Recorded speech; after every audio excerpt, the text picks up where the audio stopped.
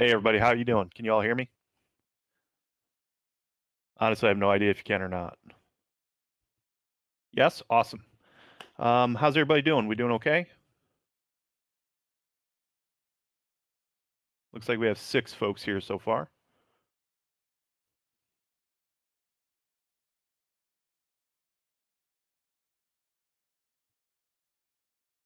Oops, I invited some people for that. Hold on. I shouldn't have done that. I have no idea what I'm doing.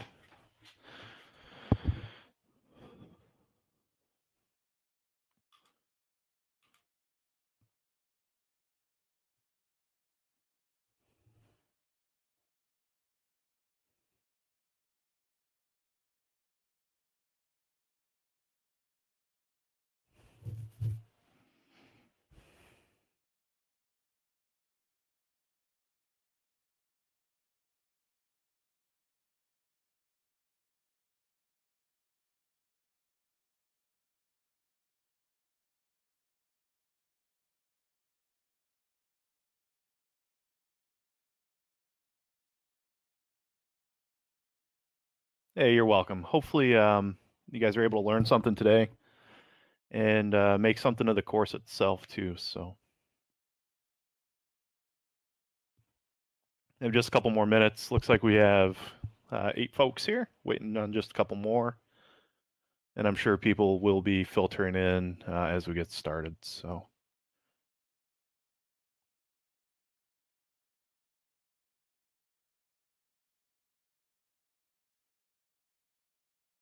didn't know you could put Windows VMs on a Windows machine? Yeah. Yeah. So, are you a typical Linux? I mean, do you typically use Linux or um, what is your common process that you use? Hey, Tom, how are you?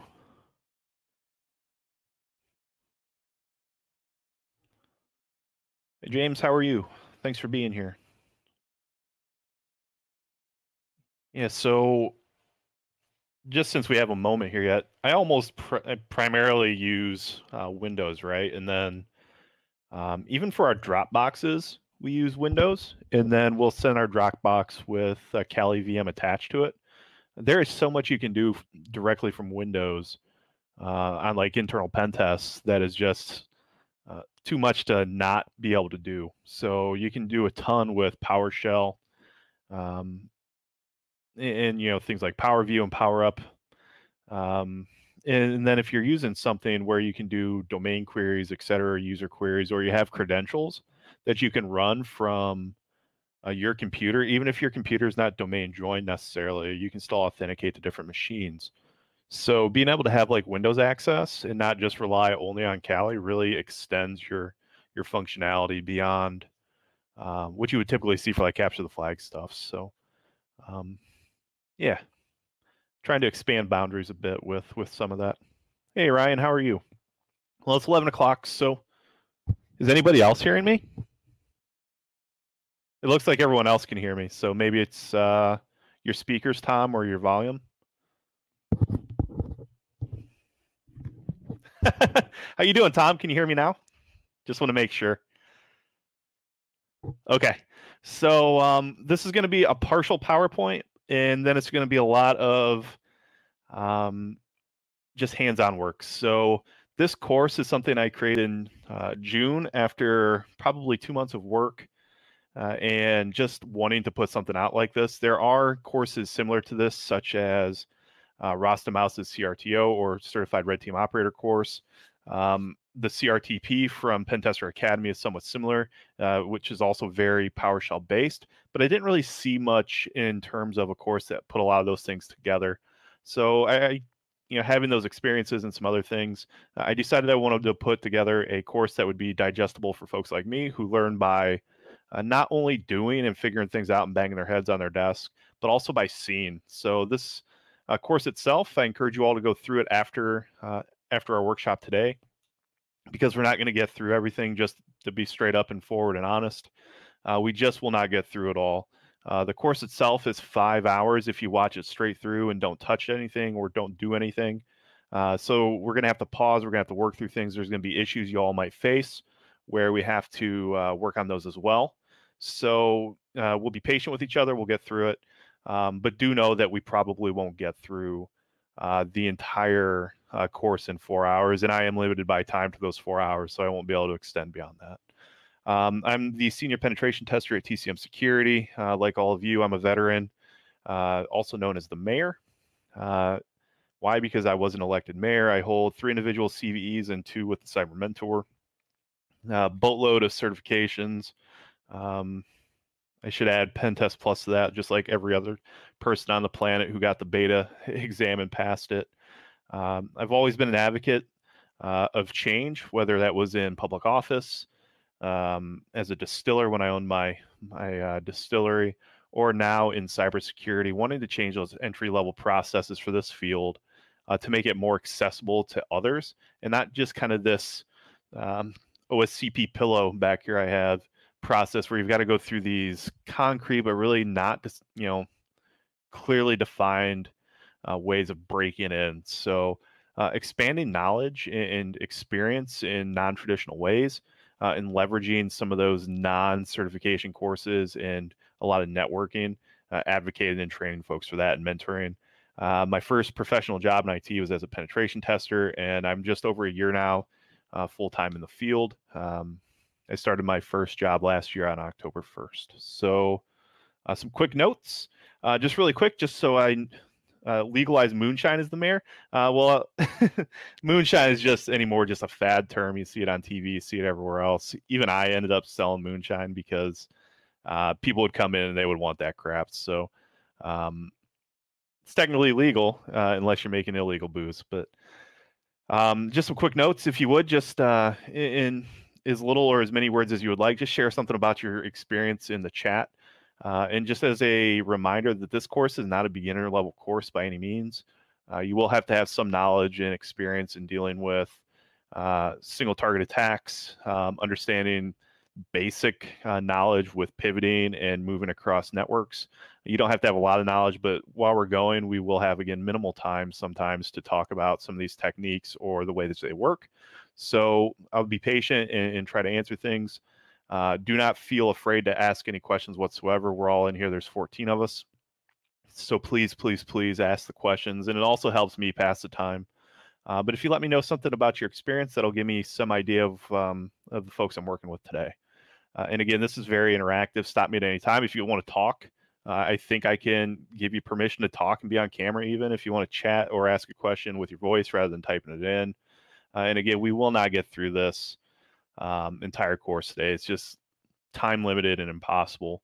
And I think of like Black Hills Information Security. They spend 2-3 days on some of their workshops. This would take probably 3 days to get through to the level where you'd be competent and comfortable at the end. So if there's any questions about that, I still see nobody's talking. Hopefully the mic, we can wait for a moment, and then again, this will help you get started in the course and give you a good foundational understanding of what to expect through the rest of it and being able to do this on your own.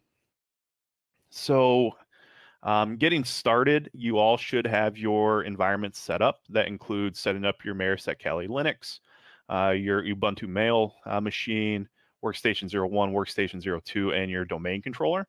In chat, was there anybody who has not been able to do that successfully? If it's I didn't install any of it, then you're kind of out of luck. But if you had an error somewhere or something like that, we can try to remedy it quick. I retired 11 Bravo, me too. Got an AAS in CyberSec with the GI Bill. Just got EJPT about 2 weeks ago. Awesome. And stuck in job application purgatory.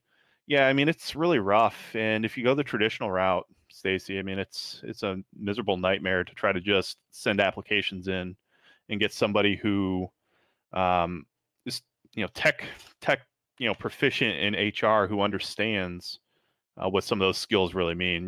They're just copy pasting job descriptions from anybody else at this point.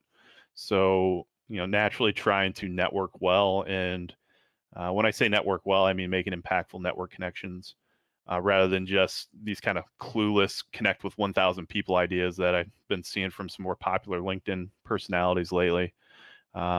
It's really silly to me. You want to make impactful connections with a small group of people rather than just blast something out that nobody's ever going to listen to you again. Blue teamer is a SOC analyst. Awesome. Gone through OSCP to learn fundamentals, but didn't pass. Do have the G-Pen. G-Pen should be a really good tool to leverage if you're trying to break into the pen testing side. It's well respected. 63 whiskey, is that mechanic? I can't remember. And tired of following 11B around, got out and got your Bachelor of Science Computer Science grad and senior IT engineer currently. I'm not sure what 0651 is because I was in the Army, but everybody's a rifleman first in the Marines, so network god. Studying for PMPT, awesome. PMPT is a great exam. Bounced around a bit from help desk to software engineer to aerospace VR. Pen test some satellites and spacecraft, that's pretty cool. And now just a regular DoD pen tester in the reserves. Bunch of certs, relevant ones, GPen, EJPT, and now Pen Test Plus. EJPT is still the only exam I've ever failed. I was brand new. I had been trying hacking for like 9 days and just YOLO'd it. Got really frustrated with the first part, and I just spammed all the answers because back then you got 3 attempts. And then I started over the next day and passed. Blue teamer, computer science bachelor's, EJPT, and Pen Test Plus. Awesome. All right. So as responses continue filtering in, because you didn't pay attention to Wirecheck, yeah, that killed me, man. And then when I got in, I was just so frustrated that I just kind of stopped and quit and started over. So again, was there anybody who had any issues setting their environments up? You should be able to access Ubuntu Mail. If you looked at the lab guide that was attached with the course documents, there was a lab guide that gave you some credentials as well as some of the setup videos you should have followed along with. So Ubuntu Mail, you should be able to access that. We're going to need to grab an IP address off of that box here momentarily. You should be able to access Workstation 01 with the s.chisholm account and the Fallout Boy 1 exclamation mark password. You should also be able to access Workstation 02 with the m.sites account with that Phillies at 44 password, as well as your DC01. Have that password handy. We're going to need all the IP addresses from those boxes here in a little bit, and be able to start working. If you have limited resources within your computer, say you only have 8 gigabytes, we can try to work with you on this. So currently, for the first part of the course, you're only going to need the Ubuntu Mail VM, your Kali box, and Workstation 01. We will tell you at some point where you've got to turn on DC01. You can remove the mailbox. We're only going to use the mailbox for the first portion of the course or the workshop where we are doing the phishing stuff. So I'm going to get away from our PowerPoint screen and get back up here to my camera and stand by while I move over to Kali. It's my first time using Hopin, so it's, I don't know which screen one is. Here we go. Okay, so I'm going to run mine off my ESXi. There will be little to no difference. You love the OSC people? Thanks, man. I put that there so people know that it's actually real and not just like a fallacy or a urban legend that I made it. But I'm going to run my network off of ESXi or off my home server just because of resources and making sure that our stream is running well. I don't want any lag. But what we need to do first is hop over to our Maresec Kali Linux box. So if you want to go ahead and do that. And when we log into Maresec Kali Linux, it's going to be root as the username and then exclamation P and then password 123 exclamation mark, and we can log in. And I was just running through a quick check to make sure most of this stuff is functional for me before we got started. So first and foremost, we need to ensure that we have access to Covenant, and we want to delete the Covenant database file. And the reason we're going to do this is because Covenant can on occasion be temperamental. It's an incredible tool, but on occasion it does kind of cause some headaches. So one of the headaches we're going to try to avoid is the issue of kill dates on our grunts. And we'll cover what a grunt is here in a little bit. So we want to go ahead and open folder, and we want to go to our opt directory. So we can get to that from computer, file system, opt. Then we want to go to Covenant, and then we want to go to Covenant again, and then to data. And we want to delete this file here called covenant.db. And we're doing this simply to start over fresh with a brand new covenant install with no database objects or anything else. So your screen looks like mine. And again, we can kind of bypass the issue that you will have with kill date, which can cause a lot of headaches. So once we've done that, you can just minimize or close that window.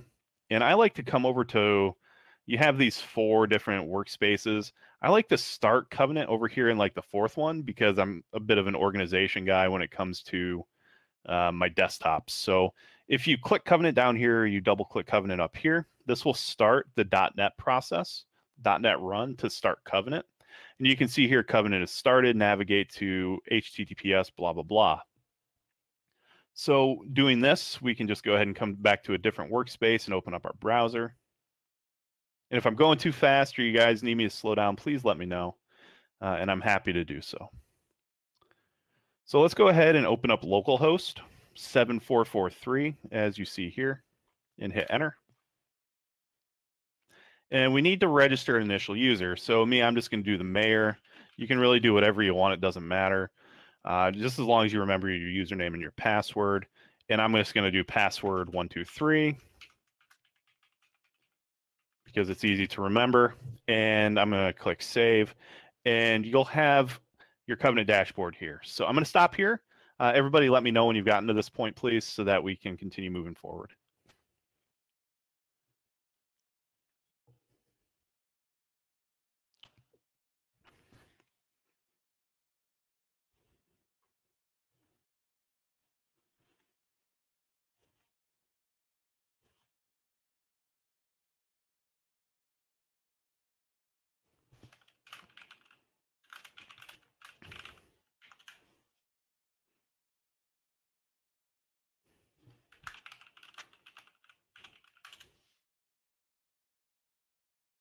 What needed to be deleted? Sorry, it needs to be the covenant.db file, as you can see here on the screen. So you have to go to covenant, and then data, and then covenant.db.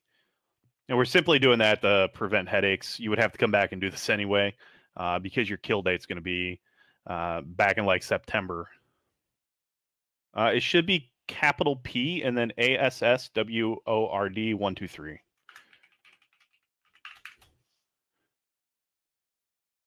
I don't know if I can make this any bigger. There we go. Just like that.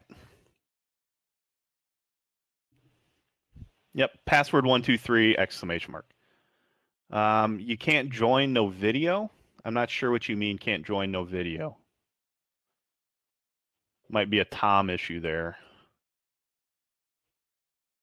And I know you guys are working off of VirtualBox, so if there's speed issues and whatnot, please, please, please just shout for me to slow down. I'm happy to slow down and go at your guys' pace. I just have to know what that pace is, or else I'm going to keep going as fast as I am.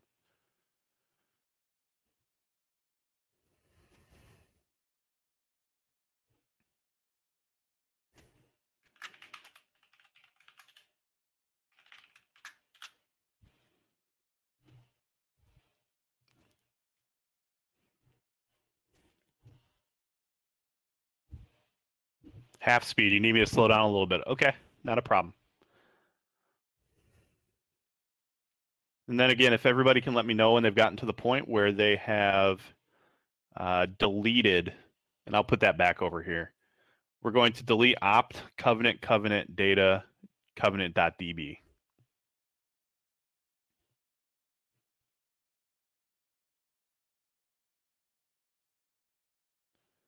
You're going to want to run again, as we said in the last slide here. For now, you need to have the Ubuntu mail virtual machine running, Kali, and workstation 01.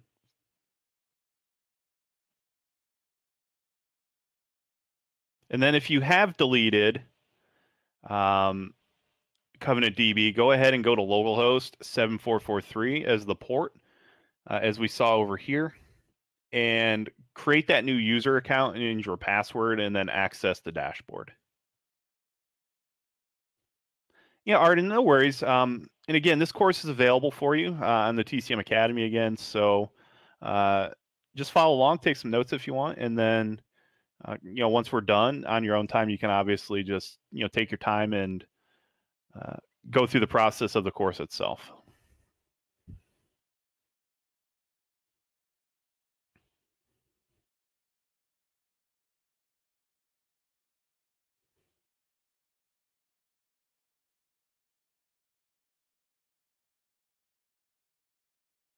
Yeah, so one of the issues, obviously, with having a Discord channel where you share the link is you have to find ways to prevent spammers from coming in and doing dumb stuff. So MFA is one of those things that's a good practice anyways, but something that's not negotiable on my Discord because I just don't want to deal with some of that stuff. And no idea why it wasn't working for you, though.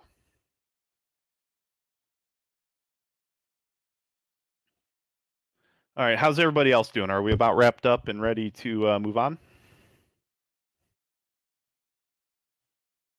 And again, I'll pull the PowerShell or the PowerPoint up. So the login for Covenant is anything you want.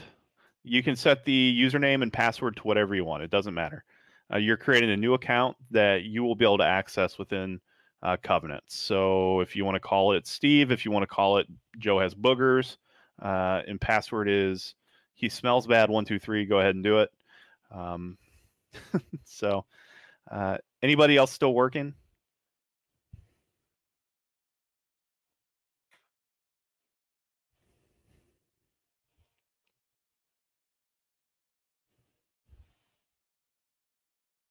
Okay. Well, the silence, I'm going to go ahead and continue on then. So again, what we did now is we deleted the database simply to give us a fresh start with Covenant. And we created that new user account so that we can access the dashboard. So we need to talk briefly about Covenant itself. And we'll go over a bit of information about Covenant usage and some of the places we're going to be working out of today. So when you log in, you get a dashboard.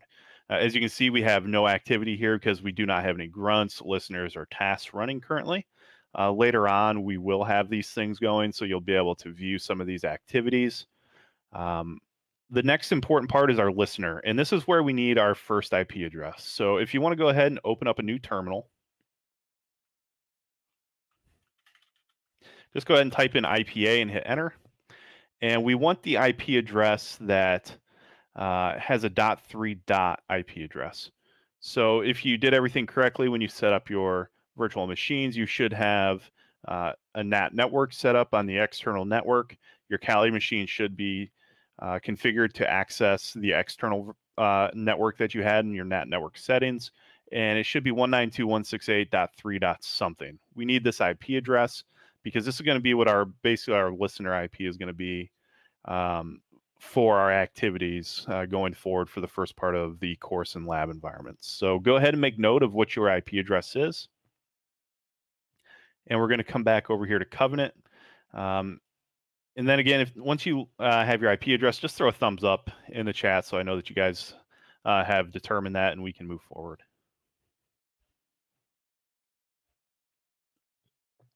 Thumbs up's coming in.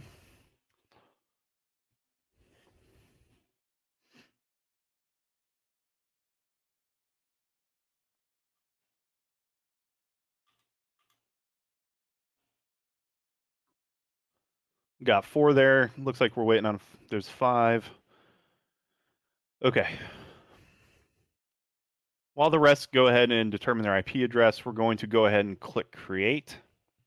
And here you see the create listener window. This is where we are going to create what essentially would be our reverse listener, correct? So if you use Metasploit, you would use like, multi-handler. If you use Netcat, it could be NC NLVP 443. Here's where we're going to create. The Covenant dashboard is not opening now. Not sure what that means, but I can't see your screen. You may need to refresh your browser. You may need to close your browser and open it back up. If that doesn't work, you might have to clear the cache. Or you didn't start Covenant, which is the other challenge. So again, Covenant launcher is on the dashboard right here. If you double click that Covenant icon, it will start the .NET run process that starts up Covenant. And then once it says that the server is available at 127.0.0.1, port 7443, you can access it in the browser window. Thank you, Steve, for letting us know that.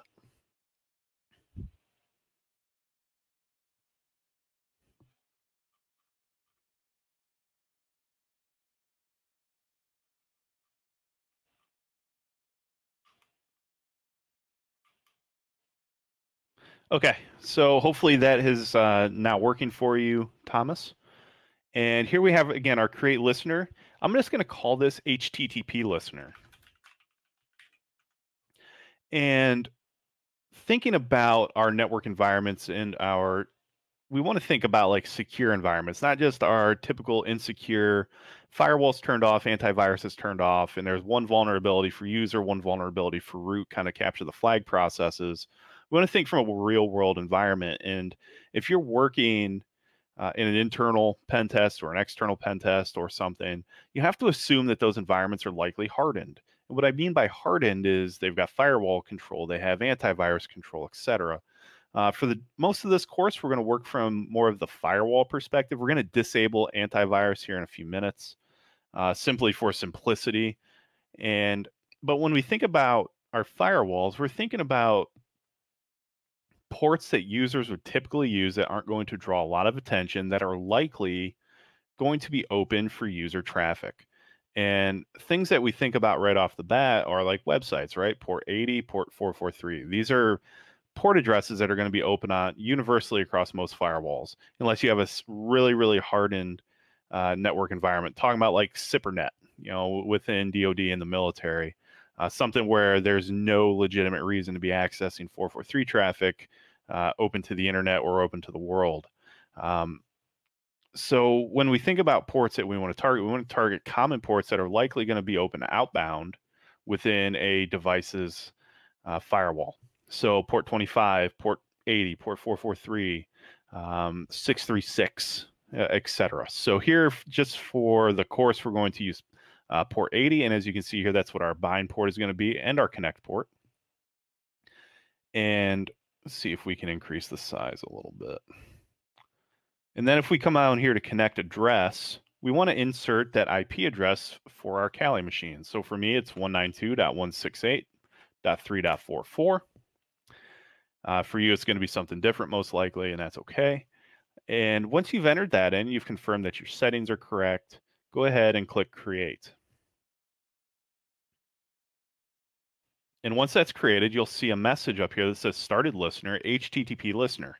If you do not get this message, or the status here does not say active, this is indicative of another process on your Kali box running on that port. So if you are using port 80 and you get an inactive or uninitiated, it's telling you that there's a port open on port 80. You would have to solve that problem. You shouldn't have that issue today.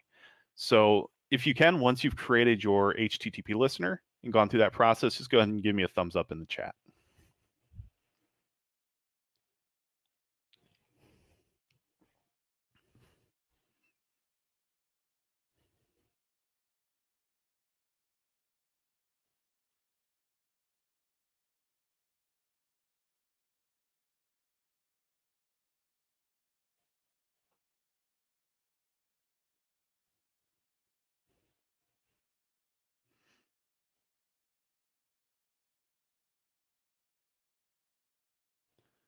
Okay, got 5. Is there some other people still trying?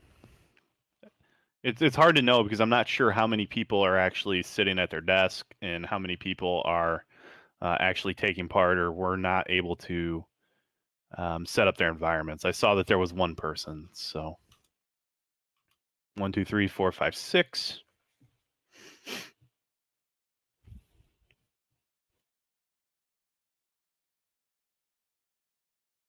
And I'm just trying to make sure we don't leave anybody behind here. So please, if you're sitting here taking part in the course, okay, so we have somebody else who's just observing. So we have 6 yeses. That's 2 who are not taking part. And okay, so there's 7 now that are good. Okay, we're going to keep moving then. If you do start to fall behind, please let me know. Please. Okay, so now we know how to set up a listener. The next thing we need to do is understand launchers. And launchers within Covenant are our payloads. So if we click on the launchers link, we will see several different types of payloads here. We're not going to use most of these, but the ones that we are going to use typically within Covenant for anything that we're doing is going to be PowerShell, shellcode, service binary, and binary. And we'll briefly talk about what these are. So PowerShell launches a grunt using system reflection assembly, which is a whole bunch of malware dev, red team nerd stuff. We're not going to get into the depth of what this is because it's just outside the scope of this course, but you go into a lot of depth in that in like CRTO. So you're using a reflection technique to get your shell there. Shellcode uses Donut, which is a common tool for generating shellcode that you can inject into running processes on a Windows machine. Service binaries are things like service binaries. You're creating a service binary that you can use to launch a grunt. If we use these, we're going to use it for something like Covenant's built-in PSExec functionality. And then a binary is your general .exe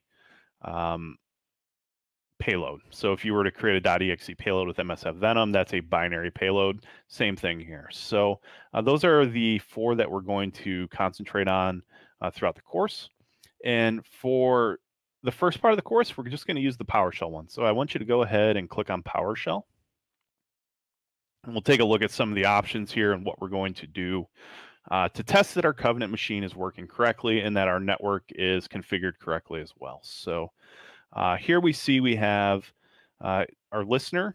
And if you have multiple listeners, you would choose the one that's most appropriate for you at that time. And in this case, you should only have one, which is the HTTP listener. So we select that one. There are different implant templates. There's Grunt HTTP, which uses HTTP processes for that traffic. Grunt SMB is a pipe process that communicates through SMB protocols. This is going to be useful for PSExec, or if you want to tunnel to another client. And finally, we have Brute, which is kind of a catch-all. You can use Brute against Linux machines if you would like, which is kind of a neat thing. So if you wanted to get a shell in your Ubuntu box, you could use this Brute payload. It's going to be a binary process, but it does work. So for this portion of the course, we're going to use Grunt HTTP. .NET version, we want to use .NET 40 because most newer Windows machines will not be installed with Net 35. It's going to be installed with Net 40 or greater. This will have to change at some point because Net 5 is available. But for the course and Covenant and everything we're doing, Net 40 should be fine. We're not going to do anything with validating certificates. Delay here, jitter and connect attempts. These are things that kind of run under the radar a bit. Jitter percent, this is 10 and delay is 5. These pertain to the amount of time that Covenant, your Covenant payload will try to communicate back to Covenant to let you know it's still alive or not. So you will literally kill Covenant if you go any faster than this. So please don't change the times on these. Just go with what we have. If you're trying to do a red team, an internal where you're trying to stay away from an active SOC or an active defense mechanism, you would want to set this like 60 seconds or 600 seconds to like an hour, or 10 minutes, excuse me, or 3,600 seconds to an hour, and have it call back every so often, just so you look like normal traffic rather than something calling back to you every 5 or 10 or 15 seconds. So we're not going to mess with any of these. But this is what we have here. And then connection attempts. I don't know much about this, but I do believe that that's how many times the payload will try to connect before it says no more, and then it stops. Your kill date here, this is what we're talking about when we deleted our Covenant database. This can be a pain. So if you're using Covenant on Marset Kali Linux as you were, if you just did what you were doing, this would have been set to like 9/27/2021, which is a month ago, and you would not have been able to get this to work. Every time your launcher would call back, it would die immediately because it would see that its kill date has been met, and it's time for that to not function anymore. So if you click kill date and we scroll up, you see you get a calendar. We can click backwards if we want. You can see our current date. Anything after or before the 28th, which is today, you would not have access to it, and you would get an immediate kill. So you want your kill date to be somewhere in the future. So 11/27/2021, you probably see something similar. this is a safe date, that's 1 month. If you're on an actual assessment, you want this to be within the scope of your assessment window. You would not want your kill date to be somewhere 6 months from now where that payload is still sitting there and active. So if next week is your internal engagement and you want to use Covenant Monday through Friday, Friday at the end of business or at the end of the testing window, that would be when you would want your Covenant payload kill date to be. Parameter strings, this is just talking about what the PowerShell parameter itself is going to be. We're not going to do anything with these. We're going to leave these as is. And then finally, we have generate and download. If we click generate, we're going to get 2 values down here in Launcher. These are very long, and we're not going to use these except for one very, very, very specific circumstance when we're talking about .hta payloads. So if you go back after today and you try to do some of this stuff on your own and your PowerShell or your Covenant launcher is not loading for you, I want you to make sure that your launcher does not say this. And it does. This one will look similar to the one we're going to actually use, so that one's hard to determine. But if you're trying to use a launcher that looks like this, it will not work for you because PowerShell is limited to, I believe, 8,192 bytes within each individual command. And this extends well beyond 8,192 bytes. So this is what you want to check second. If your launcher isn't working, the first thing you want to check is your kill date. So what we need to do, though, is generate it. And then we can host this. Covenant has a built-in web server. So if we come up to the top, you see host. We're going to generate our first PowerShell launcher now. And then what I want you to do is just name this / and we'll call it test.ps1. And we click host. And if you look at the values we have down here first, those are the ones we saw on the opposite page. But if we click host now, we're going to see that those values change. And this has changed now to a PowerShell download cradle. So if we issue this command on a Windows machine, this is telling IEX, which is Internet Explorer, to download that payload from Covenant. And if you right-click Listeners and go to Open Link in New Tab, and then click HTTP Listener, and then click Hosted Files, you'll see that your file or your payload is being hosted here within Covenant's listener that you have running. So if you wanted, you could literally go to localhost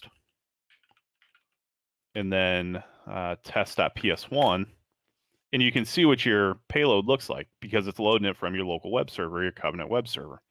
And this should tell you why this value will not work if you run it via the command line or via PowerShell, because it's just too long. PowerShell will not run that command outright. You have to load it. So we can go ahead and close that. Let me know when you've generated your payload and you've come back over here to the hosted files in order to see that. And if there's any questions whatsoever, please let me know.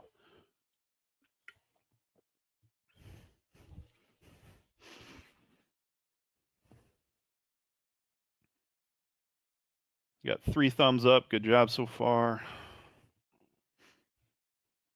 4.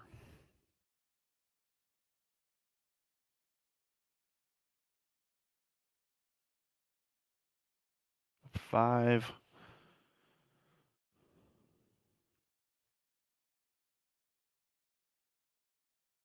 I'm not sure if Tom is still around or not, but I think he was my number 6 or 7 thumbs up, so.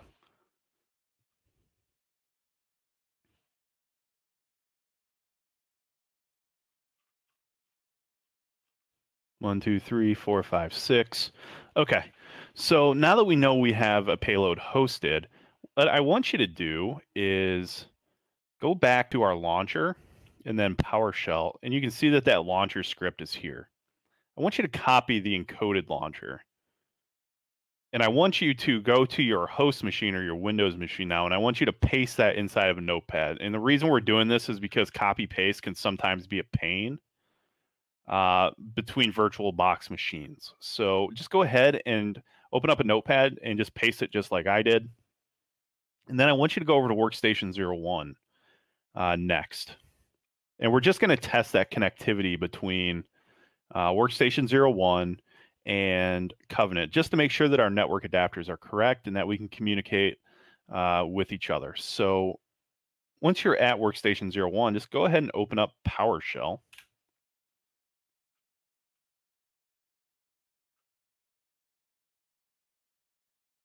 I want you to paste that payload.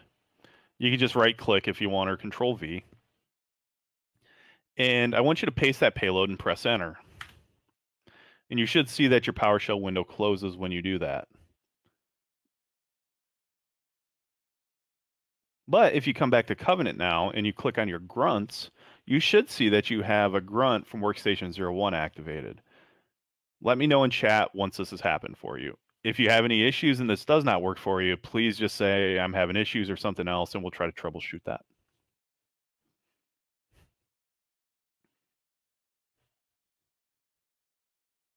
Common issues that would cause you some trouble here again would be that your IP address on your Kali box was not noted correctly.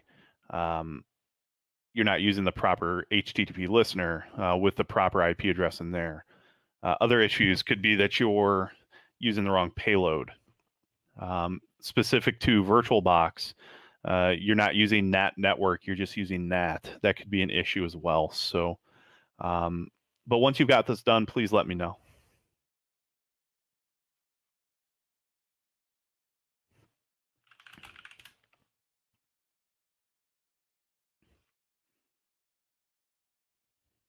Is there a trick to enabling copy paste between machines? Yes, you have to do that through VirtualBox's settings, and I have to open VirtualBox to sort that out for sure. Is it? I don't know if I have to. I think it's under settings, and then is it shared folder? No, there's an option in the menu bar for that machine, I believe, that allows you to do that. The only way I would be able to know for certain is to start one of these things up. If you give me a minute, I can try to do that.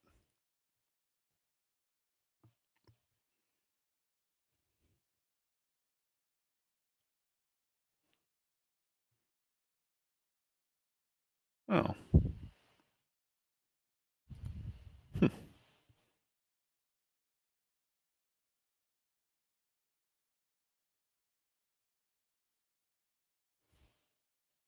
There should be a setting in the toolbar, and you may need to install VirtualBox tools in order to do that.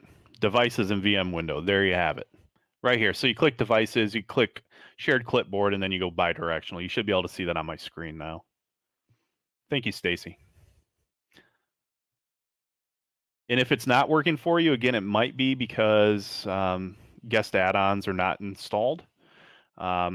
This goes back to the needing some amount of precursory VM knowledge. And I mean no disrespect. It's just one of those things that at this point for the the course itself, it's more intermediate level. So not sure if guest edition or guest add-ons is required or not.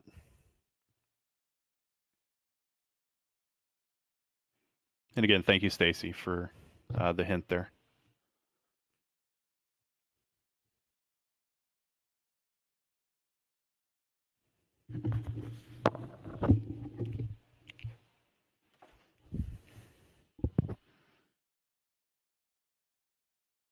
How's everybody doing? Have they gotten the copy paster to work?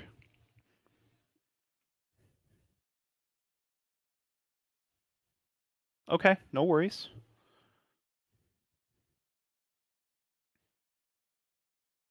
You can kind of cheese the system too if you want. So I believe if we CD to our desktop and we nano and we paste that payload and we Control O and we just call it payload.txt. Now if we exit, we can do smb server.py. We'll call it share period smb2 support. We can create an SMB share with that file there. And if you want, you can go over to your Windows box from here, open up a new folder, and we should be able to access that network share that we just generated. So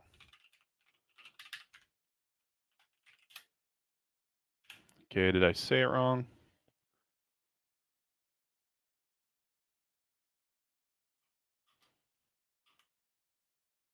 share.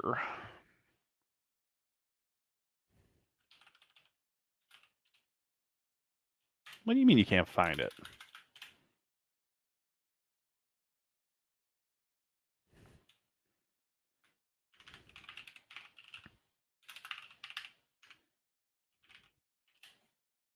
Nah, this is lame.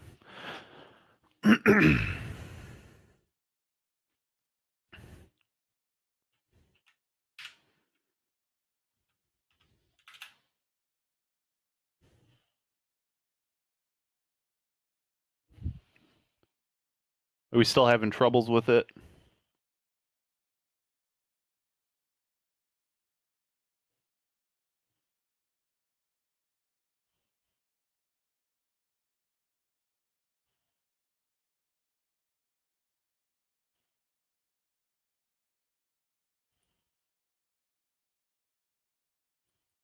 Alternatively, we could use, yeah, that could work as well if you would like. So, alternatively, we could use the host function, right, in Covenant as well. But, yeah, SMB or doing it with Python 3 should work as well. So let's do that. We'll clear this. Just do Python 3-m http.server, and we can do 8080. And then if you go over to your Windows box and open a browser, you can just go to your IP address. So we'll do that 192.168.3.44, 8080. And there is our content, and you can just copy it like that. Thank you, Ryan, for that hint as well. That's awesome.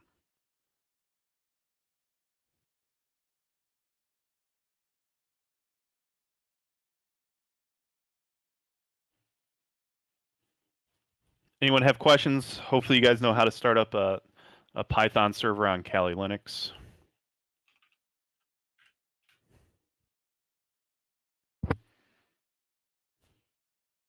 Okie doke, we got 2 thumbs up. Once you guys have done that, please, and you've got that Covenant shell, please let me know in chat. Again, all you have to do is copy that payload and run it within PowerShell. You can Control V, or you can right click in PowerShell itself, which will paste it, and hit enter. And then if you go back to your Kali box, you should see in real time that you get that Covenant grunt, hopefully.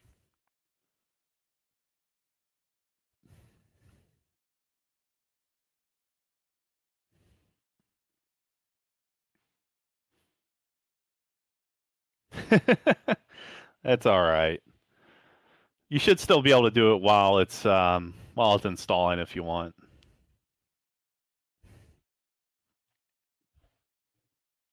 Hi, buddy.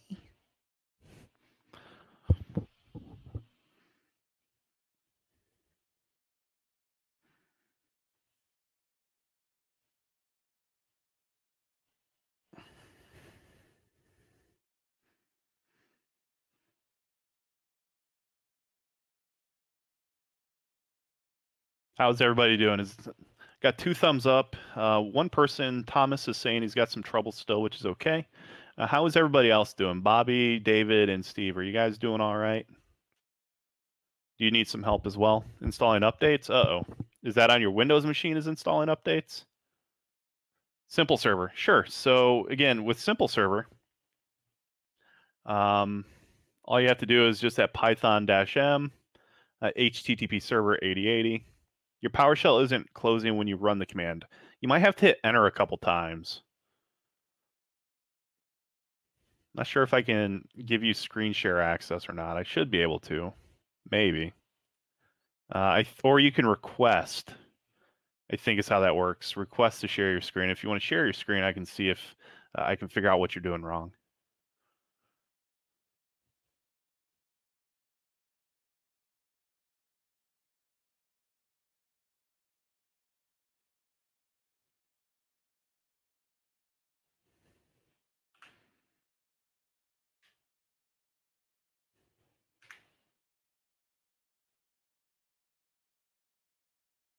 Okay, so Stacy, once that happens, if you go back over to your Kali box and look at Covenant, you should have a new grunt here.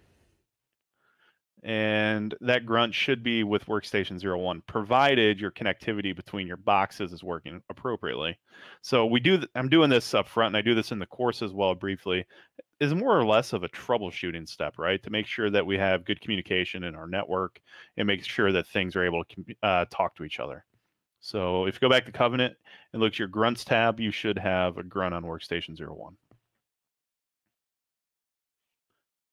It only lets you share your video, not screen. I think if you send the request, I might be able to modify that. I'm not sure.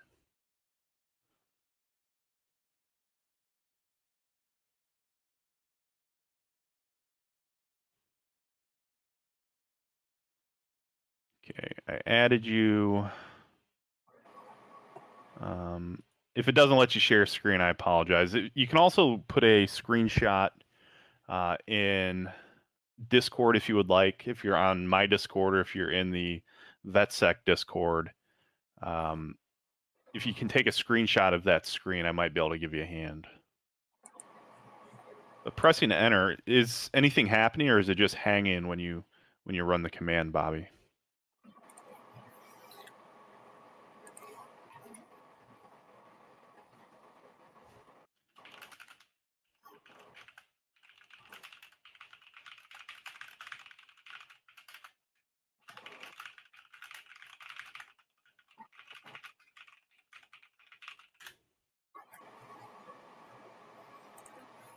Gives you an error. What does the error say?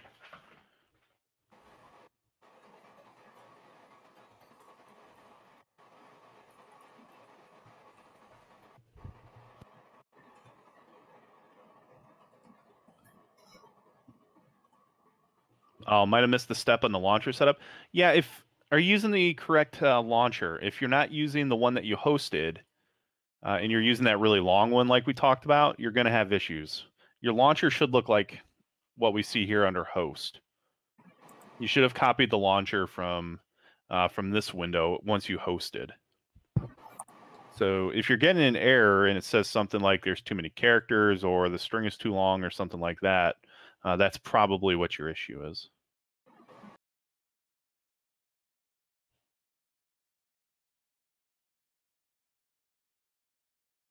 Only have a couple folks who have said that things are working for them. It looks like we have Ryan, Brian, Thomas. Stacy, how did it work? Did you get a call back from Covenant?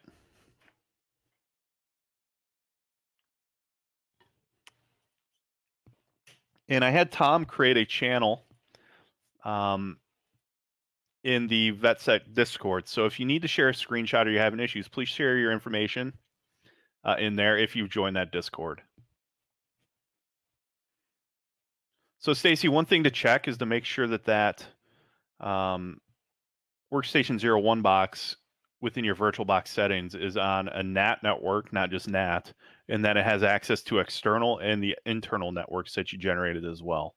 So Workstation 01 should have access to all three networks. That's the external network, the internal, and the secure networks, and they should all be a NAT network.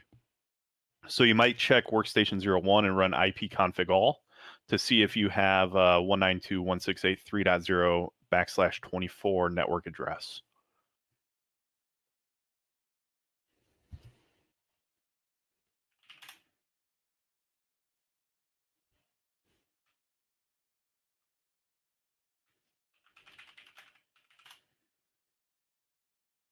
You should see that you have three different addresses. You've got a 192.168.3 dot something, 10 if you followed the instructions or the directions. You should have a .16 dot something, and then a okay, so your next check then is Windows Defender. Windows Defender will have to be turned off on the box. So let's go ahead and check our Windows Defender settings. We want to make sure that our virus and threat protection is turned off across the board for all of our machines. So again, if you go here, you want to make sure that real-time protection is turned off, cloud protection is turned off, sample submission is turned off, and tamper protection is turned off. This is not an AV bypass course. We do not want to be worrying about antivirus, and it will on occasion turn itself back on. And if you restart your machine, you will likely need to turn off Defender again. So this is your next step, is to check to make sure that Defender is disabled.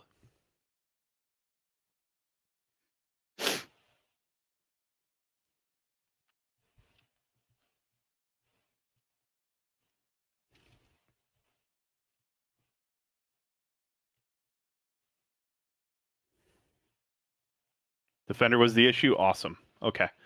So if you can just give me a heads up or a thumbs up, or let me know if Defender broke it, and you can get that call back now, that would be great. Just let me know that you're moving. Awesome. Steve and Stacy, how are you doing after modifying or checking your Defender settings? Okay, good to go now. So let's just get some new thumbs up. I see Bobby already. No good for you. Again, the only things I can think of if it's not working again are that your Kali IP address is incorrect in your listener. You are not using the correct payload. Your network settings in your VirtualBox networks are not correct at that point if Defender is disabled. And the only thing I can do is try to troubleshoot it through screenshots within Discord. And this is something that we have to get you past, or else nothing else in the course or nothing else in the workshop today is going to work. Okay, you reset to 35. Yeah, so if you can just adjust and let us know if that works. Is it good practice to just save the machine state or shut them down completely? Honestly, that's a personal preference. I don't like to save stuff on my computer, so starting over is just fine for me. There's ways to, disable Defender that we won't cover. It's covered very briefly in the last video of this course with how to use something like FOD help or just modifying a registry setting to break AMSI. But in general, it's personal preference. Do you want to spend a few minutes up front, or do you want to spend 20 seconds every so often disabling it, I guess? Okay, so Bobby is good. Stacy is good. Brian and Ryan are good. We've got a couple other people I think we're waiting on. Brian, good. Is there anybody who still is not okay? That's more what I'm worried about. Is there anybody else who is still having issues? If not, we're going to get moving. But if you are having issues, you won't be able to get past this. Okay, Thomas is just watching now. Okay, well, moving on then. So what this is just a check on our connectivity with our network, right? So what we're showing is that we're able to get a callback or reverse shell from workstation 01 to our Kali box, and they both share that external network access. Some of the things to pay attention to here, though, when we get that grunt back is the name of the grunt. You can rename these if you want. We can also click this grunt, and we can get new options to modify and use. For instance, if we click Interact, we can interact with Covenant through that grunt through a UI. Task, we'll be using this later. There's several different grunt tasks that you can use. Then taskings, if you run a command or a task within Covenant, this is where that timeline will be saved at. So you have a log of all the commands that you'll use while you're working on an engagement, which is nice so that if you forgot something you did along the way, or you're trying to get a screenshot, or let a client know that this is exactly the timeline that we use to exploit your endpoint or your domain or your whatever, this is exactly how you did it.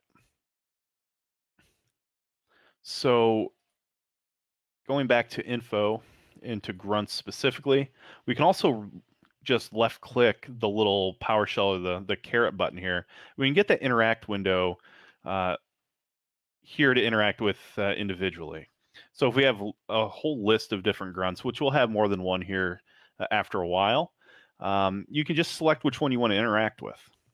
So we also get information about the host name. So here we see we have host name is workstation 01. We know who the user is. We can see what the process is. We loaded our payload through PowerShell. So we know that that process is currently PowerShell. Our integrity is medium. Integrity is one of the most important things to pay attention to with Covenant.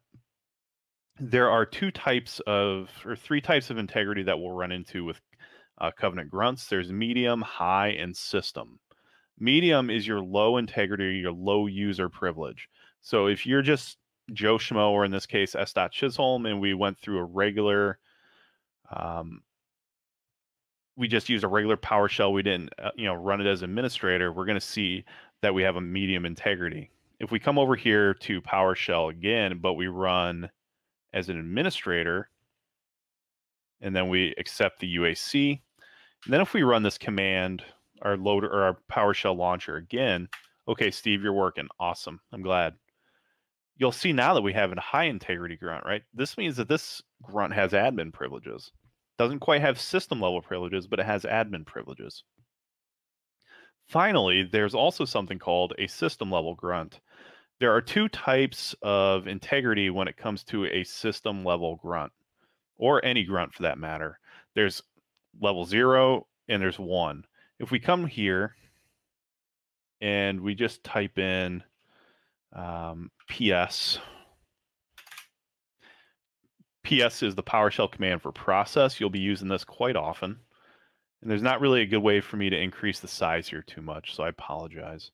But if we type in PS for process through PowerShell, we'll see that we have session IDs. Session IDs and understanding session IDs is vital. Session IDs exist as a defensive mechanism within the Windows operating system to prevent system level locked processes from being accessed by other less secure processes. So when we see a 0 here, these are locked down. These processes have minimal authority or ability to execute commands and run functions that are not native to its actual intended purpose.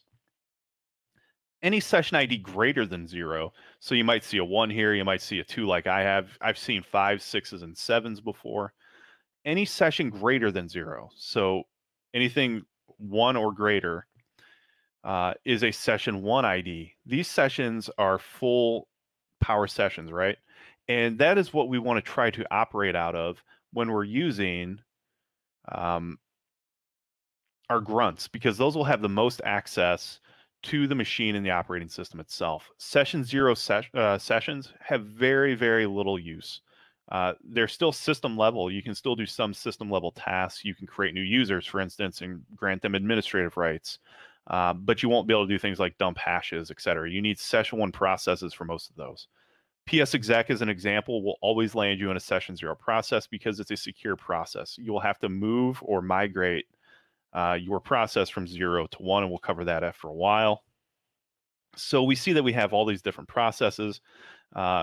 Obviously, what we want is to try to find ourselves the highest level privileges that we can that are a session greater than 0, so 1 or more. And we can just scroll through and look for those things if you want. If you're on VirtualBox or VMware, usually there's going to be a service running that will be a session 1 process running the system that you can usually migrate into. And I am looking for something that I would be able to use.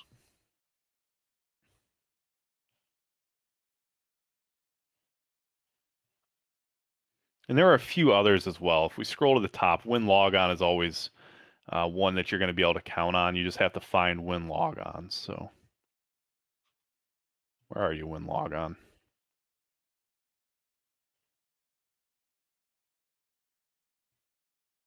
Here we go.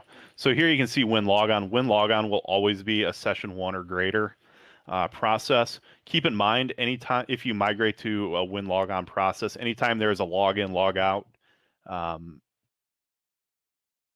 activity or action that occurs, you will lose access to that grunt because the process will change to the new process that's been executed. So you want to keep in mind what processes you're transferring to. But in short, this is incredibly important. There's fewer things more important than this in the entire course. And I mean that with all sincerity, because there is so much that you cannot do with the session 0 process. And you have to pay attention to your user context. So is there any questions on session 0 versus session 1, medium, high, and system level privileges with our grunts?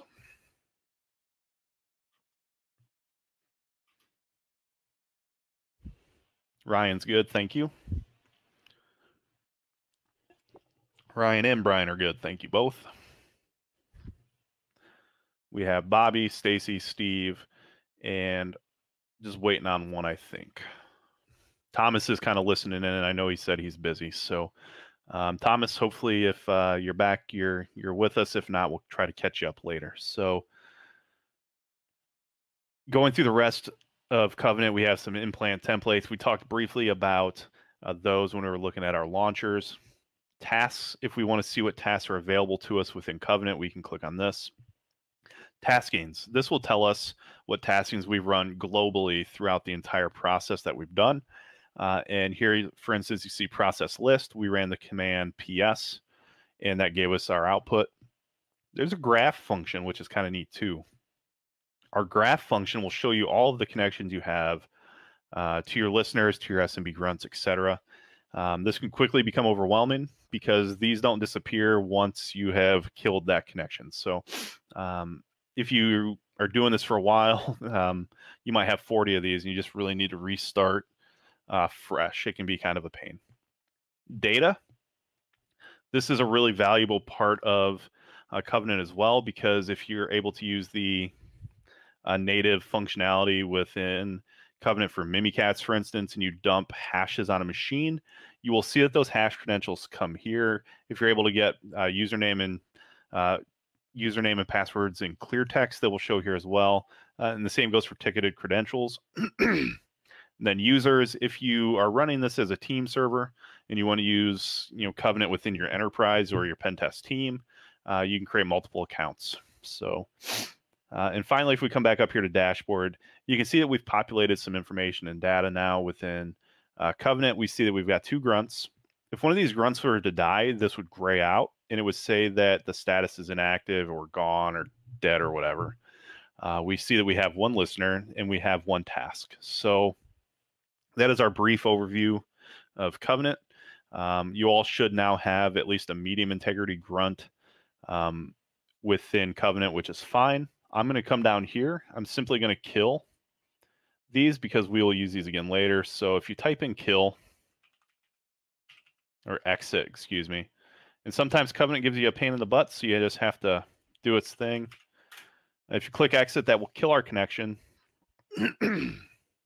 Excuse me, and you'll see that it grays out and it says exited. Just click the little I here, it'll hide that and you no longer have that connection. Then you can close it out. And we'll do the same thing one more time. Exit again, and we'll start off with that fresh, clean slate and move on. So the next part of the course pertains to our phishing exercise and doing some initial recon so that we can attack targets. And what we're going to do is we're going to go to a website I host on GitHub.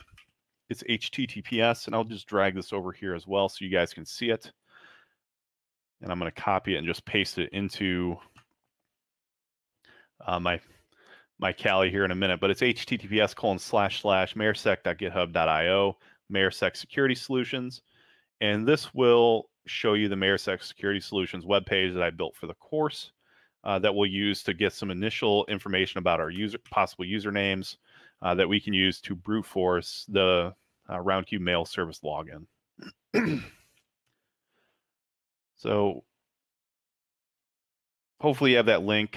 If not, we can come back to it. Just let me know if you need it still and I can get it for you. I'll just paste it in the chat, actually.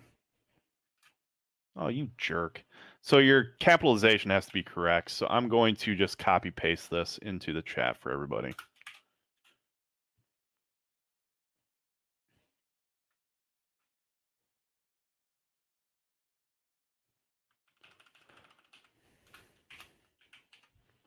Stand by. Okay, that should work for you guys. It's in the chat now. And you should be looking at Mayorsec Security Solutions, which again is just a single page website that I put together for the course. Just to do some regular recon on the website to build out our username list for the phishing exercise. So looking at it, we do get some names here for users along the way. We see we have one called Aaron Adams. We have a Jonathan Taylor. These are names that we want to write down, right? We want to create a document. And we want to keep track of not our browser, but we want to keep track of usernames or people names. And then we're going to use a tool called Name Mash once we've done this, to create a word list that we can use to brute force. So we have Jonathan Taylor.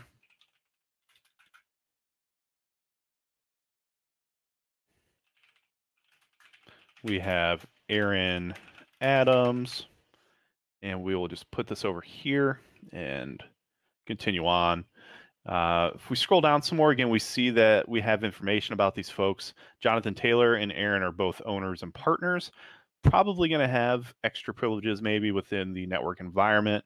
It is a tech company, so they're probably do exactly that, right? They do tech, but they're also probably help maintain their domain. They probably have elevated privileges. These are accounts we want to pay attention to.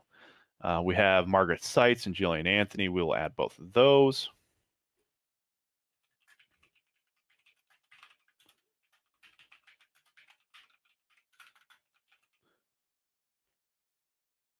And we can continue scrolling some more. We have Megan Phillips, Tabitha Carter, and Richard Smith.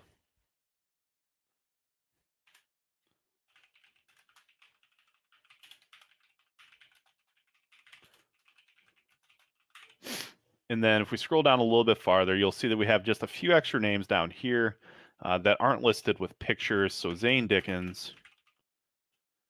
And I'm going to, just to save us time in the next task, put Aaron Tiroli and Samantha Chisholm up here. Now, you guys already know the password for Samantha because we had to use it to get into Workstation 01. However, we are going to attack this Aaron Tiroli account here momentarily. So we have a word list, a name list, right? So our next step then is to use name mash to create an output of possible username conventions. When we talk about username conventions, we're talking about maybe Jonathan.Taylor at, we're talking about J.Taylor at, we're talking about Jonathan at, we're talking about Taylor at, etc. So once you have this list created, we want to save this to our desktop. And I'll just click desktop, and we're going to call this names.txt. And we can minimize for now. So I'm going to keep moving and get name mash started. Once we get to name mash, I'll stop and wait for everybody to be done with that. So name mash is a tool that puts together username and username convention listings, like I said, and we have that in our opt directory. So if we cd opt and we ls, you'll see that name mash is here. It's a simple Python script. If we Python 3 name mash, you'll see that the usage is simple. It's name mash and then our names. So for me, I'm just going to do Python 3 name mash. And then if you didn't know, you can just drag and drop files onto your terminal to get those shortcuts out quick, and then click enter. And you'll see that you get a pretty decent list of possible username combinations. Let me know when you've got your username combinations saved to a file on your desktop. So for me, I'm just going to go ahead and copy these and create a new document.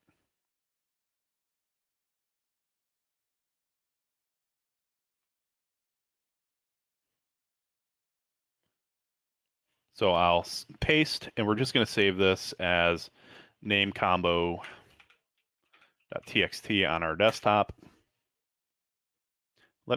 And again, just please let me know once you've done that, and I will open back up the window here so everybody can see what we did to create that name list.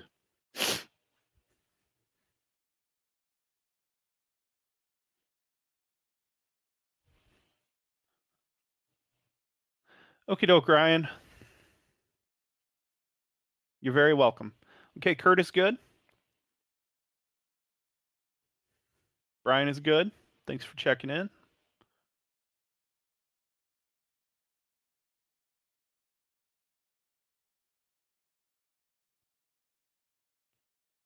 Bobby is good. Thank you for checking in.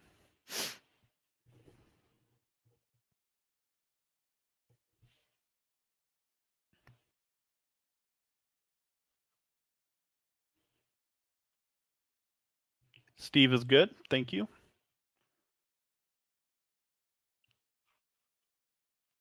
I think we're still waiting on Stacy, and I'm not sure if Thomas has come back or not yet.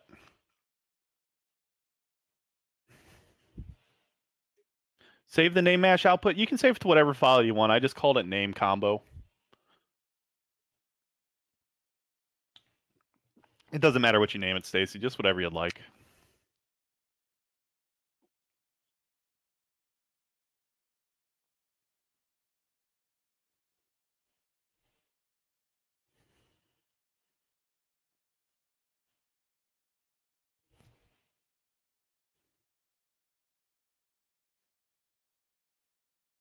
Okie doke.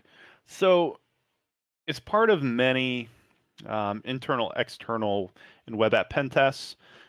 You're told what you're going to be testing, right? Sometimes uh, from the pen testing perspective, not so much like a red team figure it out as you go kind of perspective, but oftentimes your scope will include domains, subdomains, et cetera, that are to be tested.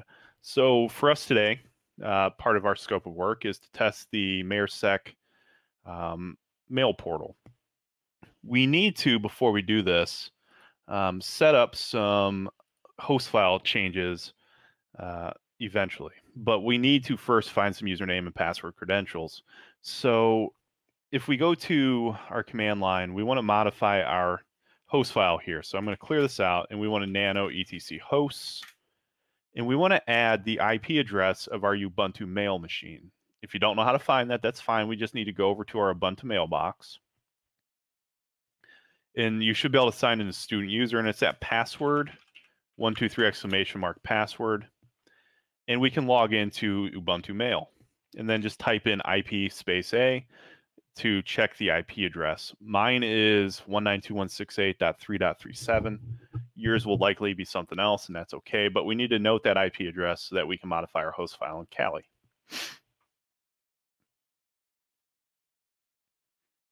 So let me know once you found that IP address if you could.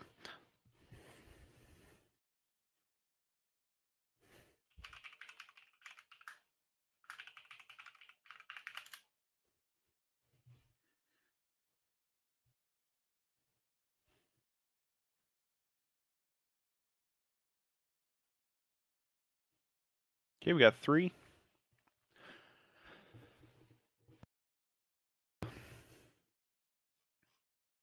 4.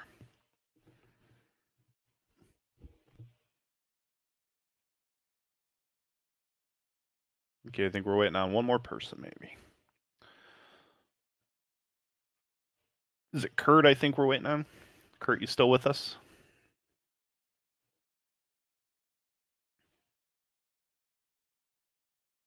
Okay. Okie doke. So now if we come back to MayorSec Kali Linux, we want to add an entry into our host file, and we want to start with our IP address of our Ubuntu mailbox. Then we just add mail.mayorsec.com, and I added mayorsec.com too, just because. So modify that host file. This is something you've hopefully done plenty of times before.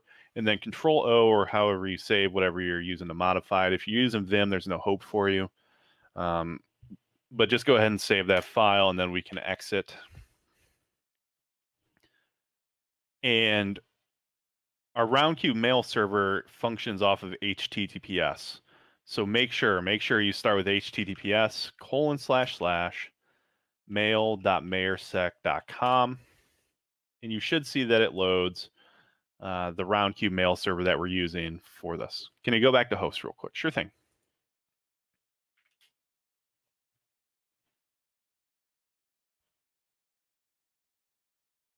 Why aren't you loading?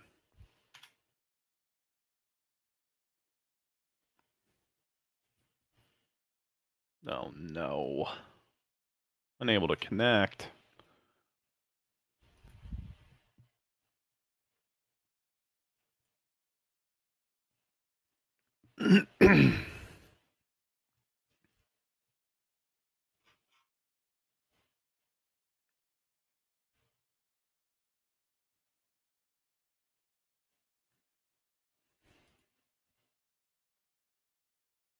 Okay, caught up. Wonderful. This isn't connecting. All right. If you're not connecting, you may need to clear your cache. It's sometimes an issue here. So stand by.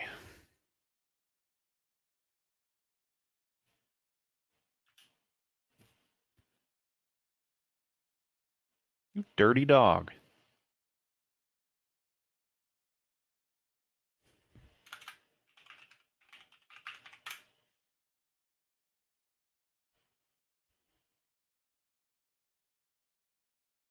This worked earlier. It's lame.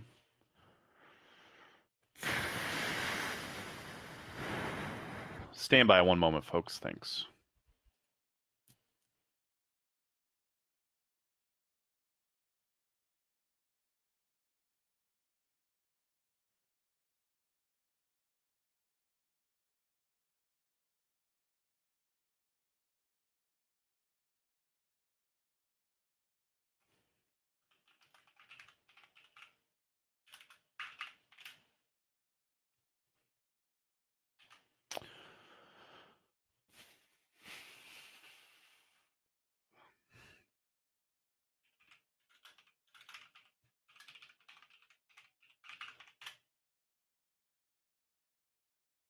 Okay, I'm going to have to change something here.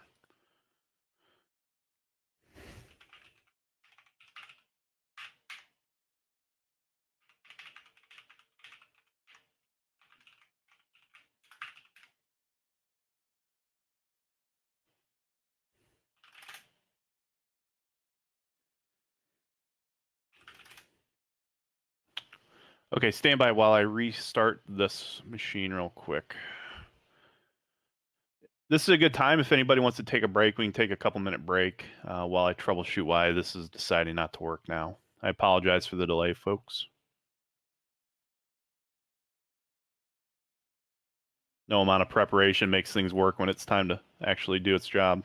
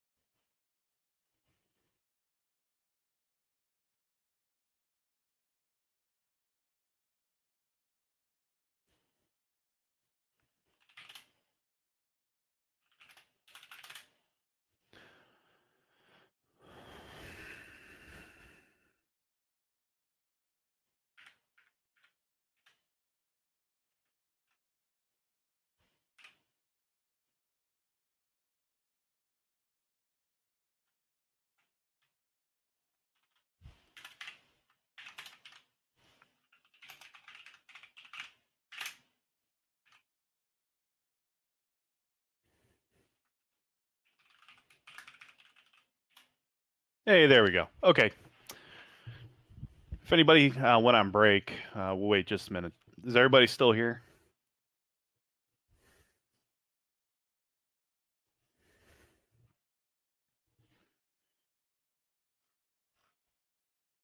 Apologize for the delay there, folks. Okie doke.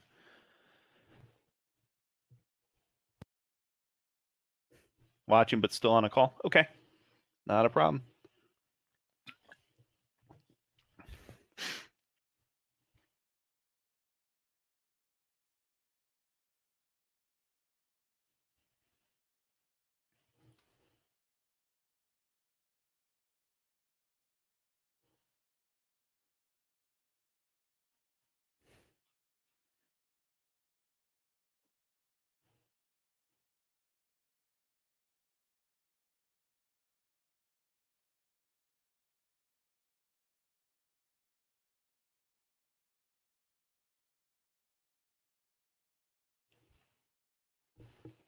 Yeah, no worries, Kurt. I'm just making sure everybody else that I told take a break is still with us, or we take a minute to give them that time.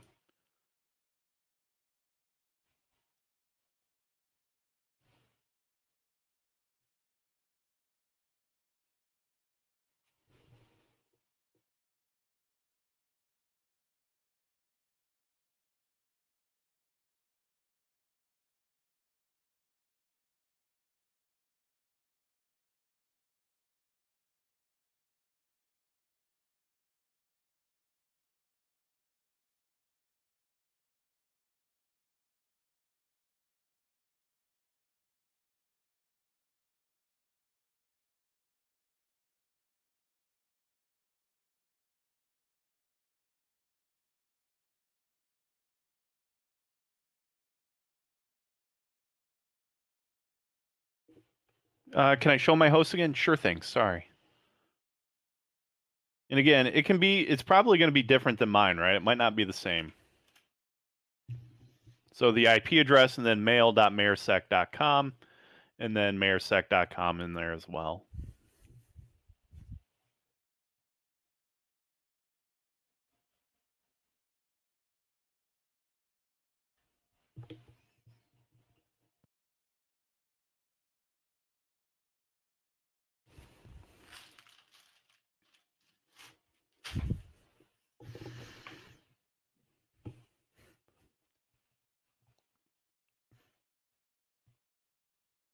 Quickly becoming clear that this should have been a 2-day workshop, so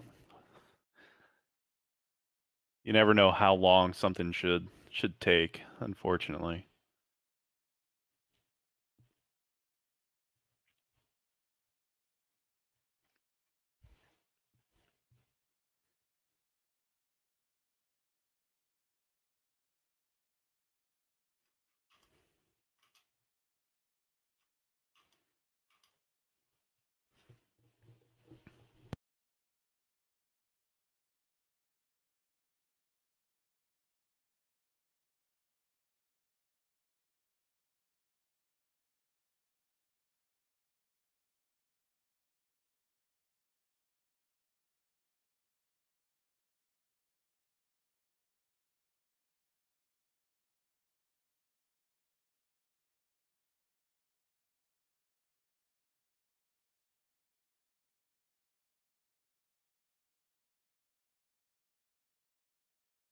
Fat fingered an IP, no worries.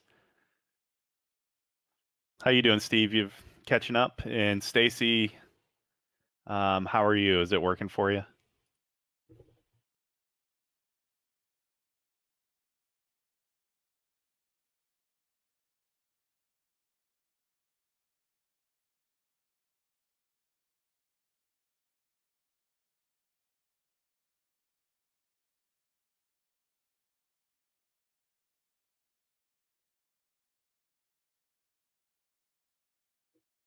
Hey, no worries. And again, I know that this is, the course itself is 5.5 hours, but I mean, the process of going through the content and setting everything up and taking time to do the stuff can take 4, 5, 6 times that amount of time by the time you're finished. So, this is probably a week-long course process that we're just trying to condense some. So, no worries. Getting 404. Okay, so you need to use https://mail.mayorsec.com. And if you continue having that issue, you'll have to clear your browser cache in order to get that to work right. So Roundcube is a fairly secure, well-maintained and managed webmail service. And it does use HTTPS, and it does have brute force protections that I actually had to break so that we could do this course like this. So yeah.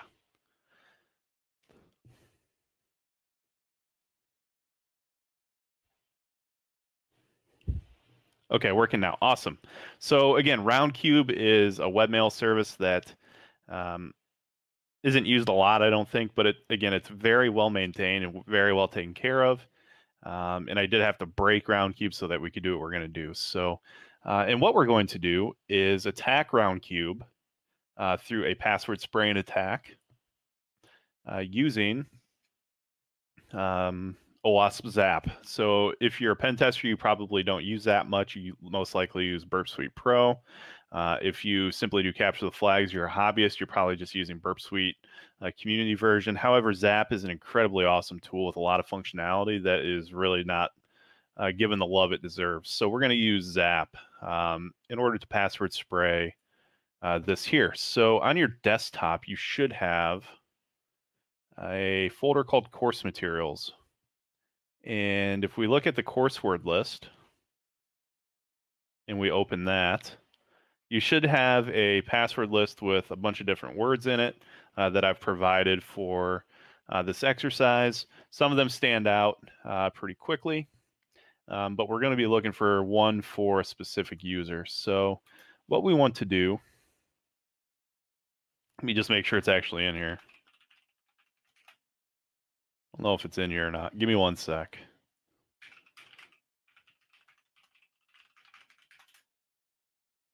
Okay, so we want to add, evidently, summer 2021 exclamation mark towards the top, I think. Let's say I have a different one.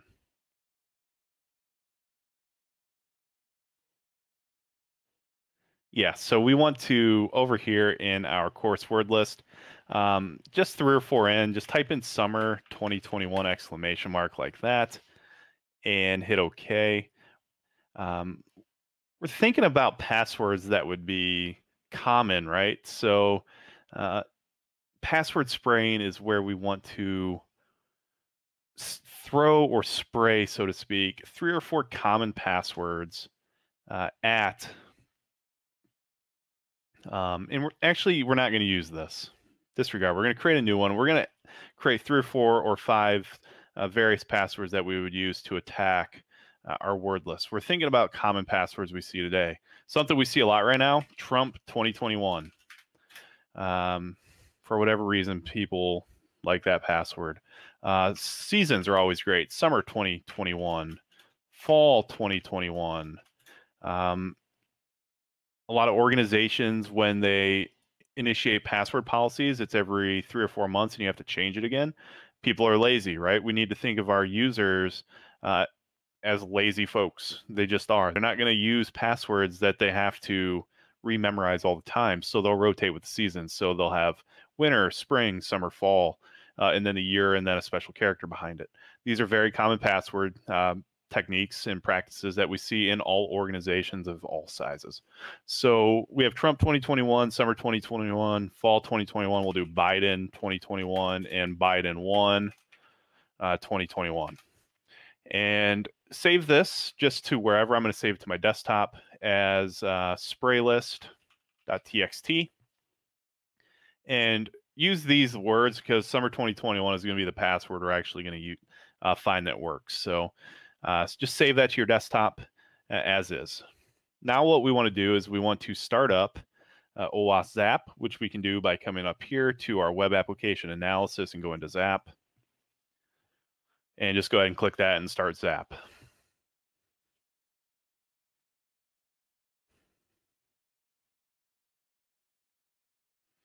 So let me know when you guys have created your word list and you've got Zap running. We don't need to update anything, so don't worry about any of that and those pop-ups that pop up. And again, there's our word list if you want to have a look.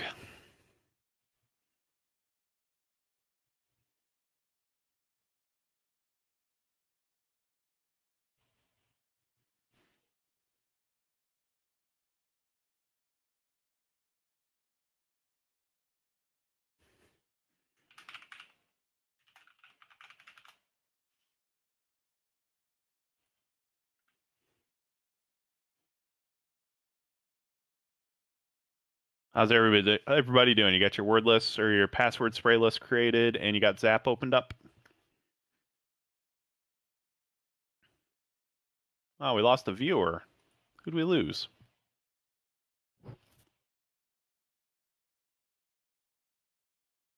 Where is Zap located? Again, if you come down here to your Kali button in the bottom, you go to Web Application Analysis, it's going to be Zap right here.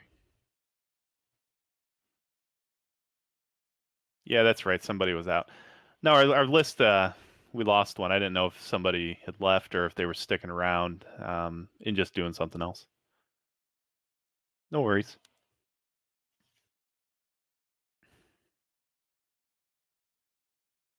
Okay. Brian, Stacy, Bobby are good. Anybody else waiting?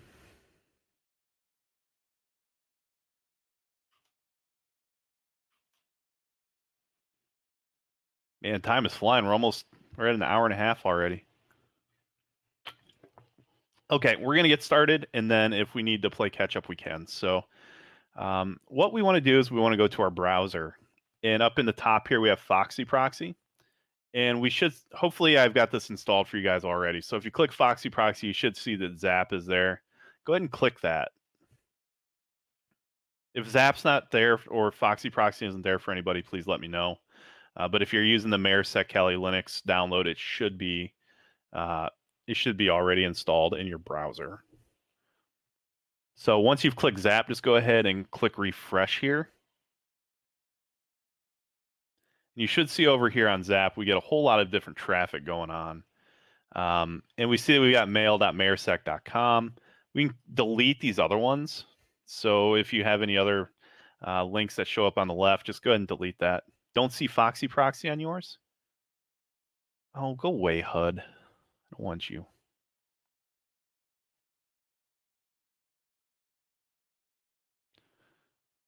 Okay, so evidently we need to install Foxy Proxy.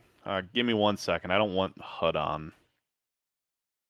Okay, so in order to install Foxy Proxy, we need to click up here on the hamburger, and we need to go to add-ons. And then we need to search for the add-on Foxy Proxy and hit enter.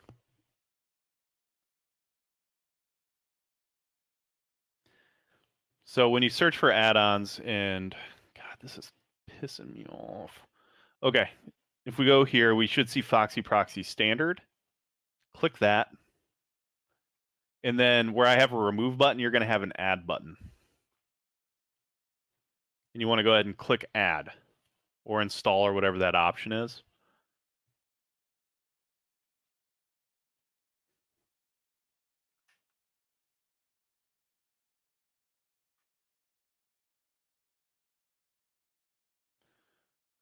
Let me know when you guys have installed it, and we'll continue.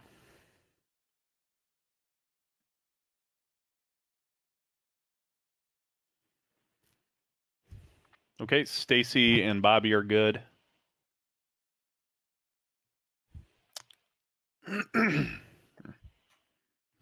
Brian is good.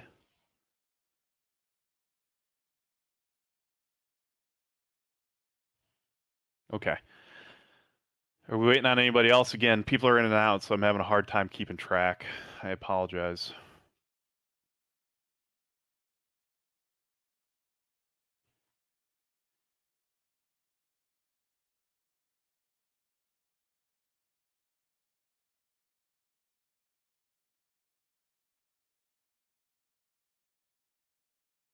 Okay, so now over here in OWASP Zap, we need to click on options, or excuse me, tools. We need to go down here to options and click options. And we need to go first to local proxies and see what this says up here. So address is localhost 8081. This means that if we want to use Zap, we have to proxy through port 8081. So if we come back to our browser, and again, take your time and find your appropriate ports. So again, it could be something different. It might just be 8080 or 8081, but whatever it is, note that port. And then we want to click on a new tab is fine, and then go to options in Foxy Proxy. We want to add,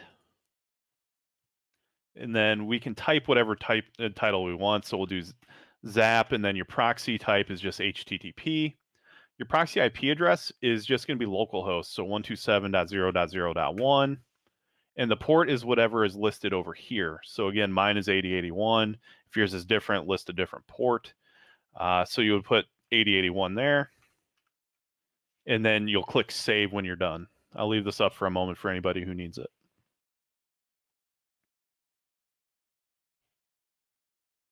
Okay, Stacy, you're good. Thank you. Bobby's good. Thank you. And Brian is good. Thank you. And again, if anybody else has fallen behind, please either ask me to slow down or we can try to play catch up if we need to.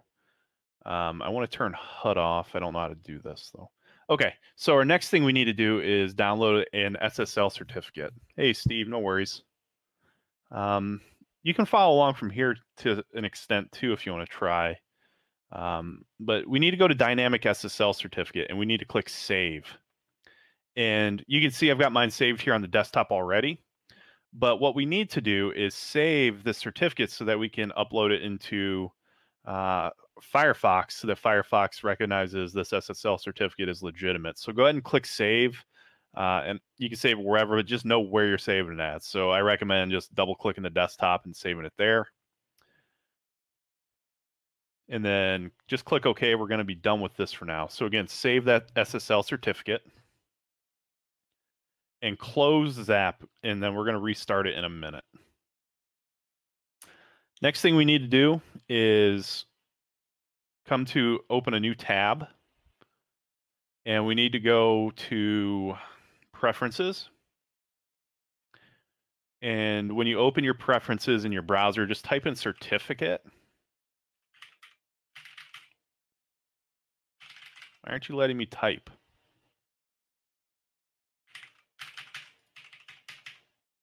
That's weird.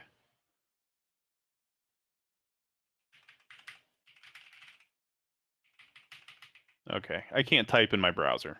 Stand by.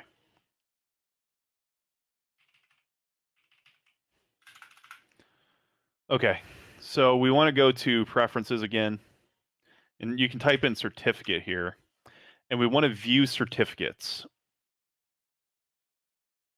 And then we want to click import. And we want to import that OWASP zap root ca.cir certificate that we have downloaded. So once you've done that, click open. And for me, it's already installed as a certificate authority. If it's not installed, you want to select the one that says process web traffic. There's going to be an option there for web traffic. There's going to be one for email. You want the one that says web. Make sure you have that check box checked, and then you can click OK. See if I can find my OWASP Zap one.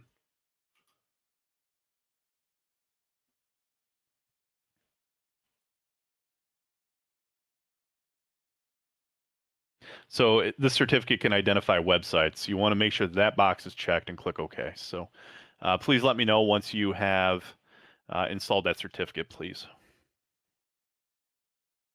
Then when that's done, we're going to have to go back through and re-access our covenants. So if we go again to localhost 7443, you'll see again that we have no grunts, but you should still be logged in. If not, just go ahead and log in. And we need to go back to our MailCube web server, so https mail.mayorsec.com. And finally, we need to reopen OWASP Zap. So we'll go to our web application database and then select Zap.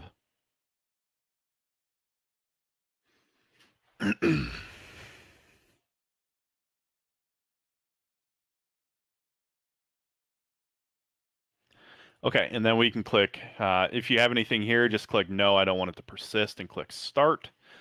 If you get a message again that says that you need to do any updates, you can click skip updates. And now what we want to do is come back over here to Roundcube, and we want to enable our Zap Foxy proxy. So click the Zap proxy that you generated. And now all of your traffic that you send to that you forward to a website will be first proxied through Zap for inspection, just like we would with Burp. So if we simply refresh the page, you can see now that over here we have a site that's been loaded, mail.mayorsec.com.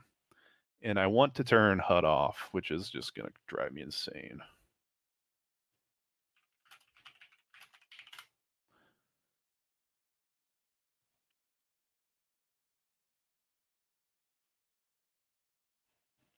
So Zap has this HUD thing, which is lame. I'm not a fan of it personally, but it is a fairly useful tool. If you click the little radar button, that will turn it off. So we've now proxied our initial traffic through Zap. Let me know when you've done that, please. Your website should load. If it didn't load, that means there's something wrong with either your certificate or your proxy address is incorrect. Okay, we got Bobby and Brian. Thank you. Steve and Stacy still. Steve is just watching, so I think Stacy is all we have left.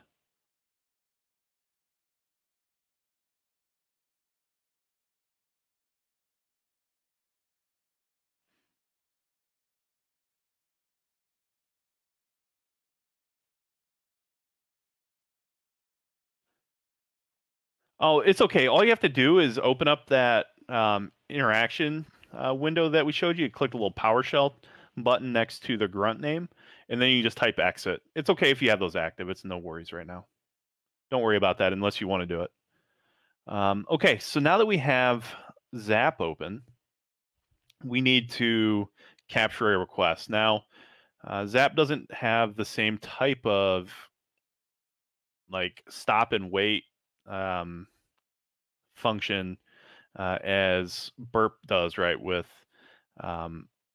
intercept. So what we're going to do is simply type in some junk credentials here. So we're going to do test, and hit login, and don't save. And in a moment, you'll see the login failed.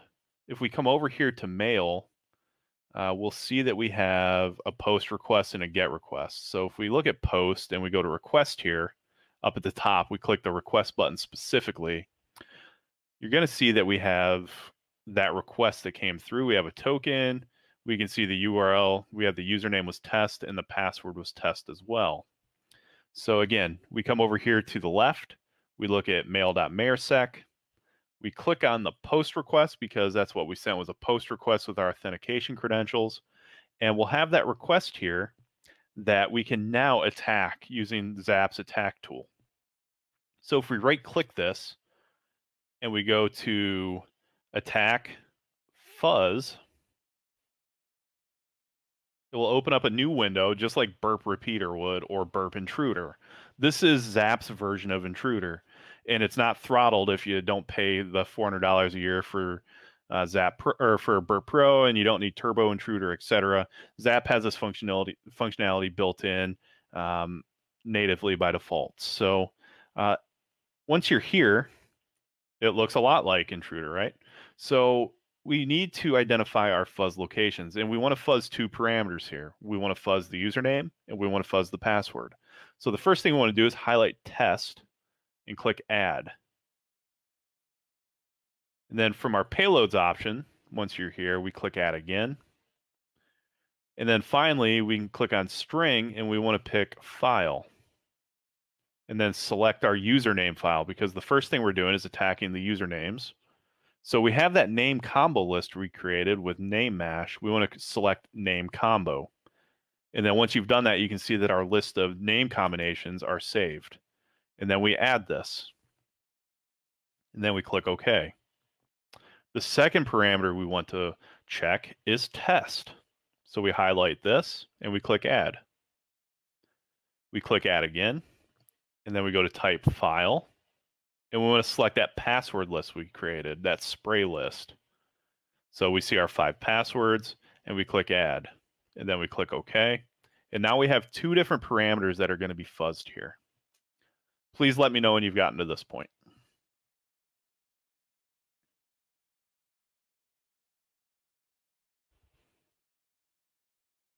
Stacy's good?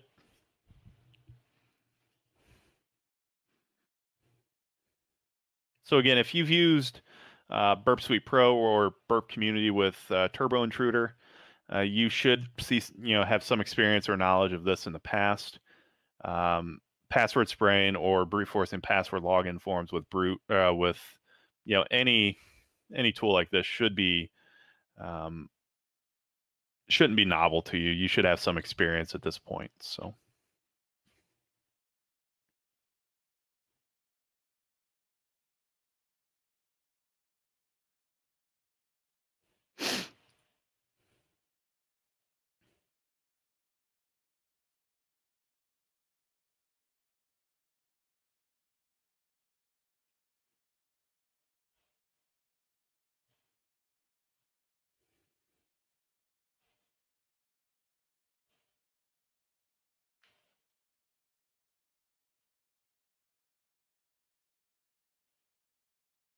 Okay, Stacy and Brian are good. I believe we're waiting on Bobby still. Bobby, you doing okay?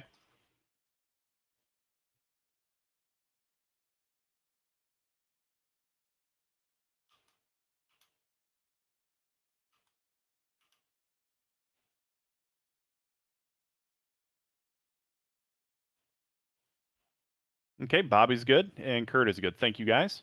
All right, so if we click Start Fuzzer, we'll see a new tab open up at the bottom.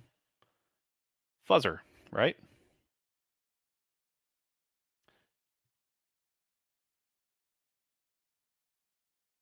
And what we can do is we can kind of drag these tabs around a little bit, and we can see what's been tried so far. So we have Jonathan Taylor, Taylor Jonathan, blah, blah, all of those. Zap is going down that username list, looking for combinations of those passwords that will work. And over here, we can see that we have code 401, unauthorized, and then we get response bodies. This is things that we're used to seeing that we understand. If we've used burp intruder or turbo intruder, if you have burp community, these are things that we've seen before, right?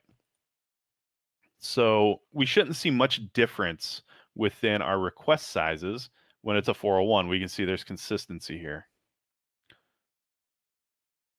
This will take a few moments, depending on the resources you've granted or given your Ubuntu box. So if you're running with low overhead, you've got 1 gigabyte or something, it might take longer. But there shouldn't be too much throttling on the round cube side, I don't think.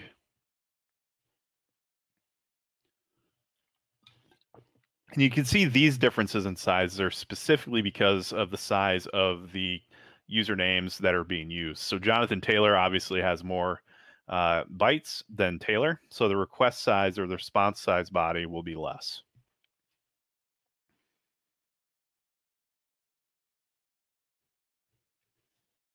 And this is why I wanted us to put a.Tiroli closer to the top of the list, simply because if we put it at the bottom, we're going to be waiting arbitrarily for 20 minutes for that payload to be hit. So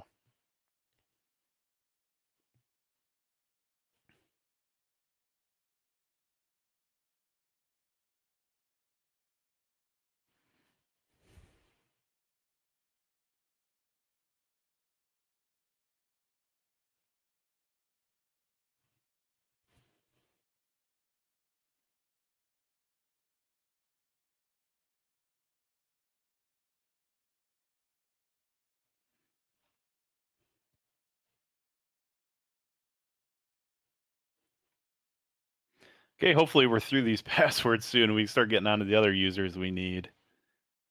Let's see, our name combo. We had Aaron Adams, and then we have Tiroli. So will be a couple minutes, but this is a good time for you all to play some catch up if you need to. If you want to get up really quick and use the bathroom while this is running, please do so. If you're still trying to get to the point where you're running the command as well, that's okay. We have plenty of time in this part. Okay, now we're on to Aaron Adams. And again, we see that the consistency with the responses are pretty common. So if we look at the response up here, for instance, we can see this webmail service, yeah, that doesn't matter. Login failed, right? We're getting a display message that says login failed.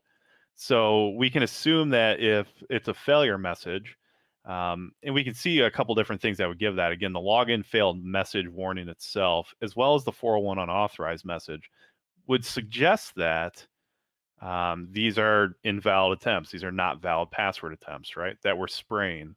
So once we get to Aaron Tiroli, and I'm just telling you that's what it's going to be, is Aaron Tiroli's username, we'll see that response body size is going, or that the response header and response body size is going to be significantly different, because the difference between an authenticated account and an unauthenticated account it will always be different. And that's just the way that the web works. So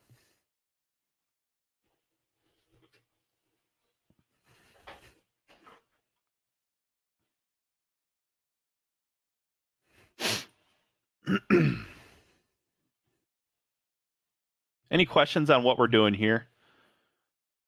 What we're doing here is very, very common. You might not do it at the speed we're doing it at, especially on an external if you're attacking, an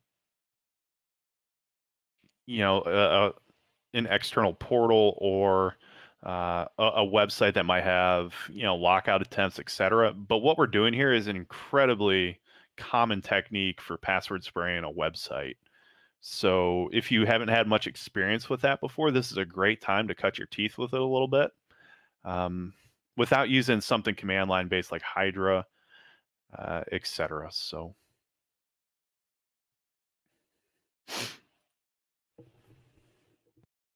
is there any questions again with what we're doing here with password spraying, other ways we might use this, etc.?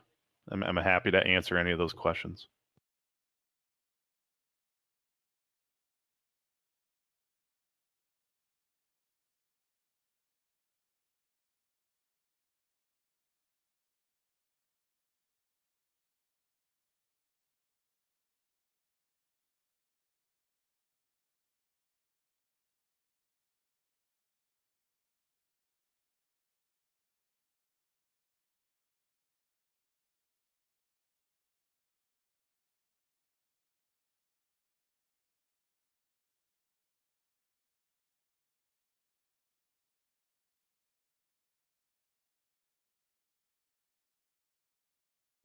This is CPU, sir, as far as I'm aware.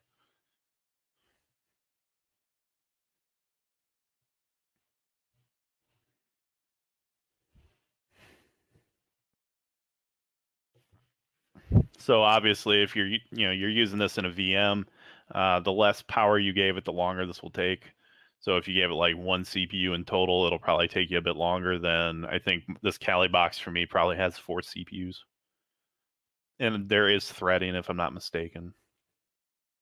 Documentation with Zap is sometimes pretty hard to like parse through and figure out. But in general, I believe that's the case here.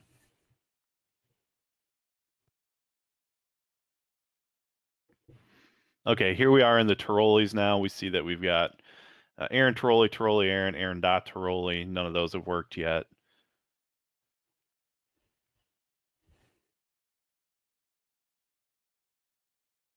Tyroli Aaron now.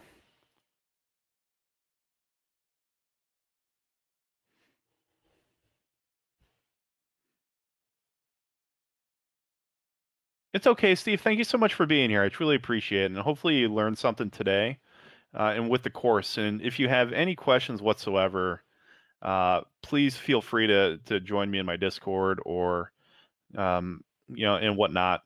And we can chat about those issues. We got a channel over there with a lot of folks who are really helpful. So I hope you have a good day. And again, thank you so much for being here. I really appreciate it.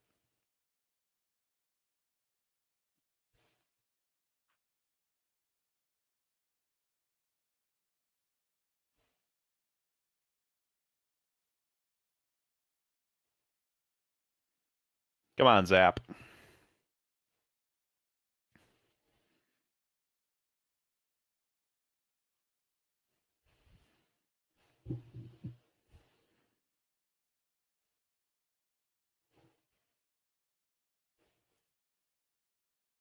Hey, look at that. Okay. So y'all see what just happened here? And I'm just going to click stop because there's no reason for me to continue going. But you might not be to this point yet. So if you want to wait until you are, that's fine. But as we see, we got all these 401 unauthorized attempts, right? And we see that as we continue moving forward, we continue getting them, etc. Until we get to this point, we see all of a sudden that we have a 302 found, which is not consistent with what we've been seeing. We also see that the response header size is different. And we see that the size of the response body is 0. That's because it's a redirect. So if we look at this request here, we can see not only here do we see the payload A Trolley Summer 2021, but we can also see a valid request that was sent. So we have user A.Tiroli and our pass is Summer 2021. This is incredibly common functionality, again, when we're brute forcing or password spraying user accounts on websites. This is something you will see quite often when you do that. Excuse me. So this one down here, this 200, this is because some CSRF stuff that I had to break for RoundCube to function correctly. Spelled it, was it If you had an A for the first name and then anything after that in Tiroli, hopefully it worked. But if not, that's okay. You have the password here. It's a.tiroli in summer 2021. So, and what we've been able to do then is ascertain valid credentials. So if we wanted, and if your Zap is still catching up over there, that's okay. Now, if we want, we can try to log in with those credentials, right? So a.tiroli and then summer 2021 exclamation mark. And we can see that we're able to authenticate, right? We have successfully found valid user credentials. And because this application is not using multi-factor authentication, it allows us to log, directly in. So go back through this one on your own as well. And if you want to let it run in the background, that's okay. You do know the credentials now if you want to jump forward. And then if you want to check Zap here in a few minutes to see how it looks on your own screen, please do. And Stacy, if you want, you can just kill the entire list except for Aaron Tiroli, or you can just add to your valid email or your user list, just a.tiroli and just password spray that one username if you want. But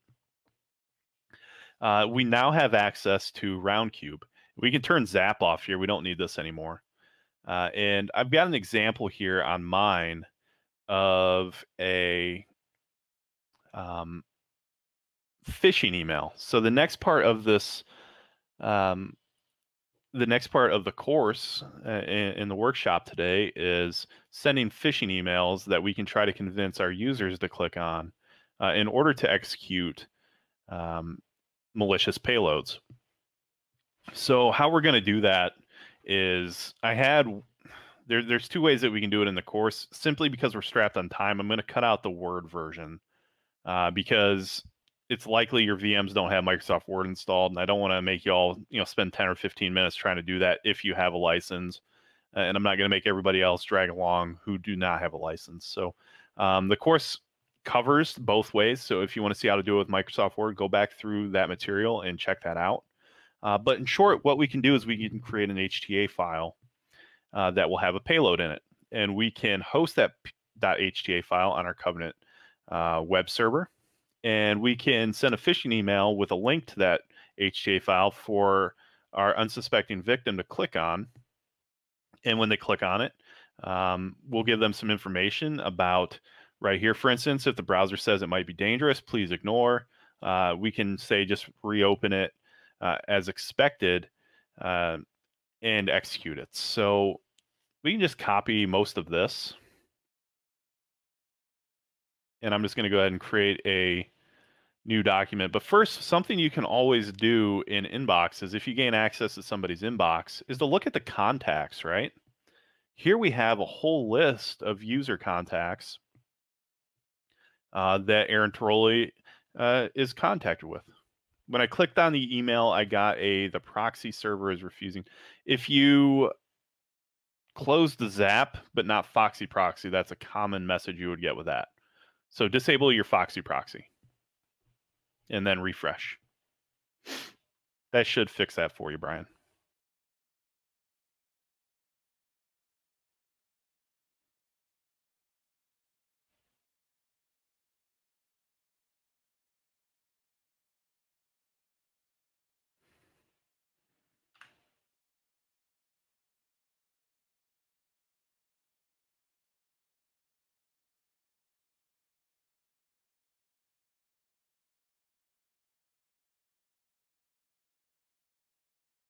Let me know if that worked for you.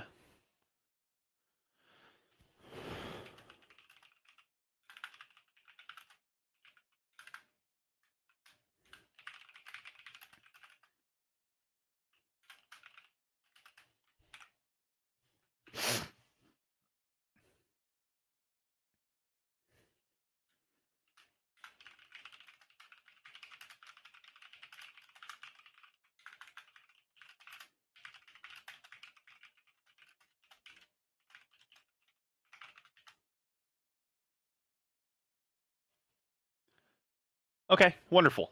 So again, if we click on contacts, we can see that we have a list of contacts, which is exceptional, right? That's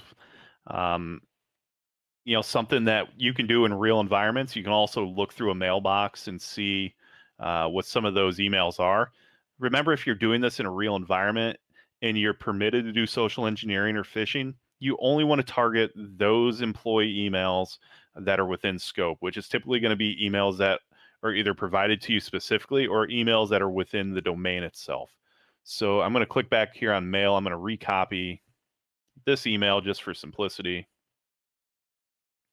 And then we'll go over here to contacts. And we should be able to select compose, sorry. And what I want to do is click on this little button here that says add contacts. We go to personal addresses. And then if you control click all of these, you can select all the emails.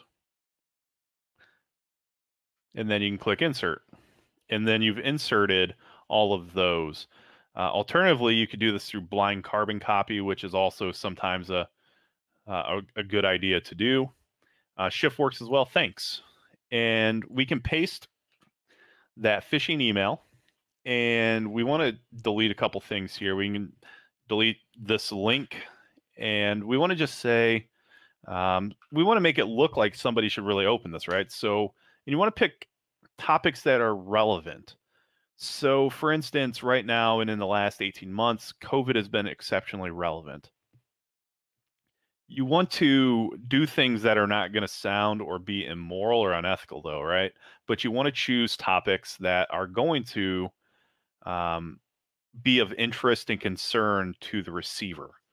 Anything pertaining to benefits is likely going to be something that's relevant and of concern to the receiver. Anything to do with pay or promotion is going to be something that has to do or that will be relevant to the receiver. Those kind of things are things that you want to target. So the course shows COVID-19 benefits. This is something that is still working and is alive and well today in phishing campaigns. So I recommend using something like this. If you don't want to use COVID because it does make people somewhat upset, or you don't want to risk upsetting folks, you can just go benefits change, insurance increase, insurance decrease. 401k, stuff like that, things that people are going to click on. So good afternoon, team. Please see this link, and I'll just type link here to download a, and we're not going to use a Word document. We're just going to use document here containing additional information regarding our changed COVID benefits. If the browser says it may be dangerous, please ignore. This is expected behavior.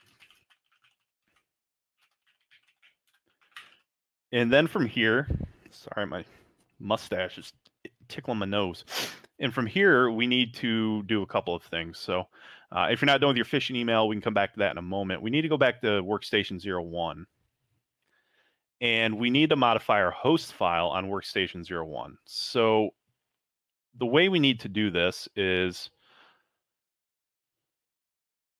go to C drive, Windows, System 32, drivers, ECT hosts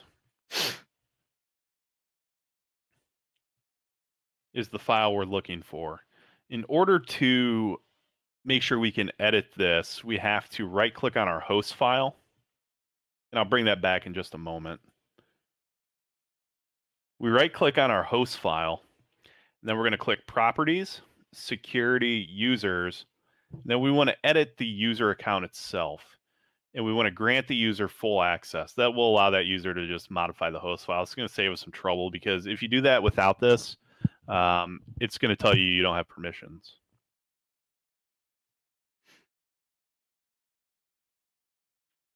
So I'm going to come back over here. If you guys need some help with that, still we can play catch up here in a moment.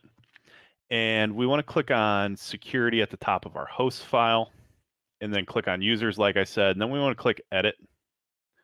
We want to grant them full control. We're simply doing this for simplicity for us, and nothing more or less. And then go ahead and click yes, and we should have full control now with. Do you want to continue? Yes, I want to continue. And we should have full control now for the users on the machine to modify the host file. So let me know when you guys have gotten that done.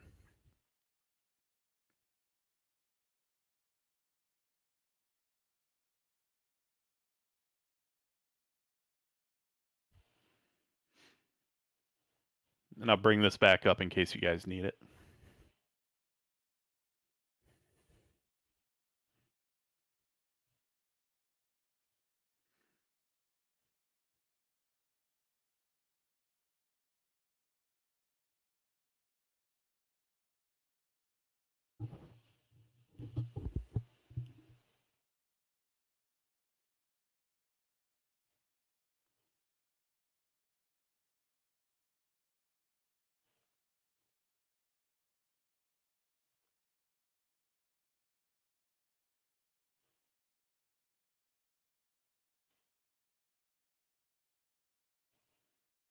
Everybody doing okay?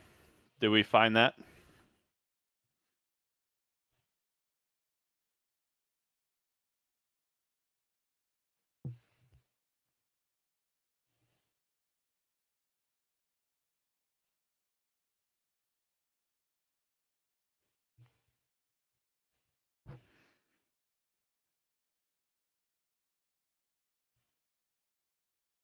Okay, Brian's good.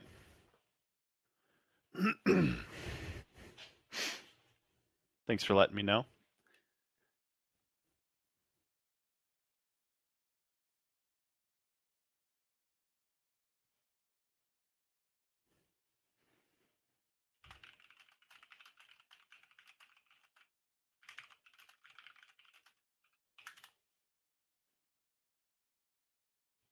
Bobby is good, thank you. I think Stacy, if you're still here, are you doing okay?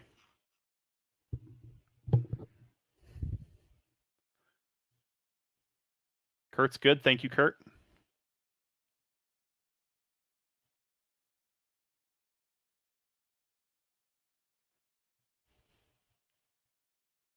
Trying to get permissions to change. Okay, so again, we need to click on the user and then click edit.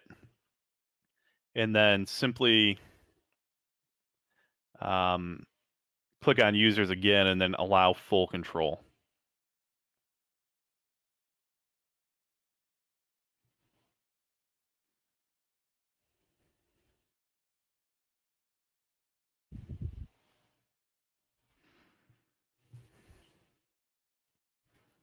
Okay, it's working now. Awesome. Okay, so now what we want to do is simply just right-click hosts and then open with Notepad and click OK. And we need to add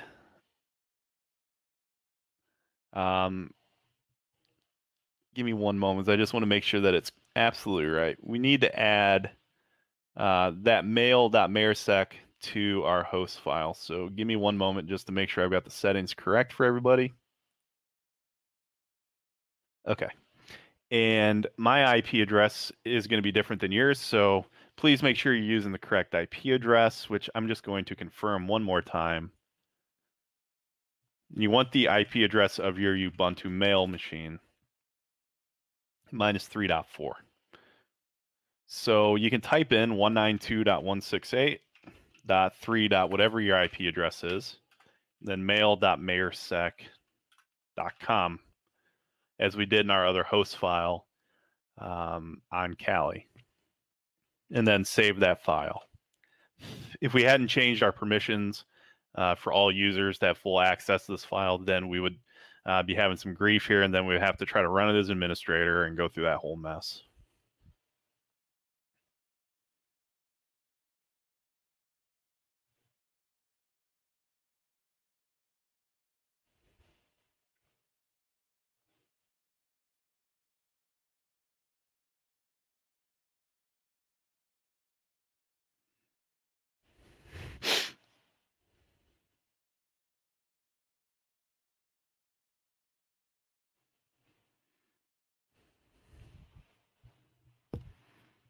How's everybody doing? We good on the host file? Stacy's good, thank you. Bobby is good, thank you. Just Brian and Kurt, if you give me a heads up when you're done.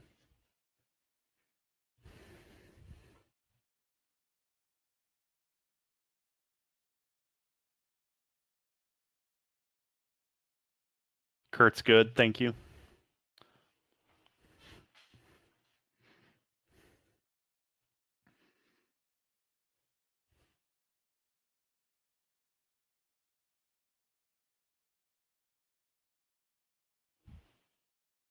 And then Brian, are you doing okay? Do you have it done too?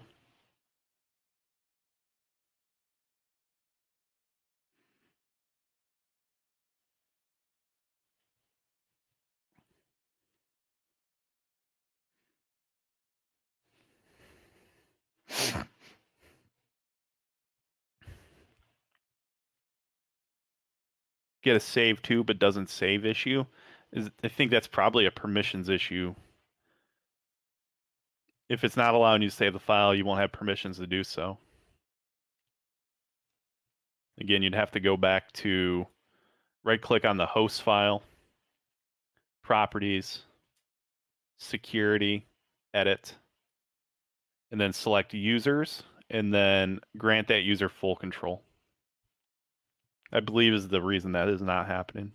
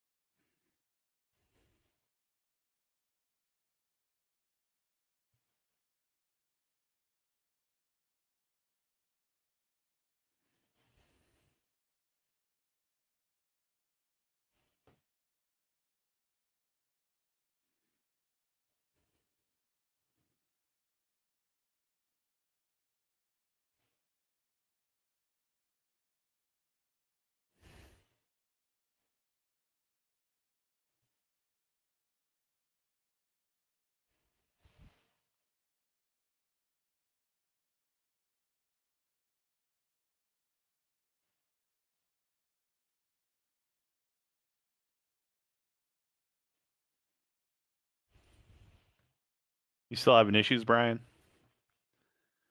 Okay, good to go. Made PowerShell do the changes. Awesome. Okay, so now that your host file is updated, let's go ahead and test being able to log into mail. So if we go to https://mail.mayorsec.com, we should see that we get a potential security risk. Just go ahead and accept that. It's self-signed certificate. And you should be able to access the mail server. We just want to make sure that we can do this. And then we want to log in as s.chisholm with the s.chisholm password, which is fall out boy 1 exclamation mark. So fall out boy 1 exclamation mark. And that's capital F A L L, capital O, lowercase ut, capital B O Y 1 exclamation mark. You can see I got a whole bunch of emails in here from the last time I toyed with this.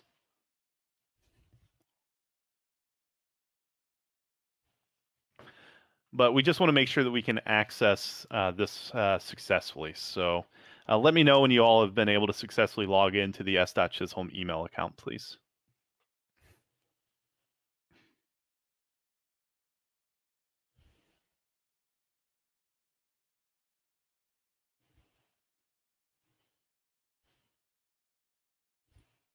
Brian's good, thank you.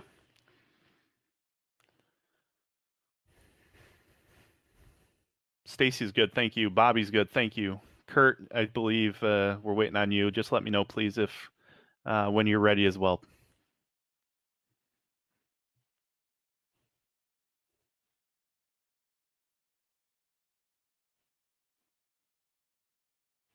Kurt, you're ready as well. Thank you so much. Okay, so in order to create a .hta file, and this is an HTML application extension, in order to create this, we need to use the following script that you see on the screen. So if you would, please take your time and go ahead and open up a new text document.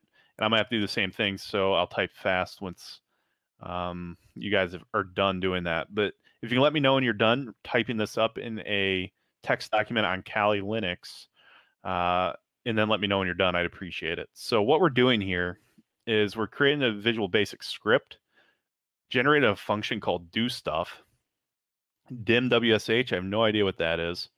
We're setting the value WSH to create object, and then a WScript shell, and then we're running a command which will be our PowerShell launcher command, but we're going to use something different. So please don't jump ahead on that part. This is the only time we're going to use that really, really long PowerShell script I told you about earlier in the course. And then we're going to set WSH to nothing, clearing out that variable, and then we're ending that function, and then we're executing do stuff, and then we're closing that application. So again, once you're done with this, please let me know, and I'll type it into my computer really quick and show you what we need to do to generate that PowerShell launcher in Covenant.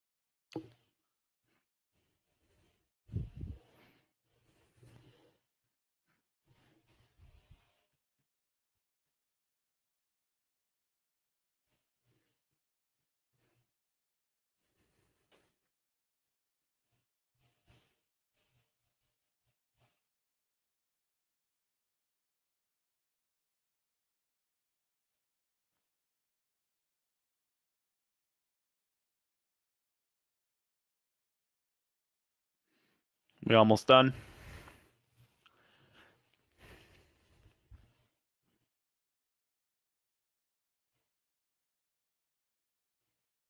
Thank you, Stacy. Thank you, Bobby.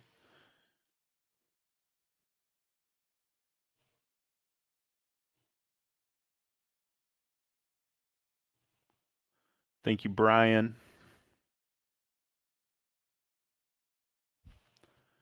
Okay. If we need to come back to this, I will do my best to do so.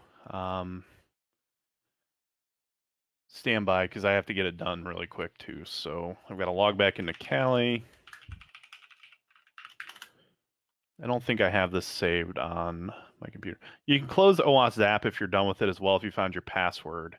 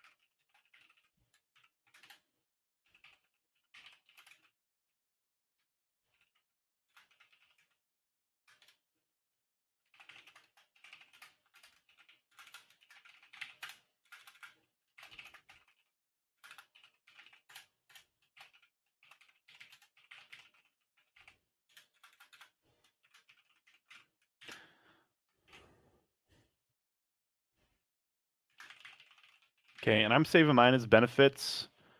Gotta grab the DoorDash. Okay, saving mine as benefits.hta. And Kurt, if you're still here, are you good, or do you need this for another minute?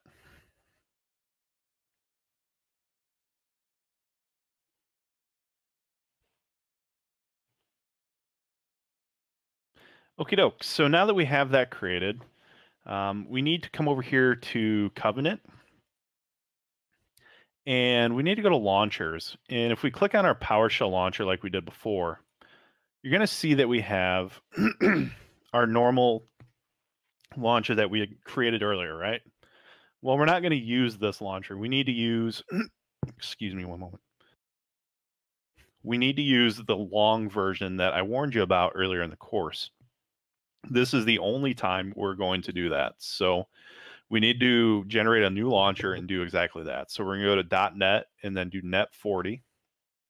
Make sure that our kill date is in the future, which it is. Then we want to click generate. And you'll see that our launchers have changed lengths here.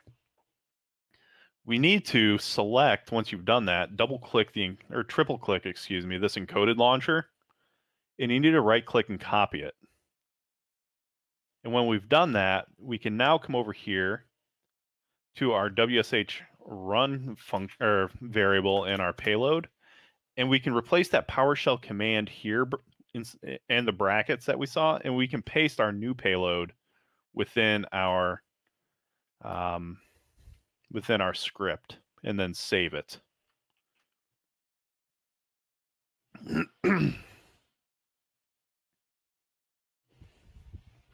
So again, we are creating a new PowerShell launcher that's connected to HTTP listener. It's net 40. We've clicked generate, and then we've copied that encoded launcher at the bottom.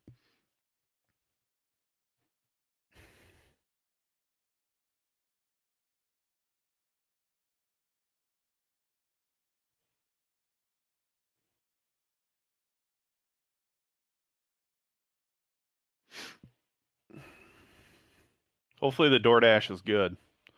We don't have that where I'm at.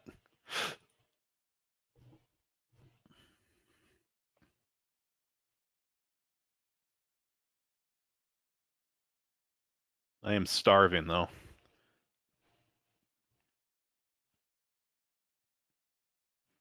And again, please let me know when you've gotten to this point. So again, we're creating a new payload in Covenant. We've selected our listener, .NET 40. We've clicked generate, and we've copied the encoded launcher.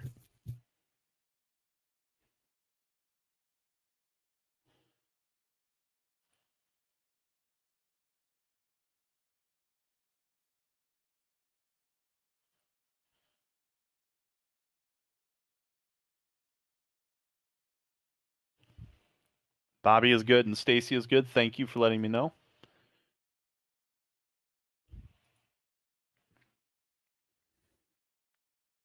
Kurt, if you're good, if you could please let me know. And Brian as well, please.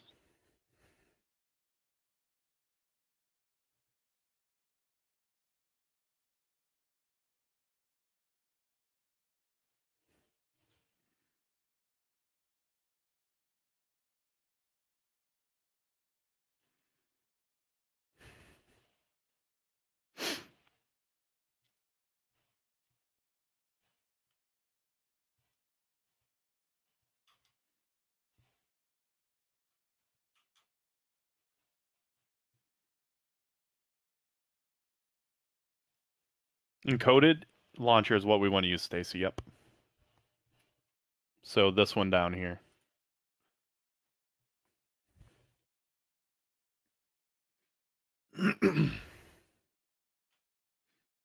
Okay, and then Kurt, if you're still here, if you can give us a thumbs up or a I'm good, please, so we can continue moving forward.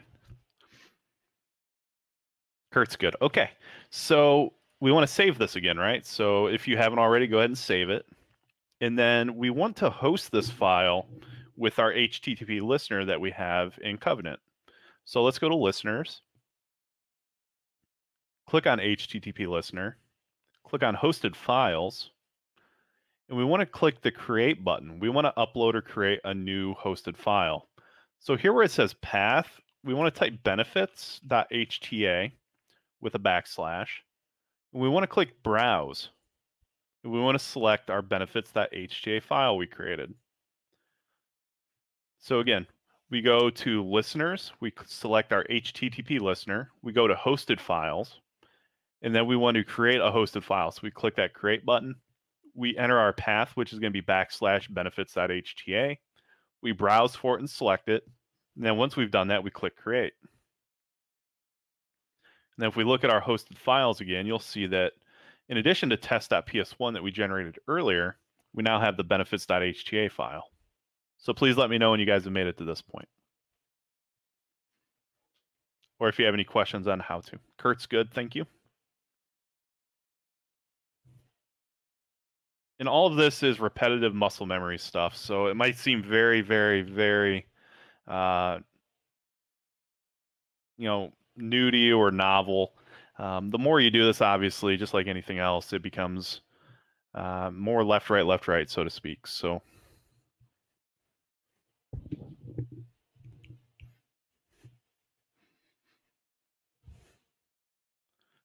Yeah, sorry, we paste the encoded launcher where it says WSH run. So where we had that PowerShell command here, as you can see on my screen, you want to delete those brackets and everything in the WSH run that was within those two double quotes, and then paste that payload. Oops, excuse me.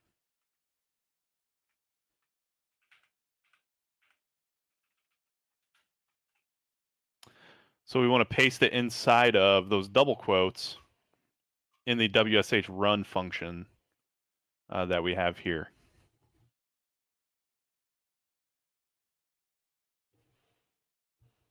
And it's going to be a whole lot of text. It's going to be really long, and that's completely expected.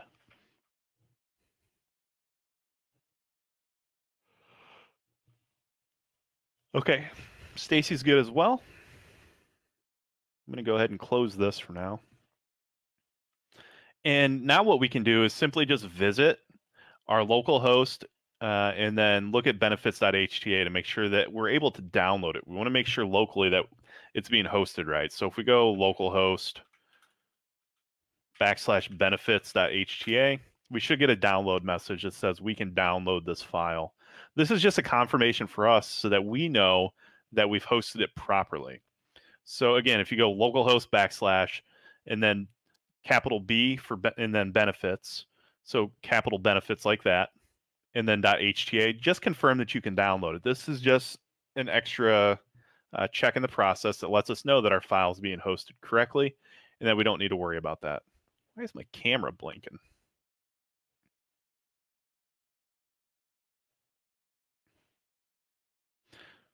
So once you've done that, please let me know and we will continue further. You don't have to download it or anything, just make sure that it's there.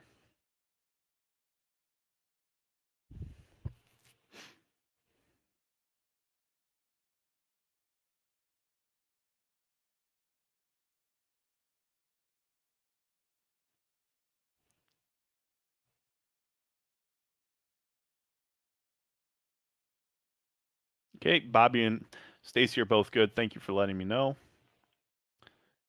Can I see your listener settings? Sure. Which listener settings do you mean? Just like this? Not sure what you mean, by what you want to see. Yeah, so it should be whatever your Kali IP address is in that connect port we set. This is one of the first things we did today when we started talking about covenant usage in that quick intro.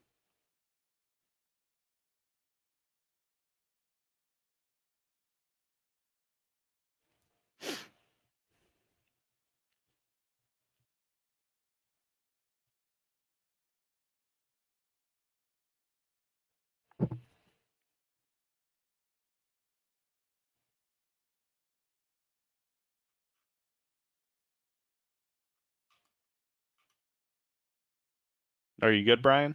And Kurt, are you good as well?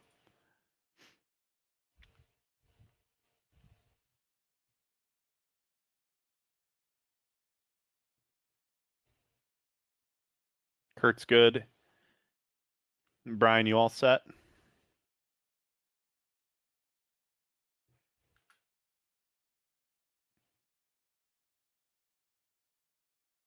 Okie doke. So now what we want to do is we want to go back to our Aaron Tiroli access that we have with Roundcube that we accessed earlier with Kali Linux, right? So if you remember, we started generating our phishing email using the brute force credentials or the password sprayed credentials we have for Aaron.Tiroli. So now that we're in Roundcube and we've started generating that email, and again, if for time simplicity's sake, if you guys just want to put something, placeholder here, it doesn't have to be, whatever you want to do. If you want to spend a few seconds writing out a full email, if you want to just, what we're doing, you want to come back to this later and, create yourself a more convincing phishing email, you certainly can. But what we want to do is we want to add that link for benefits.hta now. So in order to do that within Roundcube, we need to use the HTML function to generate that link. So if we do that and then we highlight link, we need to use the insert edit link button And naturally, for any web app, this is going to be different in any mail app. So take what we're doing here with a grain of salt, obviously, because it could be different for everybody else. And we want to enter the URL for our benefits.hta malicious HTA file. So it's going to be http:// your Kali IP address, and then benefits.hta. I like to do new window for target. You don't have to, but that's just something that I do. And then you want to click OK. And then you can exit those settings once you're done with that. So again, we wanted to click the HTML button here. My link is gone. Dirty dog.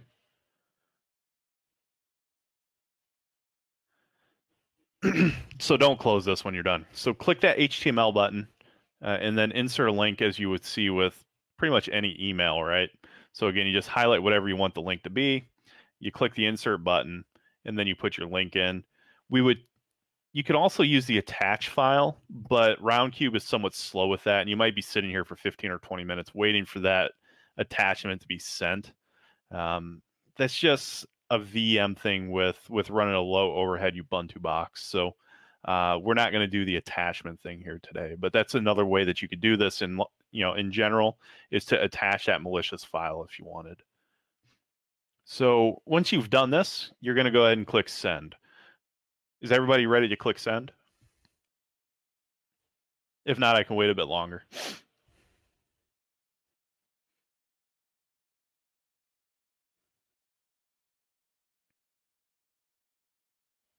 Okay, Brian and Stacy, you're good. Bobby's good. All right, we're going to click send and get that email out. So you can use BCC here, actually, which I'm going to recommend you do. And you'll see that that email gets sent out. So for me, I can click on this, and you'll see that that is there. And if we click the link, it tries to download that link, right? But we don't care about doing it on our Kali box. We care about doing it on our Windows Workstation 01 machine. So once you've sent that email, hop back over to Workstation 01. And you're going to see now that we have, at some point soon, if we click refresh, you'll see that you have a new email available, right? And it says urgent COVID-19 benefits, or whatever you guys decided to use. So now I'll wait for you guys. Make sure that you hop back over to Workstation 01 where you're logged in as Samantha Chisholm or S.Chisholm. Hit the refresh button to reload your mailbox there. And then let me know when you've got that email. And then go ahead and click the link button. This is going to download benefits.hta. You'll see here it says file not downloaded, potential security risk, right? We talked about this in our email. We wanted to convince our victims that this might be an issue. So we want to say that it's okay, right? We click it and we want to say, please ignore. We can click allow download. And we do that. We allow the download. Now, this won't open from the browser. We have to open it from the downloads folder. So we want to go to downloads, and then we have benefits in our downloads folder. And simply double click it. And we want to click run. We'll see PowerShell open really quickly and PowerShell close. We come over here to Covenant. You'll see that we now have a grunt connected from Workstation 01 because of that HTA payload. So again, that work process or that workflow is as this. We're on Workstation 01 now. We are the victim, S.Chisholm. We see that an urgent email comes across from our HR generalist, Aaron Tiroli. We click the link. We save the file. We see, oh my gosh, it says that it's a potential security risk. But Aaron said this is possible. This might happen. So we say, okay, we're just going to go ahead and ignore it, and we'll allow the download. Then we open the file. Nothing happens. Oh my gosh. But if we come back again, we'll see that, and this actually works from the browser. This won't work in Edge. Yeah, you can't use localhost when you send the file. You have to use your actual Kali IP address. Remember, we talked about that when we were creating our link. We need to point the malicious link to our Kali IP, not just localhost. If it's not working from workstation 01, yeah, you got to use Kali for that. Sorry. Yeah, we got to use our Kali IP because that's where the file is being hosted from.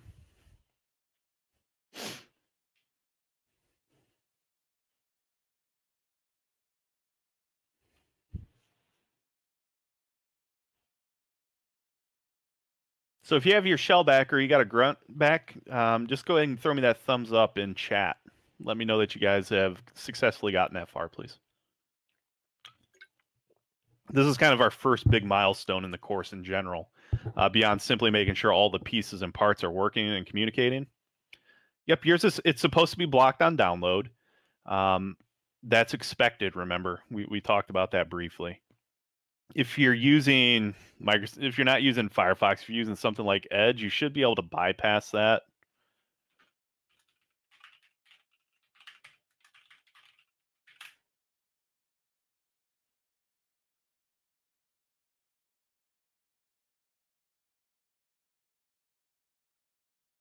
All right, we're gonna.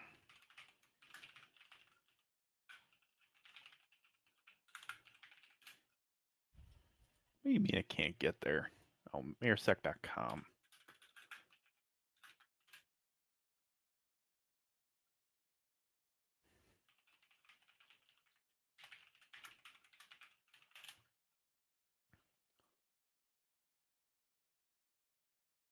Yes, like we said, it's not going to be able to be downloaded because it thinks it's a security risk. So you have to click keep or do something like that. So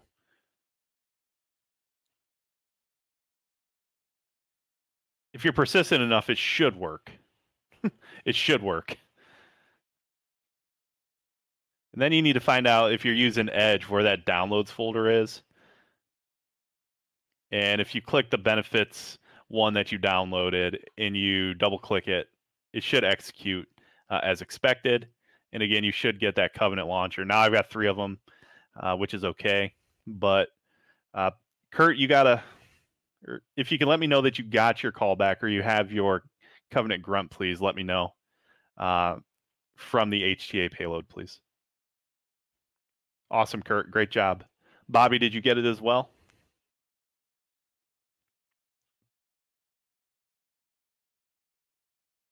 Awesome. Great job, Bobby. And then Stacy and Brian, how are you guys doing?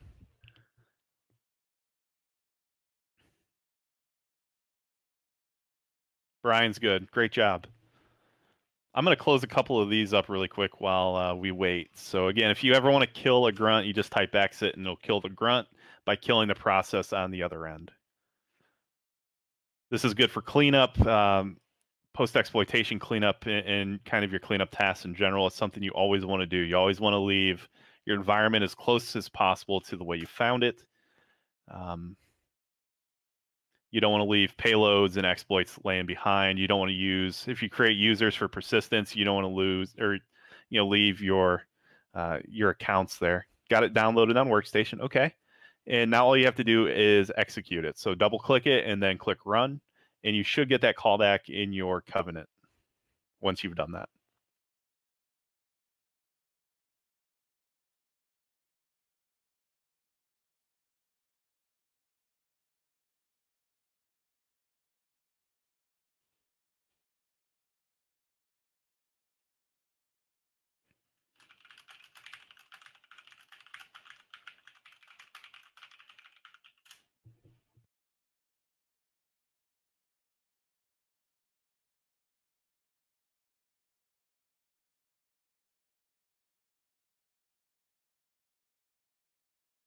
Okay, while we wait, I'm going to let my dogs out real quick. So stand by and I will be right back.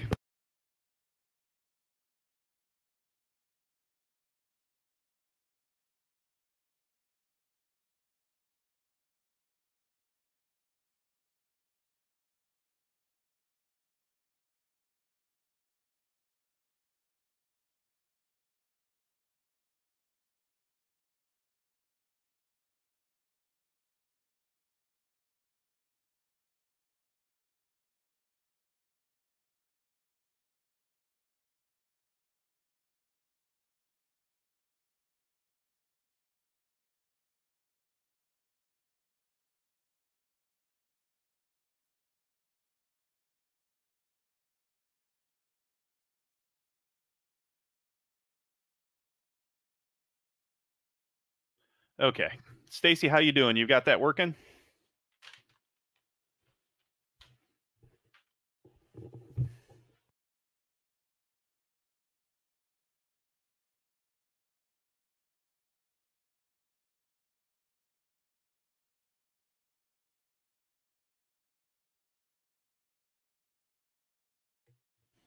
Okay, so usually when that happens, it's likely a payload problem. If you're in, are you in the um, VetSec Discord? If so, if you can take a screenshot of your payload, that would be great.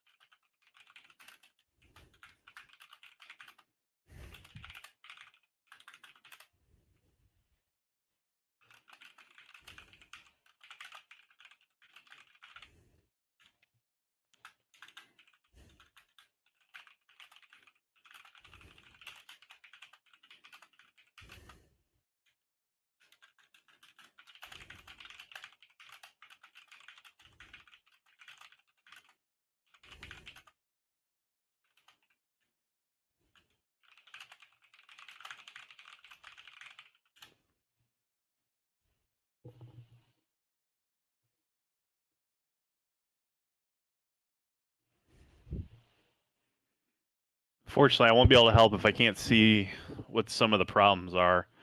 Um, this isn't super vital, so if you want to try to work on it later on your own, that's fine. All we have to do is just get you a Covenant grunt like we did earlier by creating a PowerShell launcher and then running it on Workstation 01.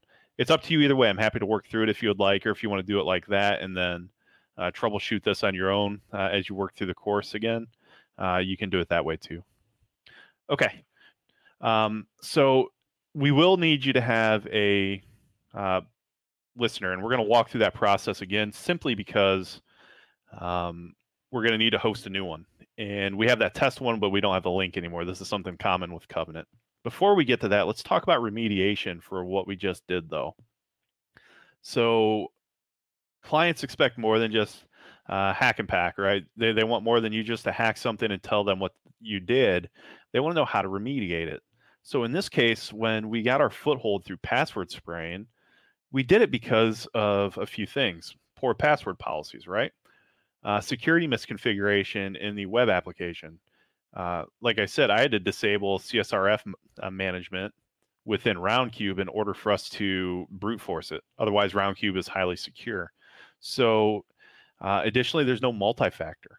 So what we would do and what we would tell our clients if we had this finding on a real pen test is that they need to implement strong password policies that are in line with organizational best practices and industry best practices, which you're looking, if you ask Microsoft, they think that 8-character passwords are strong for whatever goddamn reason. Passwords should have uppercase, lowercase, special character, numbers. They should not be strings of words. They should be combinations of, we want to use combinations of real words and then like at signs and stuff.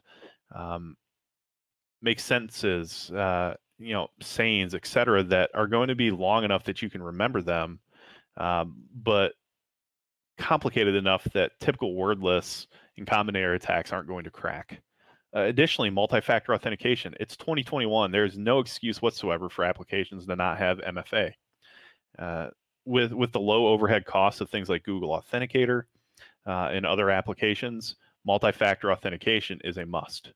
Multi-factor would have protected this email application had it been in place, because it would require us to either try to bypass MFA, which is easier said than done on occasion, or compromise that MFA device, whether that's if it goes through text messages, being able to compromise that user's telephone.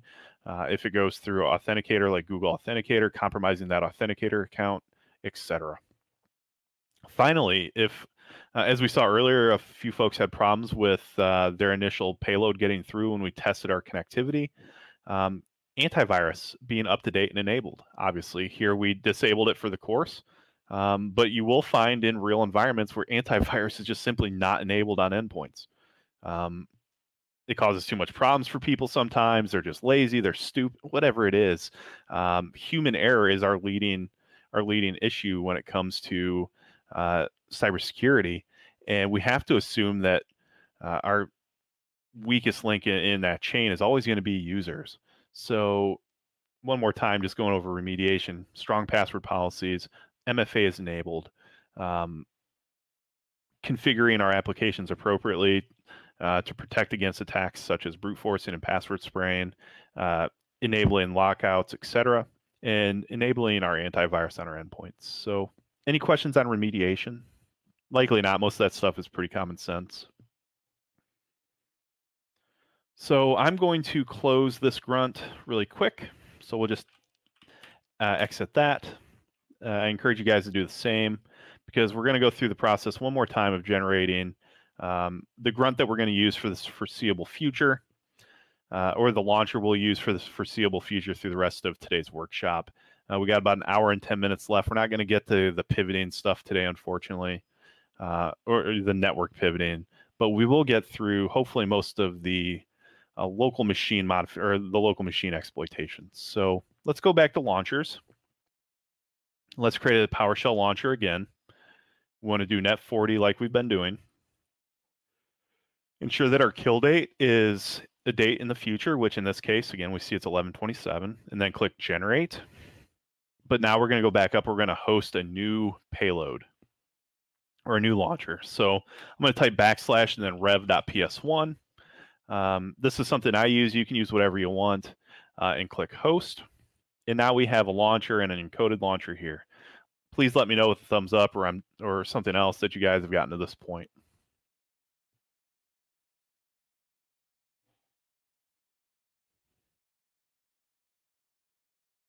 Bobby's good, thank you.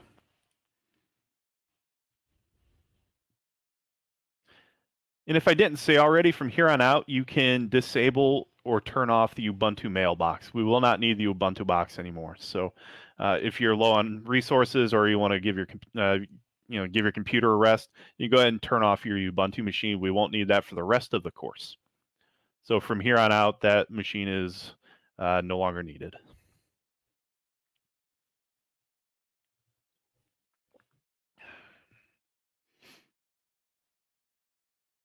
On the flip side, I do want you to, if you don't already have it running, enable or turn on domain controller, so your DC01 machine. We will need that depending on how much farther we get today.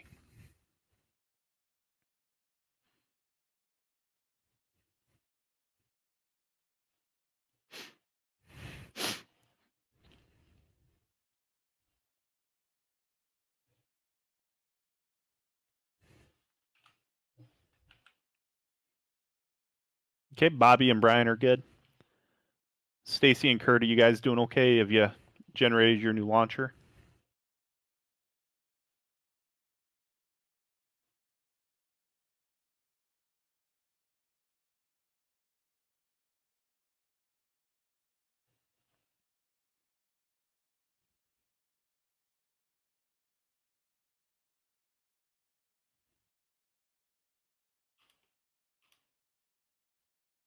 Your covenant isn't working. What issue are you having? We might be able to just resolve it without you having to reboot.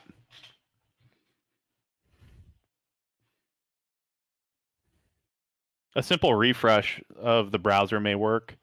Closing your browser, reopening, or simply just restarting Covenant itself. Typically, restarting Covenant itself can work as well. You just close that window that Covenant is running in, and then you double-click your launcher again to make it start back up.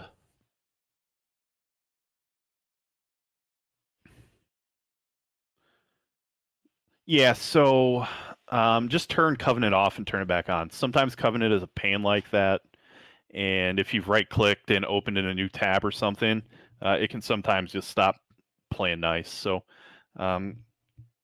if you go to whatever workspace you started Covenant with, if you just close it and then you relaunch it, that should solve that problem for you.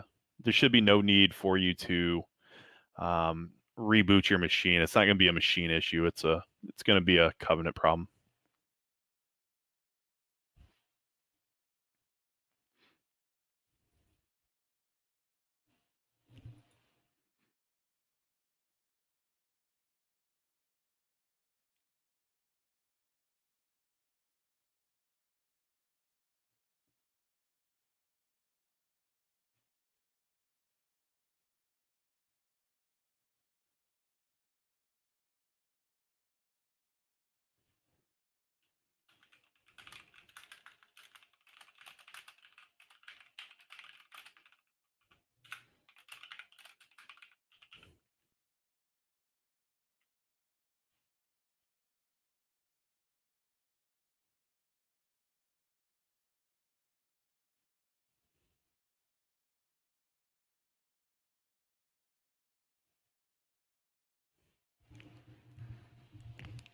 How's that going, Stacy? Did that fix the problem for you?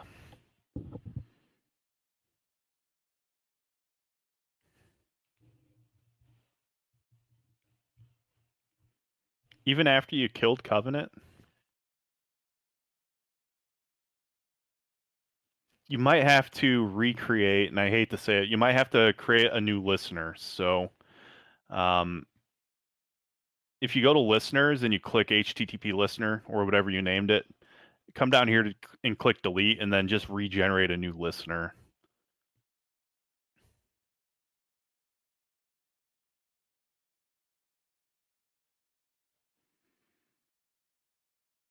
Covenant has some weird quirks, and I apologize for the trouble. There's no rhyme or reason for when or how it's going to happen. But when it works incredibly great.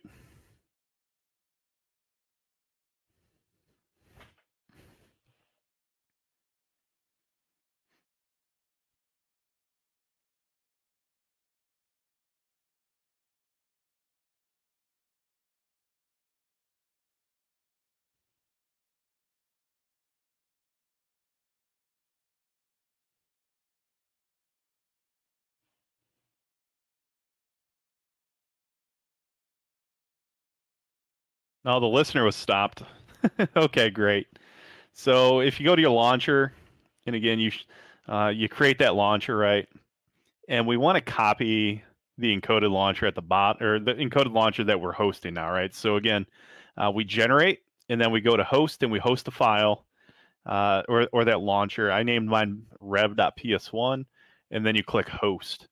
If you want to access that launcher from here on out until you generate a new one, on just the regular PowerShell launcher page, you'll have those launchers at the bottom that you can access. So whether you're looking at this page or you're still on the host page, either one doesn't matter. Just go ahead and copy, and then I want you to go back over to workstation 01. You can clean up all these open files. Or all these open windows. We don't need these anymore. And then we can just simply run in a regular user context. So we just open PowerShell. We can just, what in the world? And then we can paste that payload. You might have to copy it 2 or 3 times. You might have to paste it somewhere else first and then access it, depending on how well, you dirty dog, how well it wants to cooperate with us.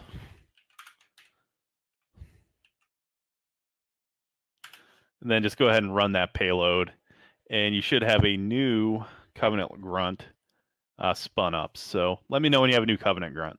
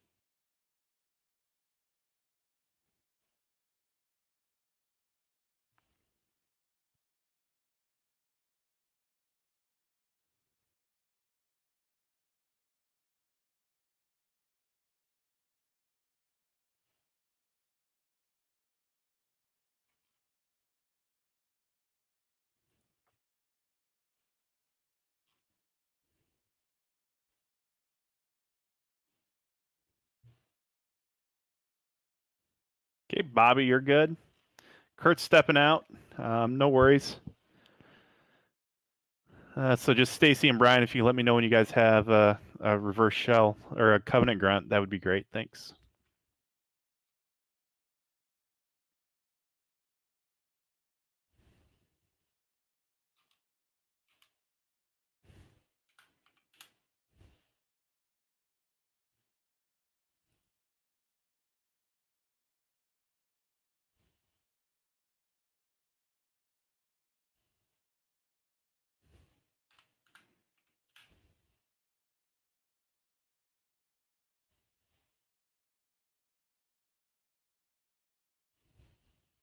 Stacy's good. Thank you for letting me know.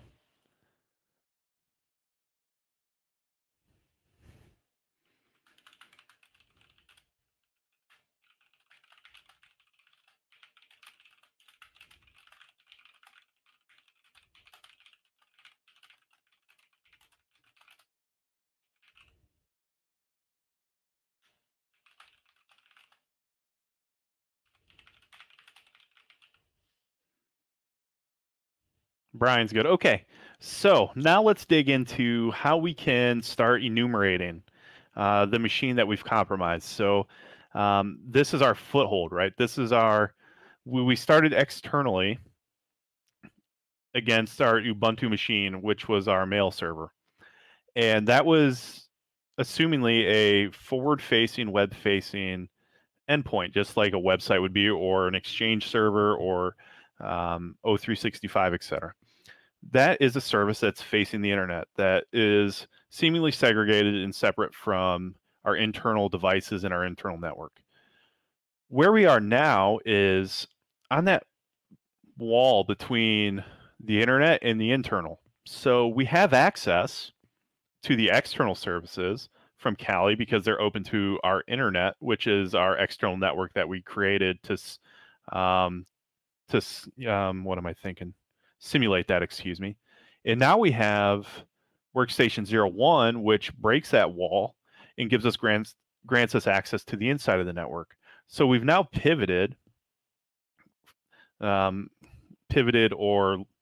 moved, however, pivot and move are two things that are used kind of simultaneously. But what we've done is essentially we've broken that wall down that separated their external services from their internal services. And we now have access to their internal network.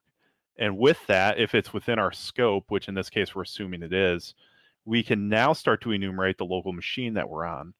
If you've done a lot of, capture the flags, this might seem pretty common for you, right? We're just going to do it in a different way. So if we click the PowerShell button here on the left and we scroll down, we have access to our interact window. We have a lot of functionality with Covenant. If you just type the letter A, for instance, you can see a lot of different commands here. Covenant preloads these commands. So if you type a character in, you get all these different options, right? So some of those built-in commands, and you can do this on your own. We can go B and see what's in the Bs. We have Rubius, bypass AMSI, which doesn't work on most machines anymore. Our Cs, we see that we've got PS exec, we've got sharp C, sharp to PAPI, etc. One of the tools you might see in CTF usage also works well with covenants called seatbelt. So if we type seatbelt, and we can see different options here, we're just simply going to run it as is. So just run seatbelt in your command and hit enter. Covenant will tell you how things are going with its status. It'll say seatbelt uninitialized, seatbelt initialized, and then tasked. This works the same way with all Covenant tasks. The only time you should really be worried about feedback with a process is when it simply is stuck on uninitialized. That's going to tell us that that process isn't running for some reason, or your Covenant grunt is just dead, which we'll have to sort out.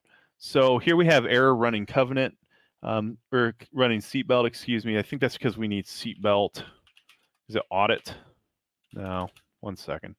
We need to run seatbelt with a command. It's group all. Let's run seatbelt group all. This will run a check on all of the checks that seatbelt would typically run. So sorry for that, seatbelt, and then you can select the group all.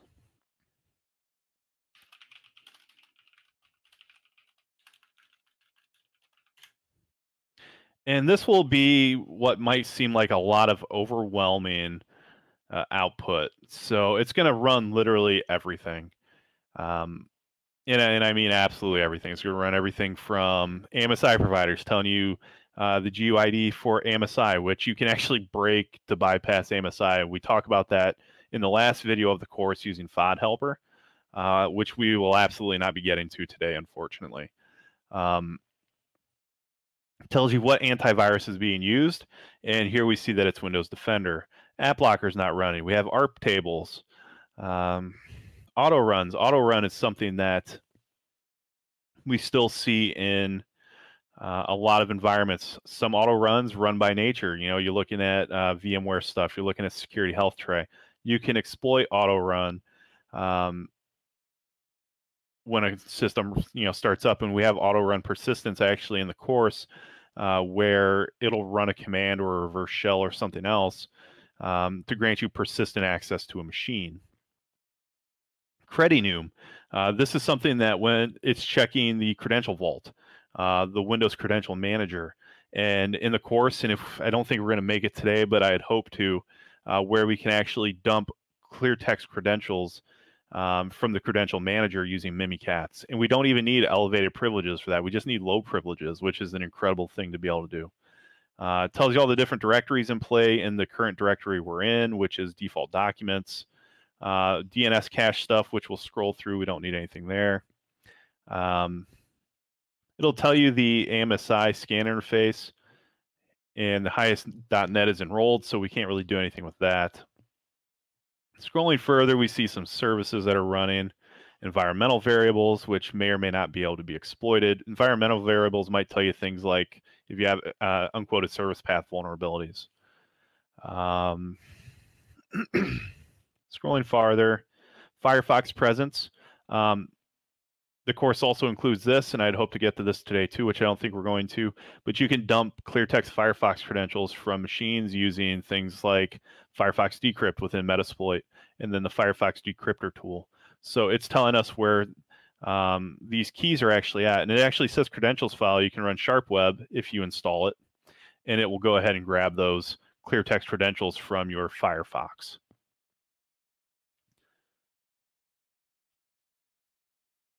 Interesting files. If we had any, we would find those here. It goes through and it parses the files. Processes running on the machine. For instance, here we can see our reverse shell we have running right now. We see different things. We have version 1 PowerShell. We have the current shell that we're running. Here's another one that was running at some point. Internet settings. We don't need nothing there. We see lapse is not available. That's local. Password service. We have local GPOs. This is a domain control or a domain joined machine. So we see that there's some group policy objects that affect it. PS remoting desktops. We can use the PowerShell remoting functionality within Covenant to issue PowerShell commands on other machines through native PowerShell remoting functionality. We have firewall TCP 5985 open because of that. We can enumerate local groups. We can enumerate administrator users that are on this machine as well, seeing that the mayorsec s.chisholm user is a local admin for this computer. We get a list of all of our local users. Some of these you may not have, like j.taylor. This is something we would add later in the course. We can see logon sessions via WMI. Nothing real important there right now. Network shares. If you followed the instructions for setting up your Windows machines, and you named your computer, use the naming tool that's included in the GitHub, it created that C drive shared, for instance. This tells us that there's an open share on this machine that we can access to transfer documents if we want. NTLM settings, etc. So there's a whole lot of really, really important information that we can find and enumerate through Seatbelt. But again, it can be very, very overwhelming. So any questions on Seatbelt? Encourage you to go through this on your own. Feel free to see what some of those values are and see what some of those things are that you can actually find. Again, we talked about Credential Vault. This right here can be highly, highly important. because we can, from a low privilege account, dump clear text passwords in the Windows Credential Manager, which is a huge vulnerability in Windows that will evidently never be fixed. So any questions on seatbelt output?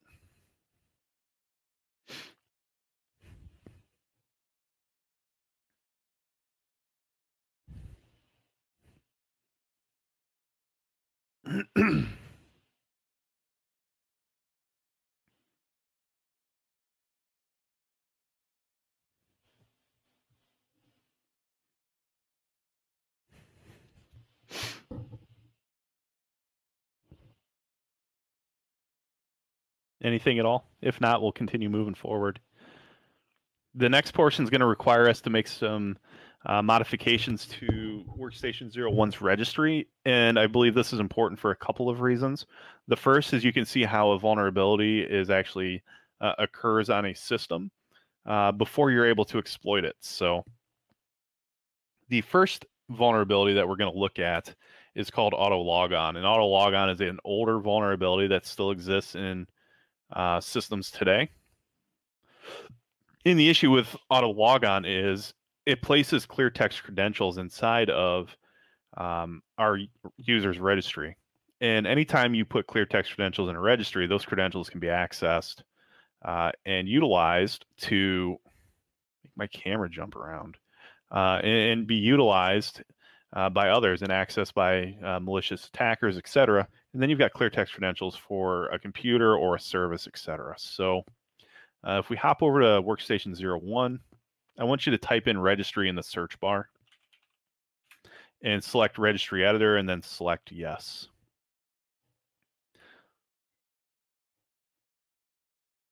And what we want to look at is HKey local machines. So once you're in the registry, this is hard to see and I apologize, and I can't really make it any bigger, I don't think.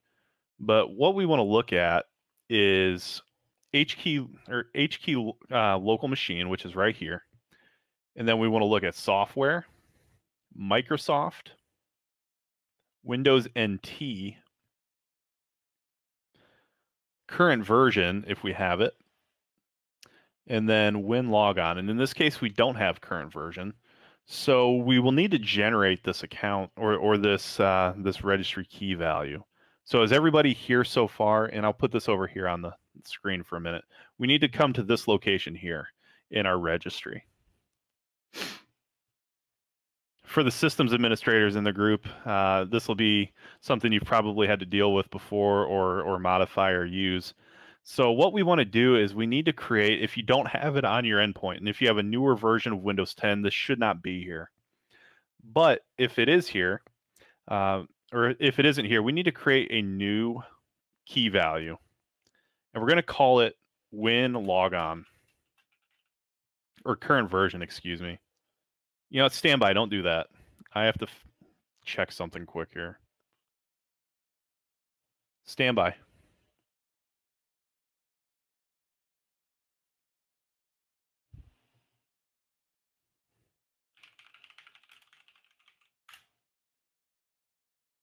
Local machine, Windows, WinNT. Okay, so we have to create the current version. Yeah, sorry. We've got to create the current version first. So we go to Windows NT and we see the current version isn't here. So we need to create a new key and call it current version. That doesn't seem right either. Stand by one moment.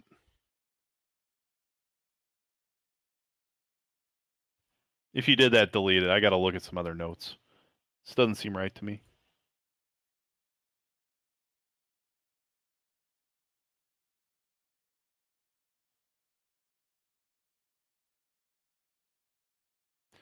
HKey local machine, Microsoft. Oh, we're in the wrong thing. Okay, wrong one. We got to go software. I'm sorry. Microsoft after software. I had something wrong in my notes. And then we need to go to Windows NT here and then current version. So again, HKey local machine, software. Yeah, I was under the wrong one. Thanks, Bobby. Software, Microsoft, Windows NT, current version. and we want win logon all the way at the bottom. And we're going to have to create some values if they don't exist, which if you're on a newer Windows machine, a newer Windows distro with Windows 10, it likely is not going to exist. So we're going to have to create a few things here. So first and foremost, we need to first look at auto admin logon here. And this value, if we double click it, is set to 0. We need to set this value to 1. What that's doing is setting auto admin logon to a true value rather than a false value.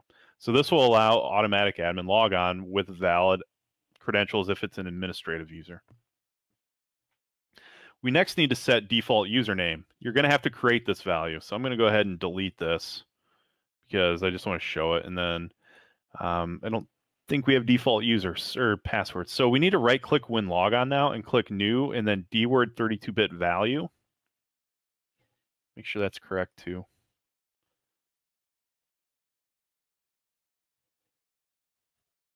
And we want to set, is it dword? No, we need to standby.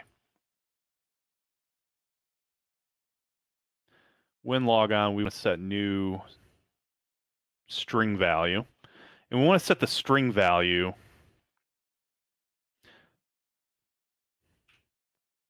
Oh, why aren't you going to cooperate? We want to rename this, and we want to set it default username. And then we want to do this a couple more times. We want to create a new string value again. We want to set default password. And we want to set default domain name if you don't have it. So let's go ahead and do one more time, create a new string value and say default domain name. So we should create 3 values: default username, default password, and default domain. So if you're there, please throw me a thumbs up or if you have any questions on that. Again, we're under HKey local machines, software, Microsoft, Windows NT, current version, win logon. And I apologize for the confusion there. I was just in the wrong registry, in the wrong hive, I guess.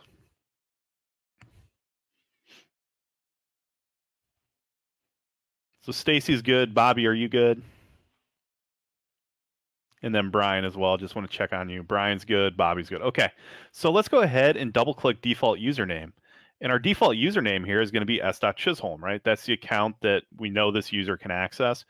We're creating the misconfiguration. You wouldn't do this in real life, most likely, to create a persistence opportunity. All we're doing here is assuming that s.chisholm is, for whatever reason, got auto logon enabled. So just type in s.chisholm and then click OK. And then we're going to set our password. We'll modify it, and that's going to be that Fallout Boy 1 exclamation mark password, and we're going to click OK to that too. And then finally, our default domain name, we want to set that to mayorsec, and then click OK. So you should have 3 values: s.chisholm, Fallout Boy 1 exclamation mark, and then mayorsec.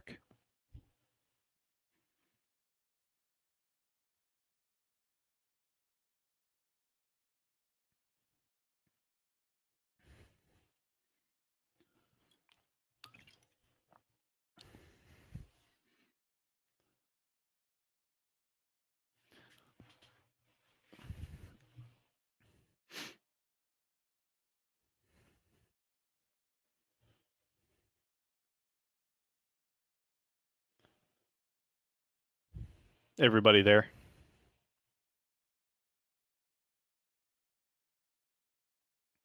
Okie doke. So now if we go back over here to mayorsec Kali Linux into our grunt that we have, let's type seatbelt auto logon, or I think it should be auto logon. I believe that'll work.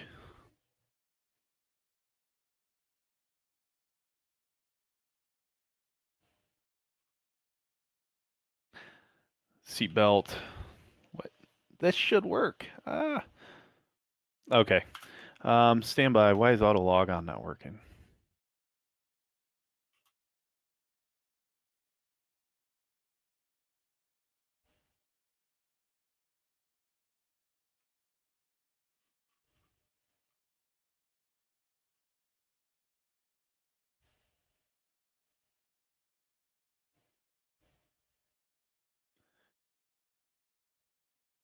Oh, I think it's sharp up. Sorry, we need to use sharp up auto log or audit.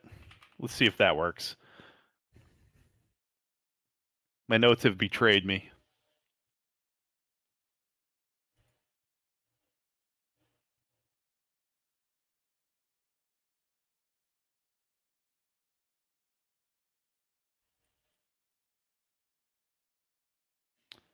Oh gosh, I know what it was. Windows auto log on. Okay. Okay, let's do this. Let's try seatbelt, sorry. And then it's Windows auto log on. My apology, guys. Run that command, and that will enumerate auto log on values within the registry. My apology, guys. So seatbelt and then space Windows auto log on. If this doesn't work, we'll have to restart our Windows machine. But we do see that it actually does work. And what it's done is it's gone through and it's scraped that auto log on registry value that we found, and it'll dump those clear text credentials.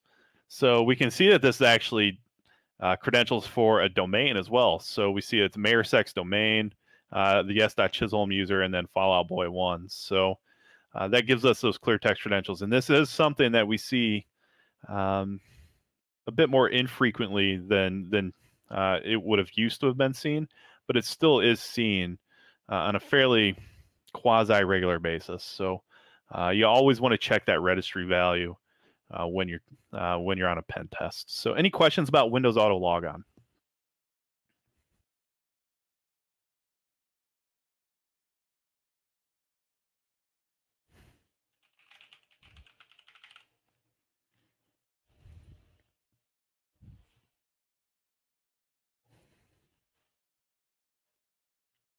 No questions? Okay, so next thing we're going to do is we're going to talk about another vulnerability that does exist a lot more often than you would think, and that's called always install elevated. Always install elevated is another Windows registry value or edit that we're guessing the auto logon with a smart card would show values that are not useful. Most likely, but you're thinking from a more DoD or military standpoint or a more mature, it doesn't even have to be government, a more mature organization. And a lot of organizations do not have mature security practices such as bio, such as card reader, such as fob and password, etc. These things are really, to me, an exception rather than a rule. You might see in hospitals, sure, they got a fingerprint scanner that gets you onto some computers, but then you'll see that other computers in their hospital are simply username and password combinations. So auto logon with smart card obviously would not show you values, but this is just one thing we still see on occasion.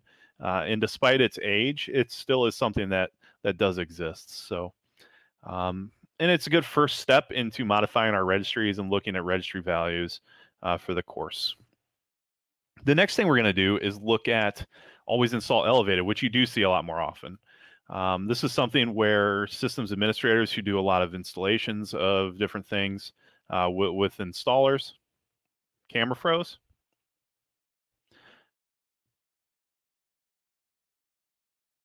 Always install elevated is something we see with a lot more larger organizations where administrators are trying to manage countless amounts of computers through pushes and patches, and they don't want to have to go around and auto elevate everything. So if you install with always elevated, it's going to try to run with elevated privileges by default. So we need to edit or look at two different values here with always install elevated. The first one is going to be an HK current user, and then we're looking at software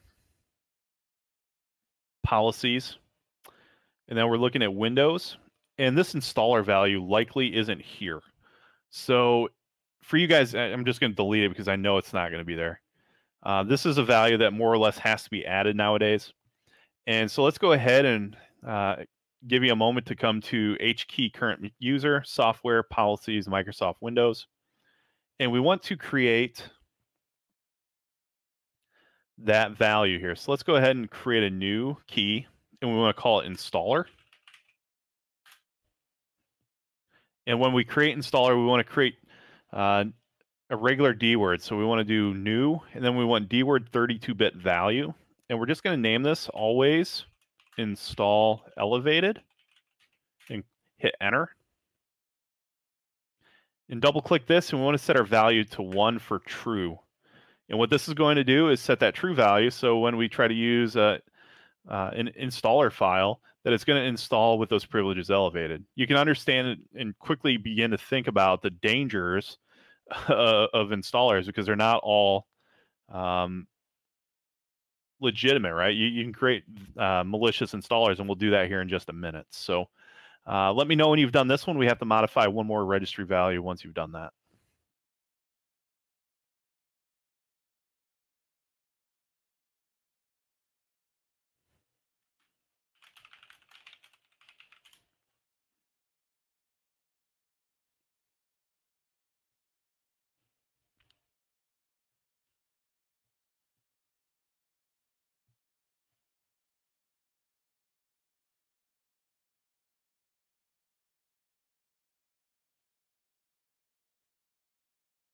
Okie doke. Bobby's good. Brian, Stacy. When you guys are good, just let me know, please, and then we'll modify the other value.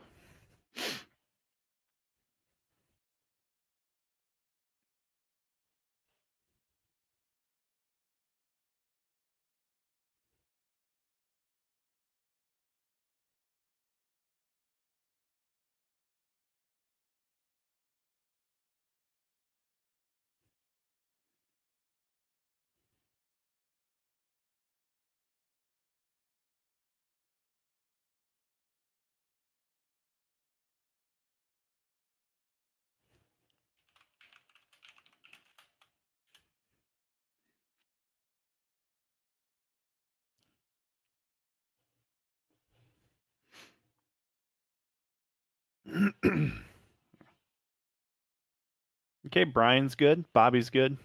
Stacy, how you doing?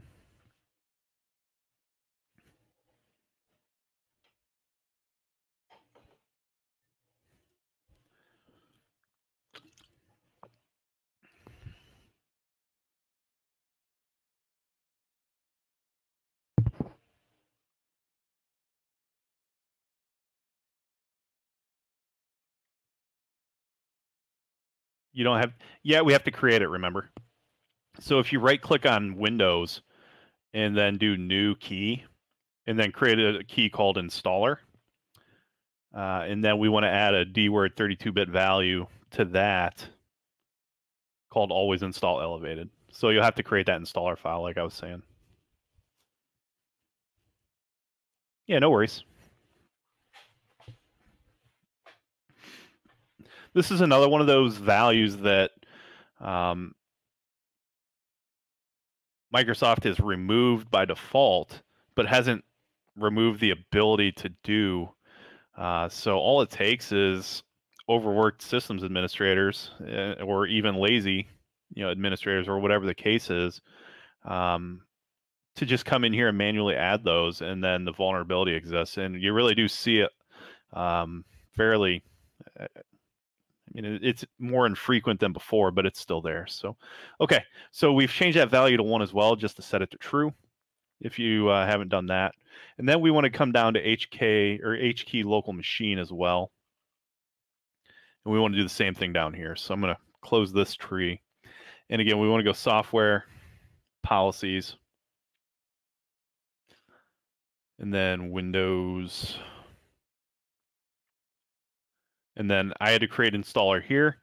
So just go ahead and recreate the installer key as well. And then that DWORD 32-bit value within installer. And then the same thing, always install elevated and set that value to 1 or true. And then when you guys have done that, please let me know. And then we can get to work on exploiting that, which is fairly trivial.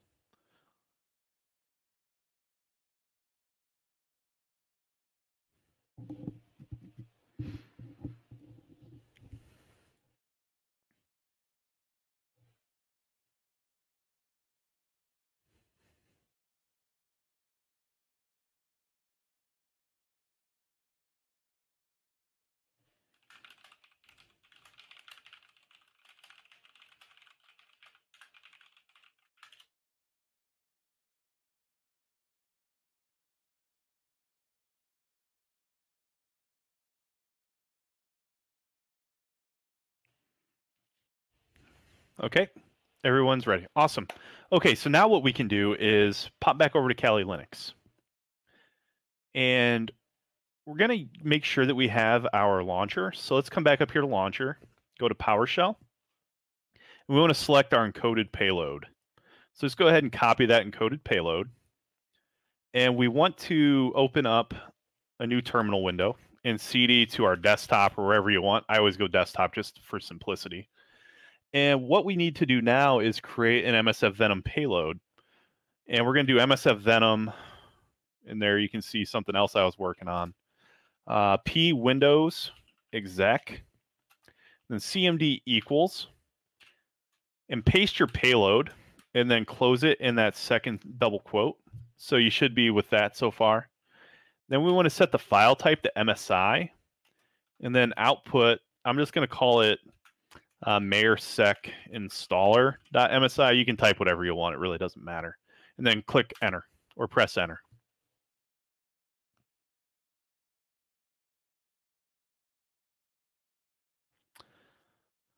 And momentarily, you should have a payload that arrives on your desktop. And I've got mine. When you guys have yours, let me know, and we'll go ahead and upload those to our target machine through Covenant's upload function.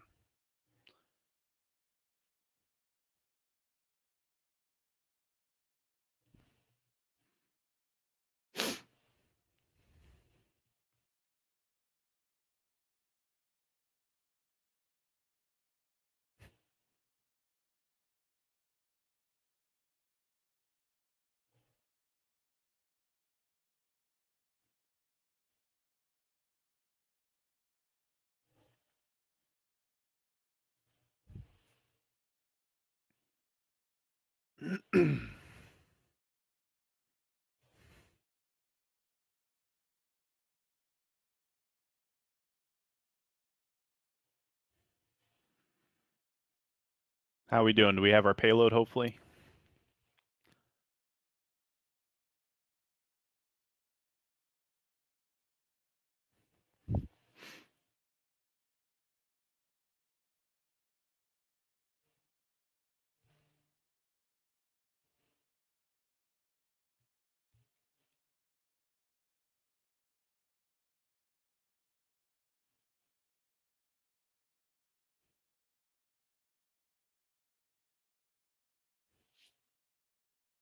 You guys having issues, or did I just go too quick? Okay, Bobby, you're good.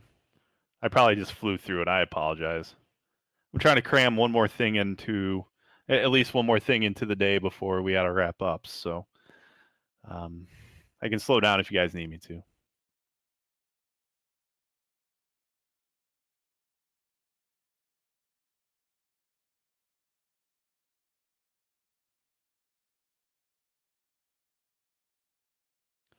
Bobby and Brian both, and then Stacy, you okay, or do you need some help?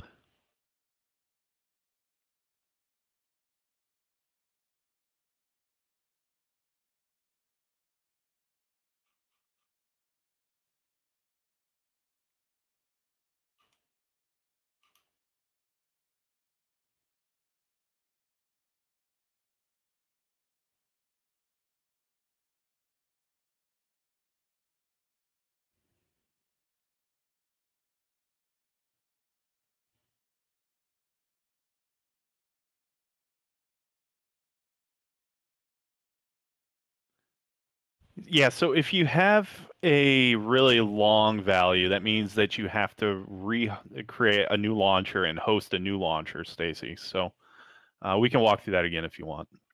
The way we do that, obviously, is, again, net 40, and then we'll just click generate. And then we come up here to our host once you've done that. So again, just make sure your settings look appropriate. Click generate, and then go to host.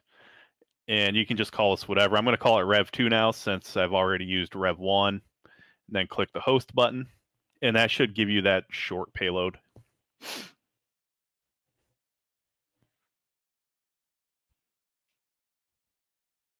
One thing as a hint that you can do, Stacy, is simply create a new text document, and you can save your original encoded launcher in that.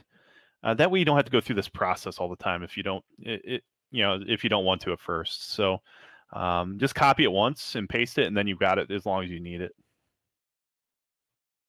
It can really become a bit overbearing having to create 3 or 4 of these and trying to keep track of them all. So just let me know when you've got your payload over here. So again, it's MSF Venom and then what you see there on the screen.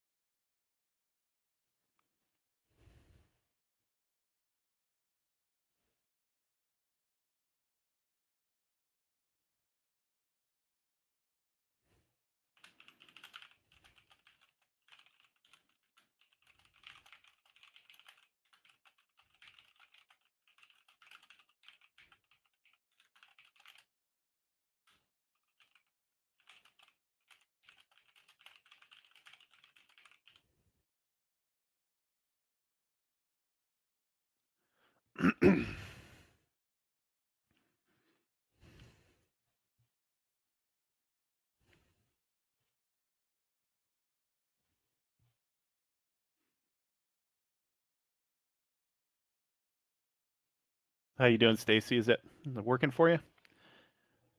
Keeps giving you the long code. Well, you're going to have a longer one than like this than you would. It's hard to see what you're talking about without seeing your screen, but .NET 40 and then click generate. Okay. And you'll have a really long code here. Like it'll stretch for miles. But if you go to host and you host a new file and click host, you should see those options change. If the options don't change, which might be what's happening, and by options I mean the launchers. If you don't see the launchers change to what you're seeing similar to what I've got, you may have to restart your covenant again. I think you had to do that once already, and I apologize. You may have to restart covenant if when you click host. Alternatively, if you're not changing this URL that you're hosting it under as the name, it will not change because it's already being hosted. You have to use a unique name every time. So make sure you just use a unique name with your hosted file. That's usually the common or the typical issue that I've seen other students have if this happens.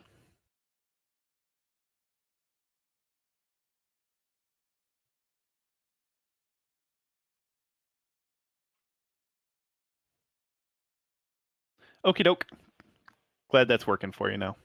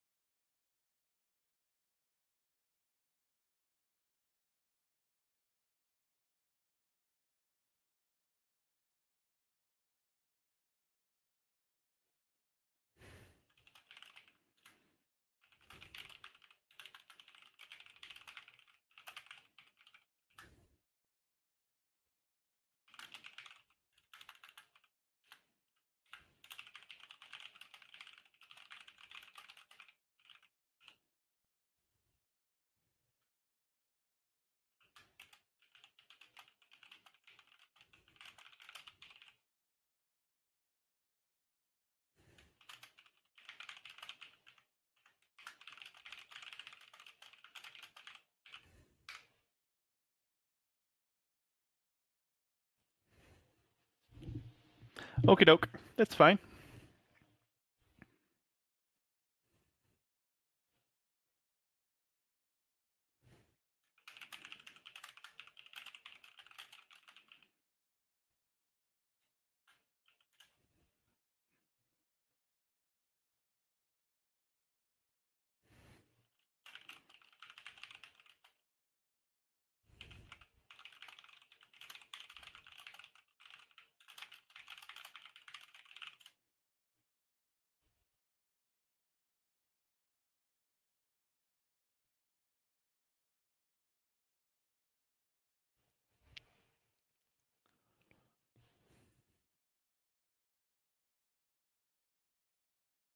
Machines run slow. Okay. Um, we'll take this next part kind of slow just to uh, give you some time there. So we want to, while that's loading, you can follow along anyway, Stacy, because you can do this next part while that waits. We want to open up our interactive window again with our grunt that we have for workstation 01 and click upload or type upload, excuse me. Now, if you just get a gray screen here, just refresh your browser. That happens with Covenant sometimes. It's expected. It's just, again, one of those things about Covenant. So if you don't get this window and all you get is a gray screen, just click refresh and then type upload again and you should get it. And what we want to do is just simply type in the name of the file and where we want to put it. So I'm going to put mine in C users public. So C drive users public. And then we're going to call it mayorsec installer.msi and browse. And we want to select that mayorsec installer.msi file.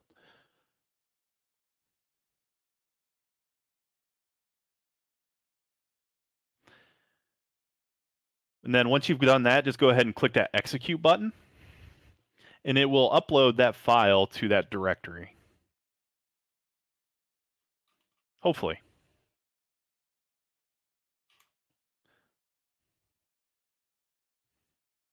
Okay, and if you get that message, now what you want to do is we want to C drive to C or change directory, excuse me. So you can use cd or the change directory command within Covenant, and you want to cd to C drive users public. You'll likely get an error message. You may get one that says directory can't be found or something. Type it in again, and it'll work. So once you do that, you'll get a confirmation here that we're in that directory. And then if you type ls, we can see what's inside of it. We're looking to see that our payload that we uploaded is been uploaded successfully to C drive users public. So I'll leave those commands on the screen. And then if you guys can let me know that it's been uploaded, we'll continue moving from there.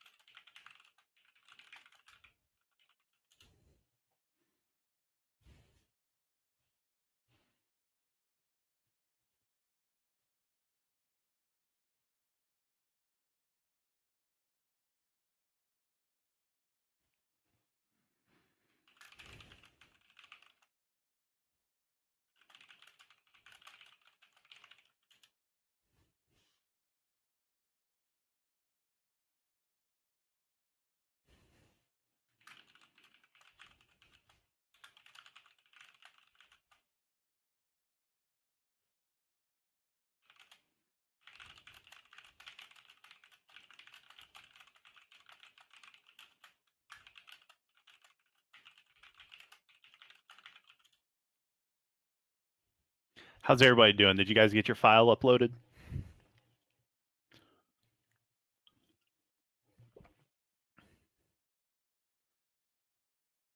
Okie doke, no worries. And as you know, or as you can kind of tell, there's other ways to do these uploads too. So like upload file path, etc. Some of these commands can be issued from the Covenant command line. This one not specifically, but when we get to when you get to the points in the course where you're doing command injection or process injection, those things can be executed from the command line, which is really neat.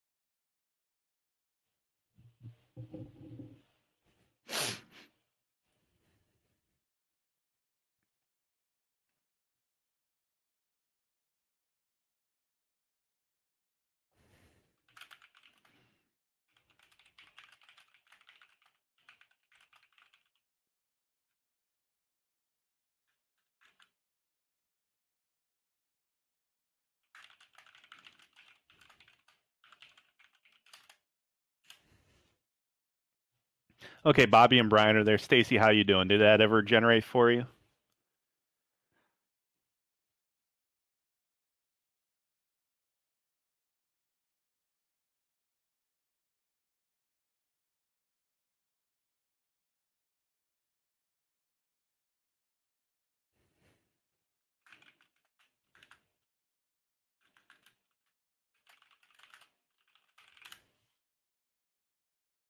Okay. So now that we have this in our directory, right, and we can see that it's here, we can execute this using shell, which allows us to run a shell command within our target machine. And then if we do MSI exec, which is the Windows command for running MSI exec for installer, and we want to use a few flags here. We want to use quiet, which quiet will make sure that it doesn't pop up on the victim's machine saying there's an installer that they have to click yes on. And then we use QN and -I. Then if we do mayor sec installer.msi and hit enter and run this, we should, in a few moments, see that we'll get a new shell up here that activates. So again, here's your command. It's shell MSI exec quiet QNI and then the name of your installer.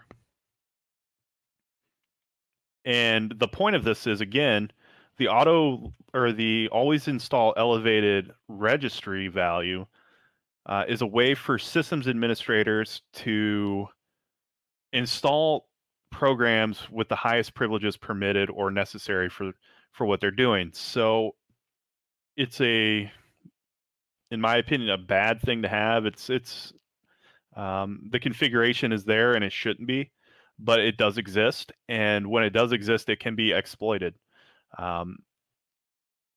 So that's what we've done here. So again, if you enter those values and you press enter, you'll see that we now have a system shell as the system user on workstation 01, which is obviously the highest permissions we can get there.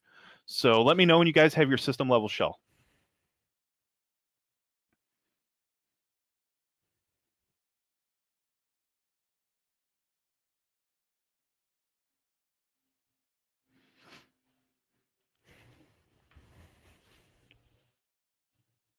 And I can scroll back down if you need the command still. Things that might cause you issues here is if you're not actually in the directory where the installer is at.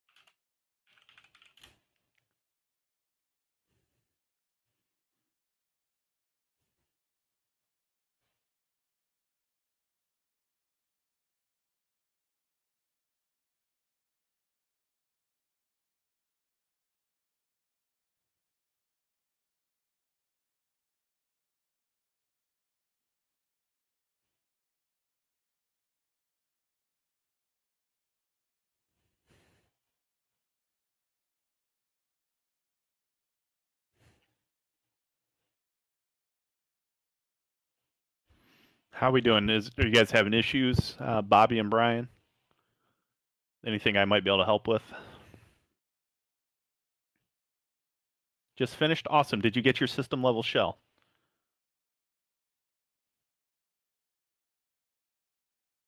Awesome. Great job on that.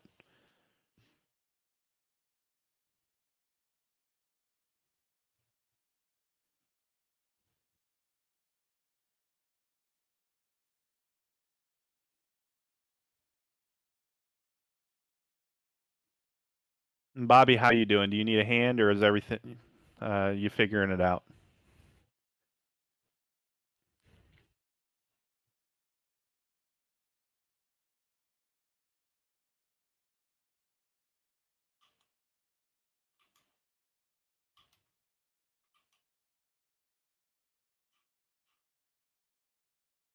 Bobby, good, awesome. So that's your first system level shell, right? That's a huge prevest for you guys, and it's one way that we can um, get system level privileges with a session one process on our target machine.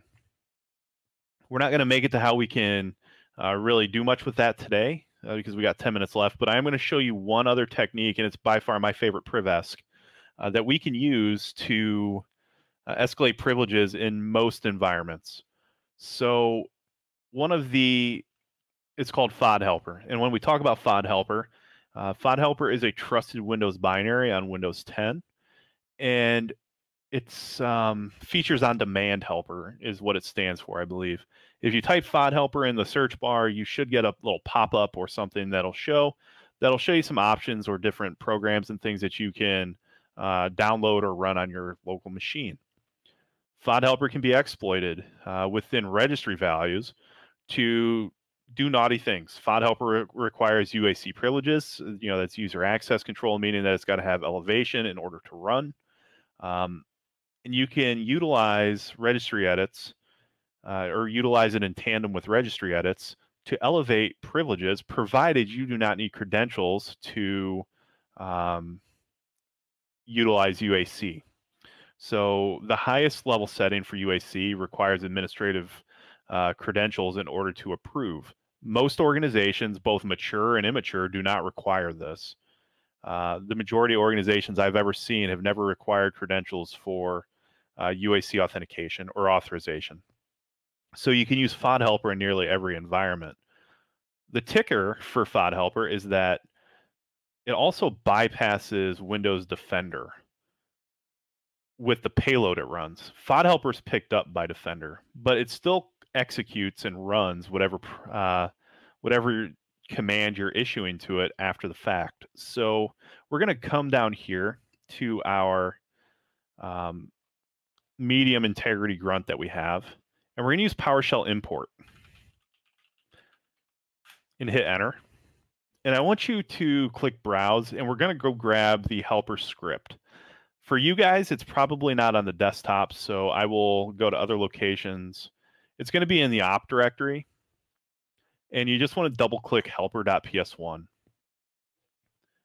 and then click execute. And what we're doing here is we're importing the PowerShell script into memory, just like we would if we were on an actual PowerShell command line or a PowerShell terminal. So let me know when you guys have loaded PowerShell into or helper into PowerShell, please. Bobby's good, thank you. This is going to be the last thing we exploit today, so hopefully we can get through it for everybody. We have 100% here.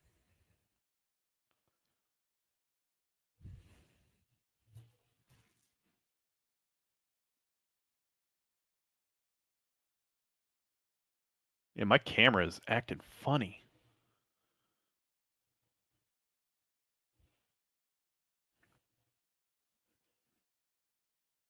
Brian and Bobby are good. Stacy, if you're following along still, if you just let me know when you're up too, please. You should be able to do this one fairly easy. That's already created on your machine for you.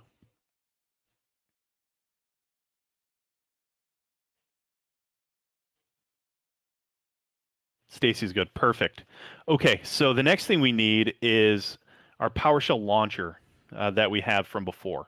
So if you still have your terminal open where you created that MSI launcher, just go ahead and copy it. Otherwise, you're going to have to go get it really quick. But hopefully you still have it handy. It might even be copied and pasted, or it still might be on your clipboard even. So what we need to do now is run PowerShell, and then we're going to run the helper command. And then we're going to use command flag, the command flag there, and then cmd.exe, and then \C, and then inside of double quotes, we're going to paste our PowerShell encrypt or our encoded PowerShell launcher that we have. So again, I'll go all the way to the front. We're typing in PowerShell helper, which is the command itself that we imported. It's going to execute the helper command. And then we're going to use the command flag because the helper script that I put on your Kali box can use custom commands. And then we're going to do command.exe, and I think it's that. Give me one moment. It should be that. If not, it's going to be custom, but I think it's command. And then command.exe and then \c, and then inside of double quotes, your payload. I'm just going to check something really quick just to make sure that that's correct.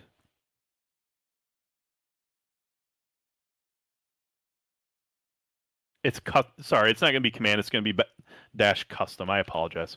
PowerShell helper, custom, and then inside of double quotes instead of where we put it here, the entire thing is going to be inside of double quotes. So inside of double quotes, command.exe, \c PowerShell, or our launcher there. So let me know when you guys have got that, and then you can go ahead and hit enter. And you should see that we get a high integrity grunt once we've done that. So again, it's PowerShell helper -custom, and then inside of double quotes, command.exe \c, and then your PowerShell encoded launcher.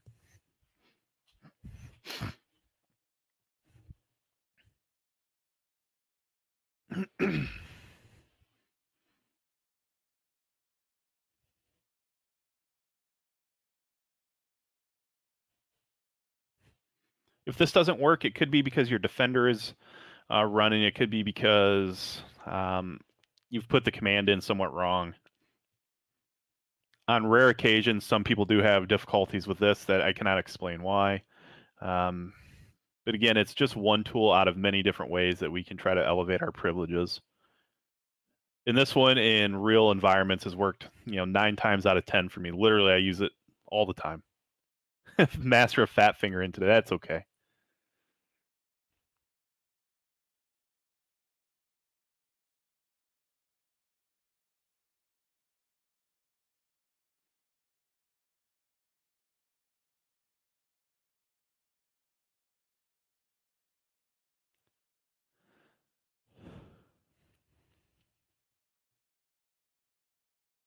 Let me know when that works for you guys. Then we'll talk about why it worked and how we have to clean it up, because it's kind of a mess to clean up. But that'll be the most important part of post-exploitation tasks with helper, and I'll show you why as soon as you guys confirm, and that'll be all we do for today. So.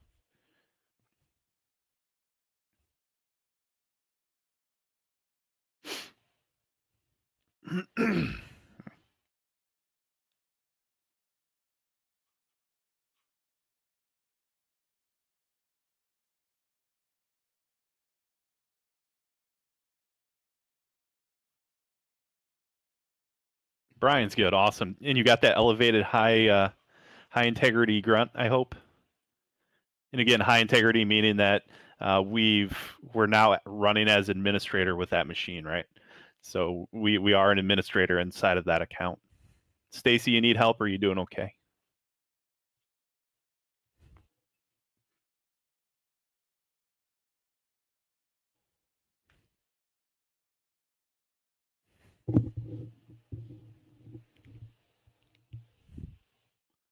In Linux terms, you have root, pretty much. If we look here, if you scroll down after the PowerShell completed, you do get some registry information back. This is confirming that some changes have been made. This MS settings, which we'll cover in just a moment, affects when you right-click and you want to personalize or change display options.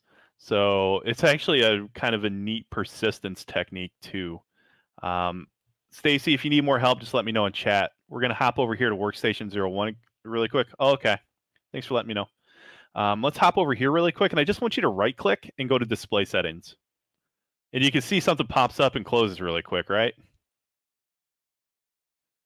Come over here to our grunts. You can see you have a whole bunch of new shells. They're medium integrity though, because we haven't used FOD helper to elevate them. However, this is a persistence technique. The function or the registry value we've modified affects display settings when you right click the desktop and select display settings.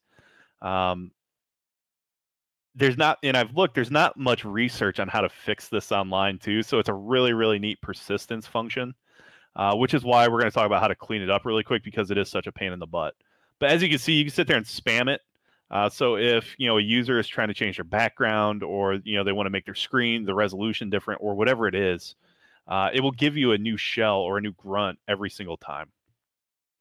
Fixing it requires us to go to a specific registry, and I'm going to pull that up over here just so I can see it while I'm talking to you about it really quick.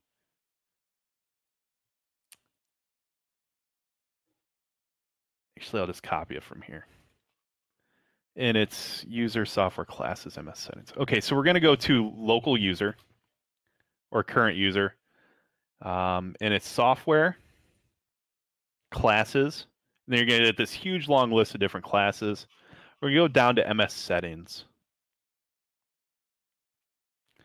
And here, hidden away in MS settings, which is literally just has a default value, there's nothing else going on here, is this new key called shell. And then inside of shell is another key called command. And if we come up here to default, you'll see that we have our PowerShell launcher inside of that default, or inside of that string.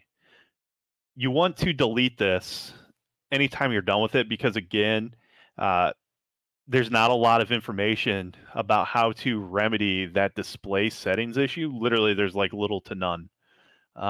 So you're only going to be a detriment to your client or your users if you do this. So when you're done, just right click shell and then click delete. And that value is gone. And now we can right click and go to display settings, and we get our display settings back. So by far and away, my favorite Privesk. It's never going to get fixed. Windows security team, the people who manage Windows security, patching, etc., do not believe that UAC bypasses are a security threat. And if you submit one through their bug program, they will turn you down and deny it simply because they don't identify UAC bypasses as legitimate. So as you see today, though, it is absolutely legitimate, right? We don't need to have remote desktop access. We don't need anything. This works within a simple command shell. And that is exactly how you use it in real life, is through a command shell. You can leverage it with other processes. You can use it to disable AMSI, which if you go to the last video again in the course, I show you exactly how to do that, which kills live active Windows Defender, allowing you to upload payloads that are malicious and they will not get picked up. You can use it to enable firewall rules and enable remote desktop, etc. So really, really powerful vulnerability or exploit. Never going to be fixed, so you can use it for as long as Windows is still a thing. And again, cleaning up, make sure that you delete that shell key that is created in the registry, or else you're going to cause some issues for your users. It is after 3 o'clock my time, which means that it is noon Pacific time, which means that we're wrapping up here today. I do thank all of you so much for joining in and hanging out. Hopefully you've learned something today. My Discord channel is within the course material. So please, if you have any questions further from here, do join my Discord. We have a great channel there for the MPMP course. A lot of information about some of the bugs and different things you might find throughout the course and some of those remedies. We covered some of those today, such as always install Elevated and auto logon. Those are things that you would need to ask questions about within the course. And really just thank you for tuning in and learning. Hopefully you guys are better now than you were before. And I appreciate the privilege of working with my peers here today. So y'all enjoy the rest of the conference and the rest of your day. Until then, y'all take care. Have a great day.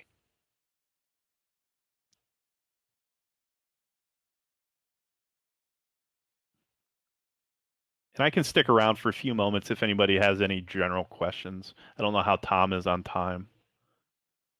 But if y'all have any questions or quick advice or anything like that, you can ask. Anything that's not related to the course is okay.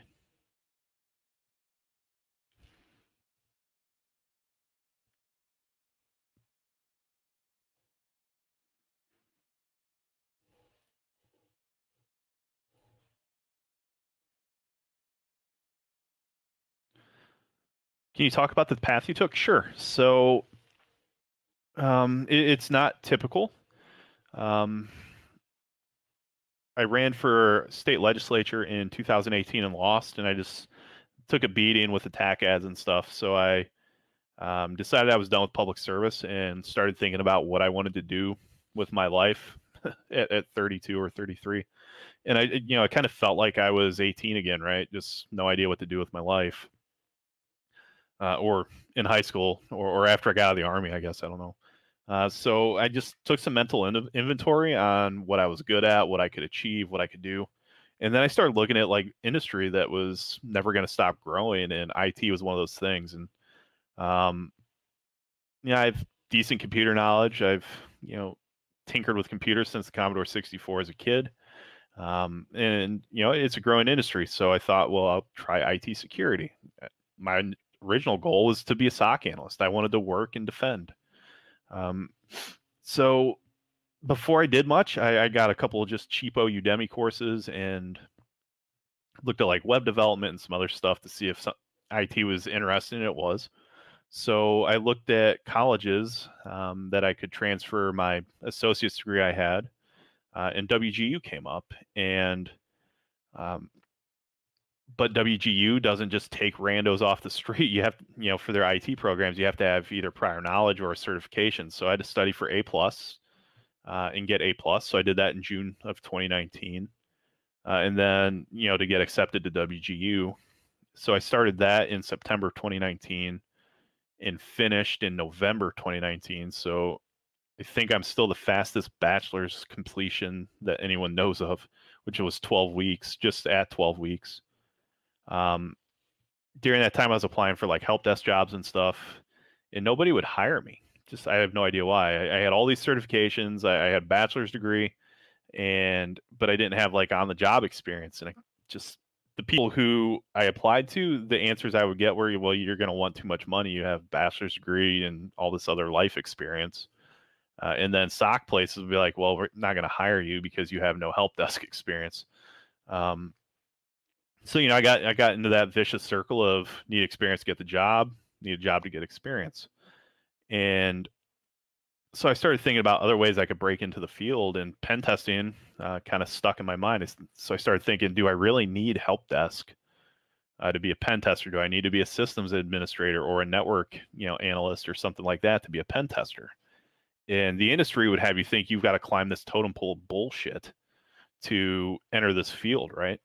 And sure, traditionally, that's how the field has worked, because a lot of these industries never existed when some of these people entered IT in general. Talking way back in old network cables, and you're talking about,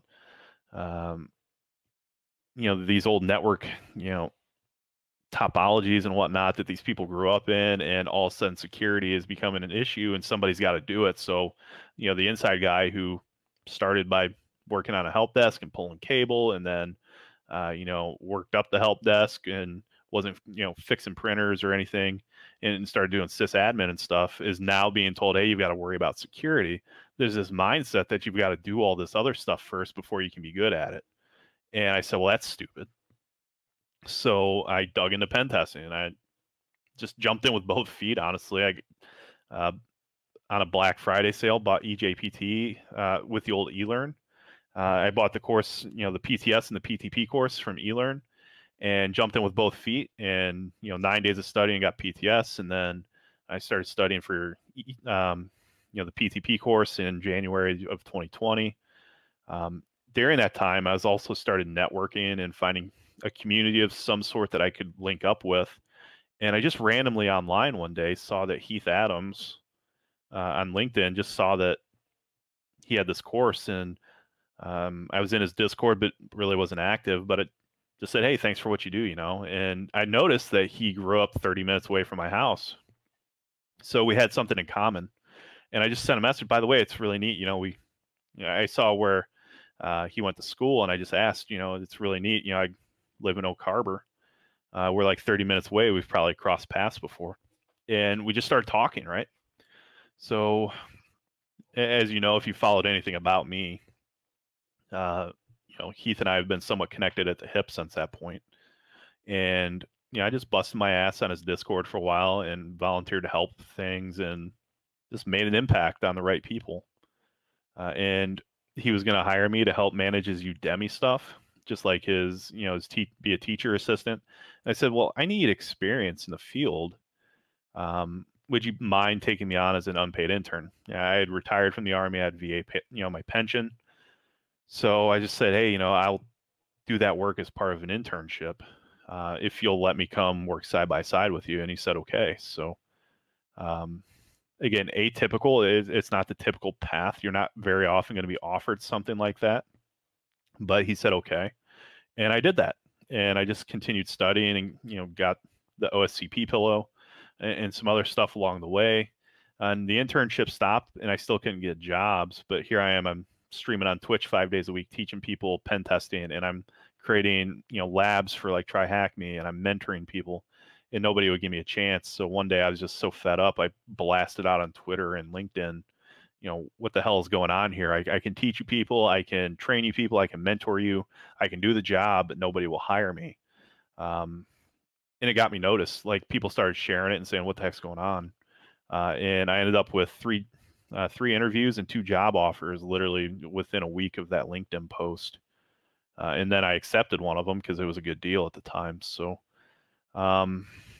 that's my path. It's not common or typical. I probably spent 40 to 80 hours a week between studying, internship, and streaming and creating content and building a brand, making myself more or less impossible to be ignored. That in the end, that's what I did to get where I'm at. I made it so people couldn't ignore me anymore. But it took a lot of hard work. I would never recommend my path to anybody because it took me away from my kids. It took me away from my wife. It took me away from myself. And sure, looking back now, like our quality of life today and what we have, sure, it's worth it now.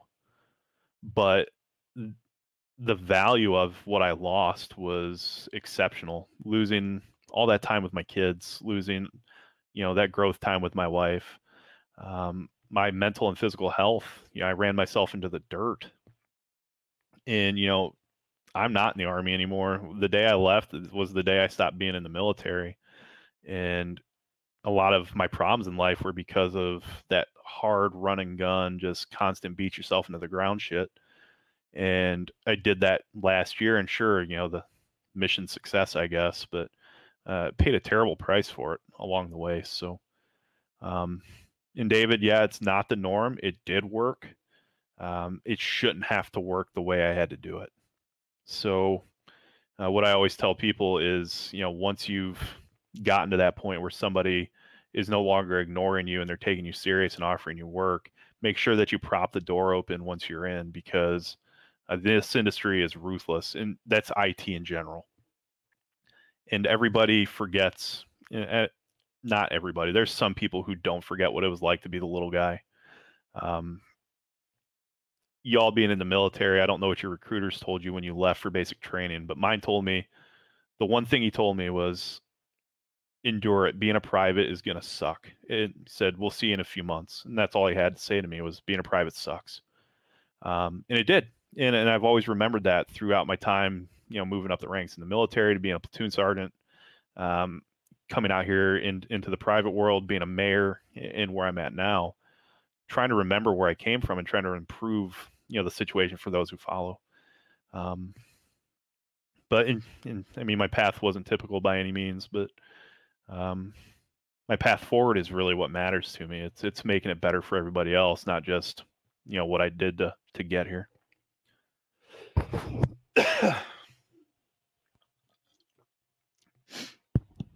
Is it possible? It absolutely is.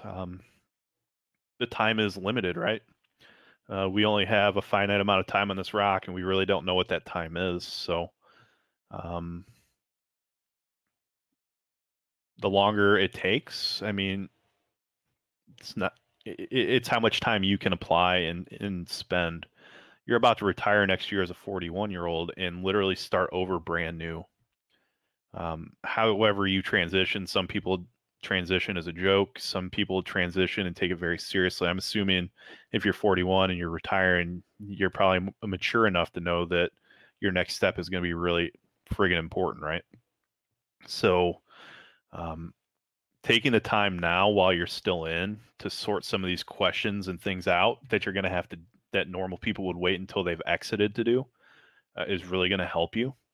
And in 20 years or however long you've been in, you've made a lot of connections. You've networked with a lot of people. Don't be afraid to leverage those relationships you have. You've made an impact somewhere on somebody that's really meant something. And we all get out and we've got those few people who we're really close with. And then we've got a whole lot of people who we know that, we see on Facebook or Twitter or whatever. You call once a year for a reunion or something.